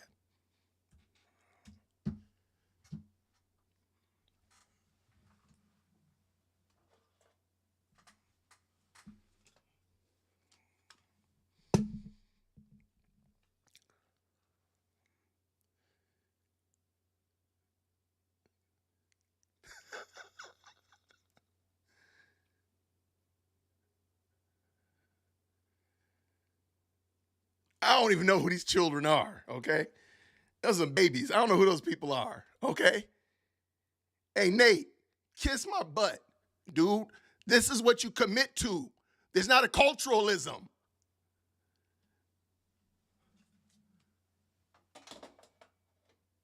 It's not culture.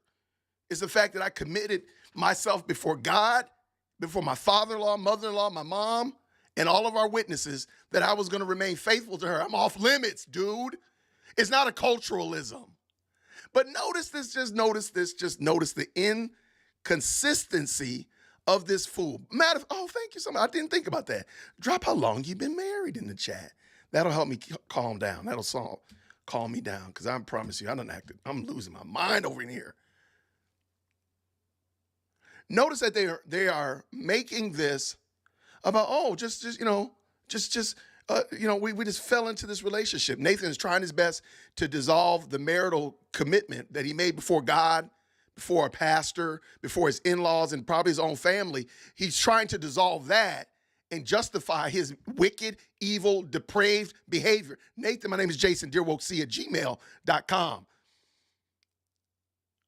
All in the process of trying to justify this sham interference case. But please understand, the interference case is already it's going to be what it is. And I still don't believe that it's ever going to see the light of day, but that's beside the point. What I am trying to say, however, is that Nathan Wade sat there and tried to justify his evil, depraved, wicked behavior in front of Joy Reid, head bobbing with her fake wig on, rather than admit that he was wrong. Rather than adjust to the fact that what you're doing is sinful, sir. And it's not sinful because Jason said it, trust me. It's not sinful because any of y'all said it. But guess what? It's sinful because God said it, and therefore, therein is the problem. You're going to have to stand before a holy, just, and righteous God, and you're going to try to do this? Please let me watch that. Now, that's going to be some must-see TV. Nathan Wade trying to explain his adultery before God. I'm trying to tell you, if they have popcorn in heaven, I'm going to be sitting right there next to him like, yo. We're gonna go into some extra innings on that one for sure. Please understand. Before they get jettisoned, though, Swanson Brewer, before they get kicked, punted into hell, I would just like to at least see him try to explain that. That's all. I just for laughs and giggles, to go into eternity laughing, because my goodness in the morning, that is going to be some must-see TV. My issue, my point that I want to bring here is not, this is not a small issue that does not affect everybody. Sure, y'all can say this till the cows come home. I know we live in a society that doesn't believe in absolutes, but there are absolutes in society. And there are things that you do that ultimately affect other people. The butterfly effect can be real. The ripple effect can be real. So when we allow, as Black people, this, and I'm speaking to the highly melanated, but guess what? My less melanated brothers and sisters and cousins, y'all can jump in too. The cookout is fine for everybody. Just don't bring those raisins in the potato salad, okay? Thank you. When we as Black people give a nod and a hearty approval to the sinful, wicked, evil behavior that we're watching here with Nathan and Fani, that we're watching with P. Diddy, that we're watching with entertainers and anything of that nature, when we give hearty approval to it, it's almost impossible to take us seriously. It's impossible. So then later on, when you have outrage about something, let's look at an example. The fact that Black people murder more babies than are born pretty much everywhere. There's very few places in America where you can say emphatically more brown babies, more black babies are born than are aborted. So then when that truth exists, but then a police officer kills somebody and y'all want to riot and burn down the city, I can't get excited about that. I can't. Let's bring it, let's move it off of a deletion of babies. When you want me to be concerned about something that's going on 9 time zones away in the Middle East, about schools being bombed and hospitals being destroyed and innocents and so on and so forth, you want me to be concerned about that, and you want me to riot and protest here in Atlanta, all while you're walking past drug addicts and prostitutes and children that need help, all while you're self-righteously protesting for something going on 9 time zones away. I can't get excited about it. I can't give a care because we're not serious. People look at you like you're not serious. They look at you like you're a fool. And truthfully, I want to say, go as far and say, I agree. You look like a whole stir-fried fool, that you're worried more about what's going on in a country that you will never visit. That matter of fact, if some of y'all visited there, you might not come out of there. But you can protest for them, but you don't do anything about the people that are right here in your own city, right here in Atlanta. 2 weeks ago, I drove around the Atlanta University Center where Morehouse, Spelman, Clark Atlanta, and Morris Brown is located. And I showed y'all some of the underbelly of the Atlanta University Center. A lot of people in the comments were like, yo, I've never seen this before. This is wild. I didn't know it was like this. But people are here protesting for something going on 9 time zones away, but you don't care about the people right there. I can't get excited about you. I don't actually think that you're real, as my daughter likes to say. You're not real. I don't think that you're even serious. Like you're not serious. You're not. DearWolfC@gmail.com. My name is Jason. I'm right here in Cobb County. We can meet out in the front yard. We can meet in the backyard. I don't care. But I'm going to still say it again. You're not serious. When we sit here and play games with dumb stuff like this, you want me to think that you are morally superior while you're sitting here, Nathan Wade, lying about your marriage, thinking that you could just dissolve it at will? You're either married or you're not married. So there's really no in between. All these different shades that y'all dummies have embraced, guess what? They're not there. You're married or you're not married. That's it. There's not no transitional marriages or any of that foolishness. You're not. It doesn't work. So when we hear this type of stuff and y'all dummies keep giving hearty approval to him, y'all keep running after Fani, shame on each and every one of y'all in Fulton County. I mean, whole shame. You should not even, Fulton County, y'all should just like turn the lights out. It's like, hold your head in shame because y'all deserve this. Y'all deserve this, Fulton County. You do. You do. Y'all did this. You were willing to buy into this foolishness and the shenanigans that is Fani Willis. Now, you still got another chance now. Don't get it twisted. You got another chance come November. But that's on y'all. And y'all gave hearty approval. The woman has demonstrated a pure, unadulterated lack of accountability. She's not willing to be held responsible for the things that she does that are wrong.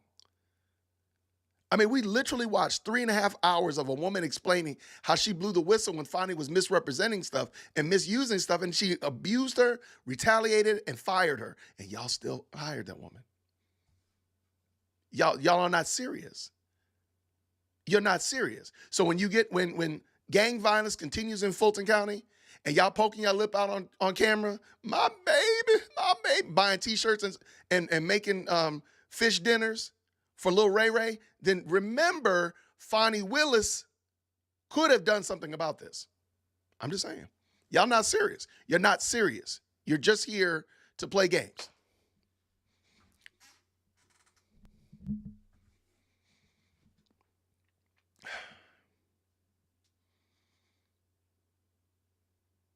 Yeah. All right. All right. I don't even know what, I'm so sick of these people. I'm just going to be here to laugh at you. I'm going to laugh at you to the very end, till the lights go out.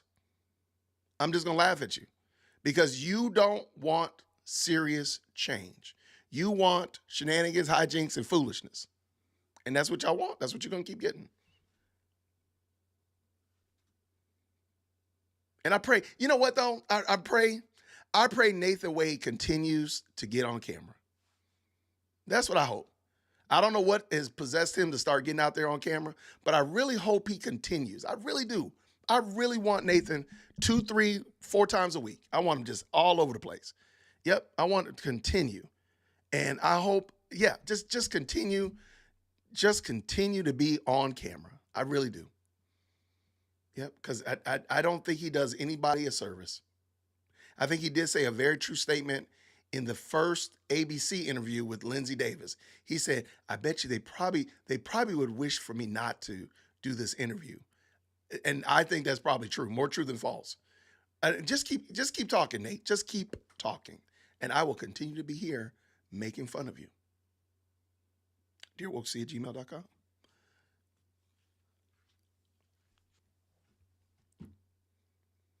I'm not disheartened. No. I'm not disheartened. I'm not. Because I know that there are good brothers and sisters. Not everybody's, contrary to what that dummy said, and yes, I did call Nathan Wade a dummy. Contrary to what that dummy said, I did it again, call him a dummy. Stop calling Nathan Wade a dummy. Contrary to what he said, that all this stuff is as American as apple pie. No, sir, we are all sinners. Sin is germane as the human experience. But there's a Savior. So don't try to and that's another example of him just trying to take his sin and make it everybody deals with it. Everybody deals with it. Nathan, go jump in the lake with alligators and piranhas. And this is what I think, Rooster. You in the spirit. You right there follow me. He gonna say something bad. He gonna say something bad. He gonna say something one day, and it's gonna mess the whole deal up. But even more than that, maybe he'll never say anything bad. Maybe he won't get on another interview. He still has to deal with the fact that he's a low-down, dirty, rotten scoundrel. And that what good, bad, or indifferent, because I mean, anybody that's married can appreciate that, you know what? There's some, I've had some good days. I've had some bad days. I've had some ups and I've had some downs. But I promise you, as sure as my name is Jason, don't nobody else want me, and I'm so glad that girl wants me. So therefore, I'm going to sit my little happy butt right here, and we're going to figure it out together. That being the case, we all know that it's tough. I'm not making light of marriage. Marriage is extremely, you make a commitment, and you got to tough through it. You make a commitment when you know very little about it, and then you got to tough through it once you find out about it. And by God's grace, again, 23 years, I'm looking forward to silver real soon. Back to my point. The fact that the Black community is ravaged by sexual immorality, the fact that the highly melanated community has been decimated. Y'all want to show me pictures of bombed out buildings and bombed out hospitals in the Middle East? I'm going to show you marriages right down the street around the corner from your house. I'm going to show you families and communities and entire neighborhoods that are completely devastated by sexual immorality, which I dare say is actually longer lasting than the bombing of a hospital. The effects of that are generational. When you have 2 and 3, dare I say even sometimes 4 generations of children raised in households where there's no men at all. I'm sorry. I understand your passion about the burned out, bombed out 7-Eleven on the other side of the world. But what about the community that's completely decimated by little boys, little girls that have no male figures in their homes right down the street from your house? So the immorality that is our communities, until you get passionate about that and have the exact same bravado and to say Nathan and Fani are wrong. What he's doing to his former wife, or I'm sorry, because they're still married, what they're doing to his wife is vile and wicked. I can't get behind you and all of your excitement and all this other foolishness. Sir, you're destroying our communities. You're destroying the perception of the black family. You're marring the image of the black father. Sir, I can't care about what you're talking about. Take you and your 9-piece suit and go somewhere and repent.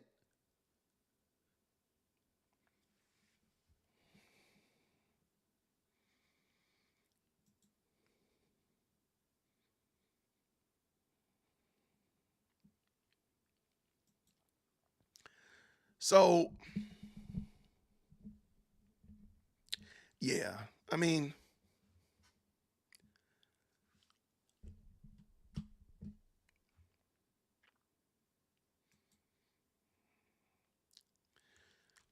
yeah, I'm very disappointed. It's makes me sad to watch that we would elevate and plateau and pedestalize and venerate people who ultimately desire and are seeking to destroy our families.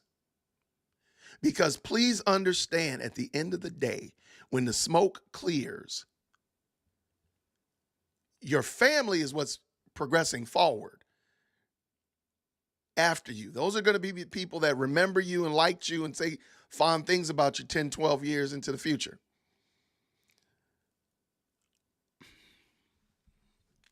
Yeah.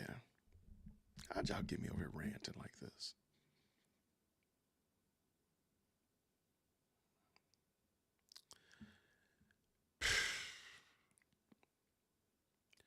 I'm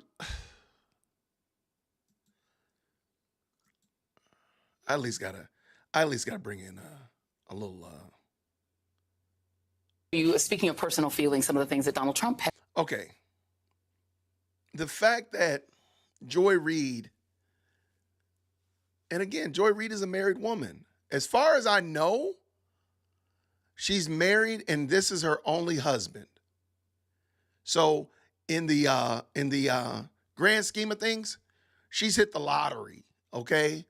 Not many black folk have that testimony. I think I'm right. I could be wrong, but I'm going to give her the benefit for the sake of discussion today.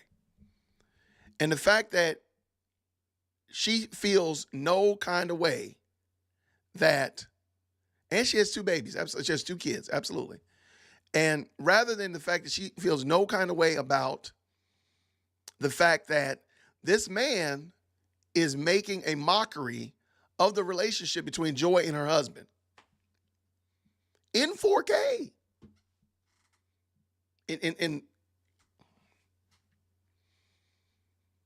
Okay, I'm gonna finish this because I'm trying not to. Had to say about yourself, and D.A. Wilson will do that when we come back. Nobody cares. Okay. Oh, thank God it was only. It's a short version. Oh my goodness. Oh my goodness. I'm so glad. I thought there was a longer version. Okay. Apparently there was a longer version. I didn't get it, and I don't think my nerves can handle a longer version. So shame on you. Where is that Lone Star Man? No, I ain't gonna watch the longer version either. Nope, I ain't gonna do it. Nope, because it ain't good for my nerves. My sanctification, the way my sanctification is working at the moment, I probably need to get off the camera altogether. I'm just saying.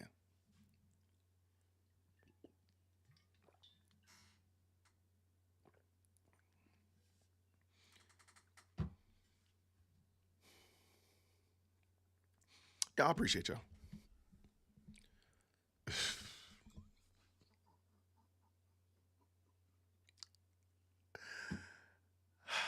Moderators, please put Brando in 0-second timeout, please. Thank you so much.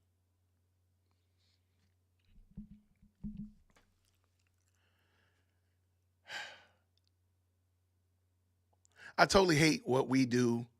And again, this is to the highly melanated people, but again, light-skinned brothers and sisters, y'all welcome to jump in as well. I hate that we want people to take us seriously. We want people to view us as serious, all while doing unserious things, all while not demonstrating that we are serious and intentional about being properly viewed in society. At any moment, let me show you. Okay.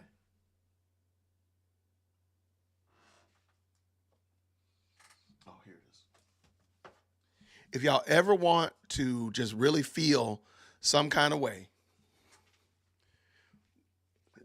this is a book called True Likenesses. Okay, all right, True Likeness. There we go. There we go.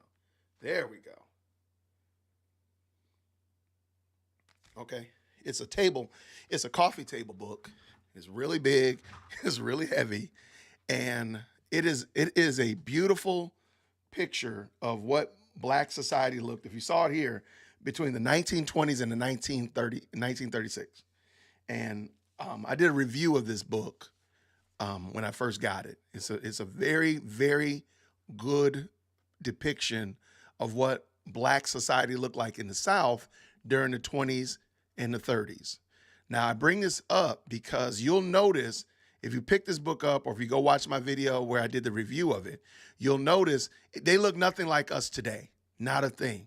There was a high level of respect, a high level of decorum, if you will, between what would be our great grandparents, and it was pretty noticeable, pretty demonstrative that this society was different than the society that we see today. Now, the reason I bring that up is because you'll notice that there's a lot of dads in pictures. There's a lot of dads in these pictures. Dare I say, almost all of them have, most family pictures are a husband, a wife, and children. But then also in there, you see lots of people, small business owners, different professions, and all that kind of stuff. Everything that we can't do today was done by our great grandparents. So why is it that our great grandparents were able to do that, but we can't do it today? I know that's a rhetorical question. I think we all know the answer. However, and the answer is we can. The reason I bring that up is because when our great grandparents, you'll see this if you pick this up or if you go look at my review of it, you'll see that our great grandparents, they took themselves seriously. They were serious. They were serious about that husband being with that wife. They were serious about those kids following instructions, getting their learning and their lessons, going to school. They were serious about their businesses. They were serious about it. And therefore, it was very, very easy for people to take them seriously because they were promoting and projecting seriousness, that we're not playing games, that we want you to respect us. And why? Because we're respecting ourselves. And we're respecting our communities. And we're respecting those around us. Now, what do we talk about? I'm trying not to turn the side camera on because I know people told me they don't like my side camera. Oh, whatever. Look, kick rocks. Look, there's my ear too, for those people that don't like my ear. But because I'm tempted to turn it on and then just turn it down and we just go through that book, but I'm not going to do that because I know the Trump rally is supposed to start at 6 o'clock. So don't mess with me. All right, leave me alone. She knows who it is that don't like my camera. She in here. She going to say something in about 35 seconds. Watch. But I'm just saying that when we see people not being serious, but they want us to take them seriously, like we see this fool like Nathan Wade and Fani Willis and countless others. Trust me, that's not an exhaustive list by any means or measure. But when they don't take themselves seriously and they don't project seriousness, but they want us as a community to take them seriously, I'm sorry. I can't even hear what you're saying because you're not serious. You're not serious. When you can sit there and walk past a homeless man, walk past a burned out crack house in your community, walk past kids that have no direction and guidance, but you want to protest what's going on 9 time zones away, I can't mess with you. I can't even figure out what you're talking about. Matter of fact, you're not saying anything. You're just like, it's like mute. Like we just put mute on you. You're not even saying words. That's it. So, yeah, man, Nathan Wade is not serious. Fani's not serious. Fani ain't serious. Matter of fact, I got a video of her talking about feminism and all the regaling feminism and stuff like that in light of what we just saw today. Kick rocks, Fani. Go kick them rocks. Kick them all the way from here to Pluto. Don't nobody care what you talk about because you're not serious about helping black people. You're not serious about helping people in Fulton County. Not when you just dissed. Again, I'm going to call out Misha Maynard. I'm going to call out Amanda Timpson. Those are two black women that you completely disrespected, Fani. What are we supposed to do with your bravado now? What are we supposed to do with that? When you had in your power to help rectify a problem for these women in real time, you didn't do it. And please understand, all she had to do was just do the right thing with the monies that Amanda, if I'm understanding it correctly, they had not at that moment actually started spending the money yet. So all they had to have done is said, you know what, you're right. We need to spend this money in the right direction. So we're going to spend this money in the right direction for this grant. You're right. We probably should not have had kids coming in from other places. Moving forward, we're going to stick to what it says, Fulton County, Atlanta Public School, students only. It really was that easy. And we wouldn't be having this conversation if she had just made the change and fixed it.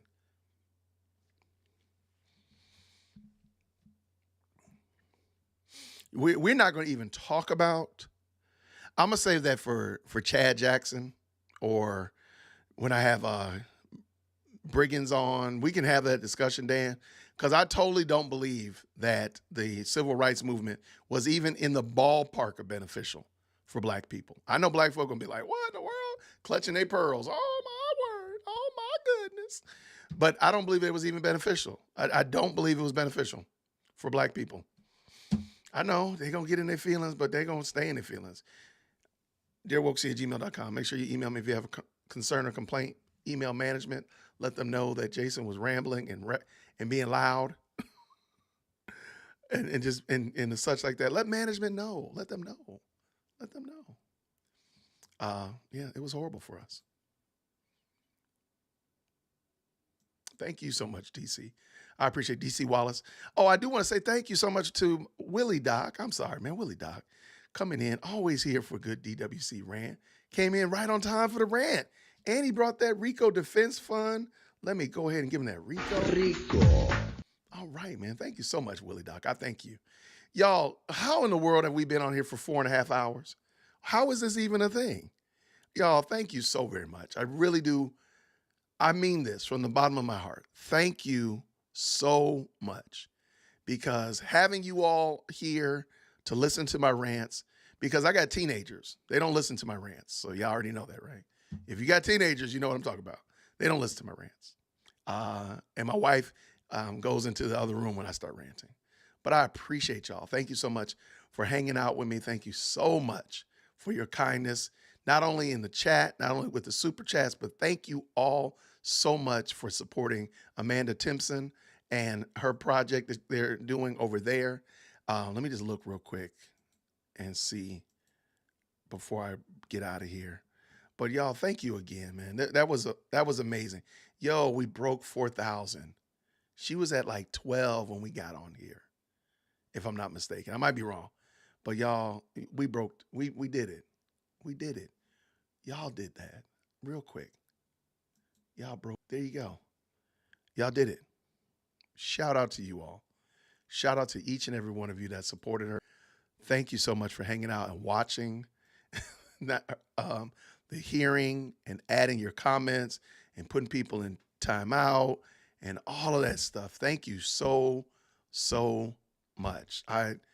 Man, it means a lot to see that this young lady and her family are prayerfully going to be able to get to some level of rectification and some kind of relief with this. And thank you all for that. It means a lot knowing that you all, we were able to help somebody like right here. This is not just like us giving word salad and us just saying things, but really, truly, we were able to help somebody. And that's so amazing. Somebody who's trying to do the right thing. It's not somebody who went out primarily to seek to do wrong and we're trying to get them out of jail, or somebody who was doing wrong and we got to try to get them support. This person was doing the right thing and y'all helped her out. And thank you so much. Man, Lone Star. Oh man, now Lone Star got to get back on my good list. Man, I was going to put you in that 0-second timeout and look at you, man. Come on. Rico. Thank you so much. He said, I appreciate the stream, DWC. Man, I appreciate you, man. Thank you so much for stopping by, man. I appreciate all of the new people. Thank you so much for making the best live chat even bester. And yes, I am a former classroom teacher, and I am aware that that is not a word. But I'm going to use bester because you all did it. You all are the best. And I thank you all so much. I appreciate you. The intent, I think there's a Trump rally going on. I don't know who's going to be live streaming it. I am not going to even lie and say, I'm going to turn this off and then turn right back on and do another one. All right, let's see. Where is this rally at? It's in the Bronx or something, right? Is there anybody like a news source? Maybe we all jump on somebody's news source and watch it. Is anybody watching it that they know of that they can recommend in the chat real quick? Y'all, I changed my profile picture to be that big old giant binder. Y'all, I'm crazy, man. I need some medicine, I tell you. Just to make people mad. I think I would want to watch the Trump rally just to make people mad. That's it. All right, let's see. Where? I see people playing. Is anybody going to be watching it or?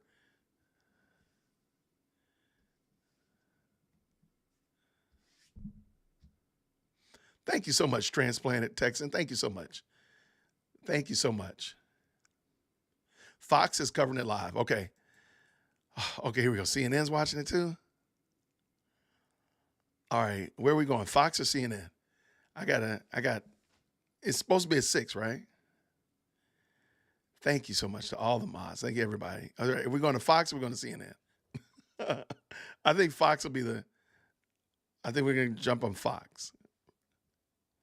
Drew Hernandez? Who's Drew Hernandez? Do I know him? Do I like Drew Hernandez? Shar, do I like him? I don't know who Barry Cunningham is. Let me look at Drew Hernandez. Y'all got me in here.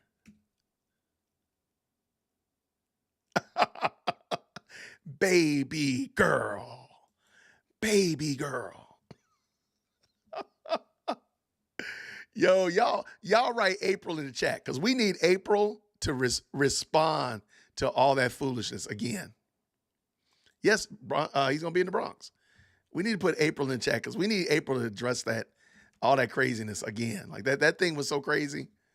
We need more Standard or Truth podcasts responding to these out of control women. So we need just flood the chat with April. There we go, baby girl. I'm gonna have to make that a sound effect. That'll be hilarious. All right, April. The people have spoken, and we give the people eyelashes. April, here at DWC, the best live chat on the planet, we give the people what the people need because the people need what they need. That's what we do. Okay, that's fine. Then I need to make sure that ladies, when April does her next live stream addressing this topic, I need sane and cogent and godly women to be in the chat. There we go. We can fix this very simply. There we go. There we go. Problem solved. Don't you worry about it. We got you. But I think the people need that, April. You need to give the people what they need. Don't hold back from the people. That's like, I'm pretty sure I can make up the 15th commandment, thou shalt not hold back from the people what the people need. There we go. It has been done. There we go. April's going to give the people what they need. All right. I don't know who this Drew Hernandez dude is. Who's this guy? All right. Let's see what we got here. Let's see. All right, how about this? We're going to go to Fox. Let me see where Fox is. Oh, my gosh. We like on marathon level at this point. All right, so they got a live stream coming up. Ooh, near AOC's district? I didn't see that part. All right. Yeah, we got to do it. Let's do it, team. Okay, let's do this. Because I got it right here. All right. Like it already. All right, let's do this. I'm going to come back. I'm going to stop, and I'm going to come back and at 6 o'clock, and we'll do it again. Let's do it. Let's hear what Trump's got to say. How about that, team? How about that? Oh, I like that. Where's that shirt, April? When's the former Oratchitang member shirt's going to be released? Come on. I'm here for it. Let's go. I like it. All right. I'm about to create a new live stream. We're going to jump back in here in a few minutes. So let me go at least stretch my legs, and we'll be back in 15 minutes. Y'all ready? All right, everybody. I'll see you all in a moment. Grace and peace. Take care, everybody.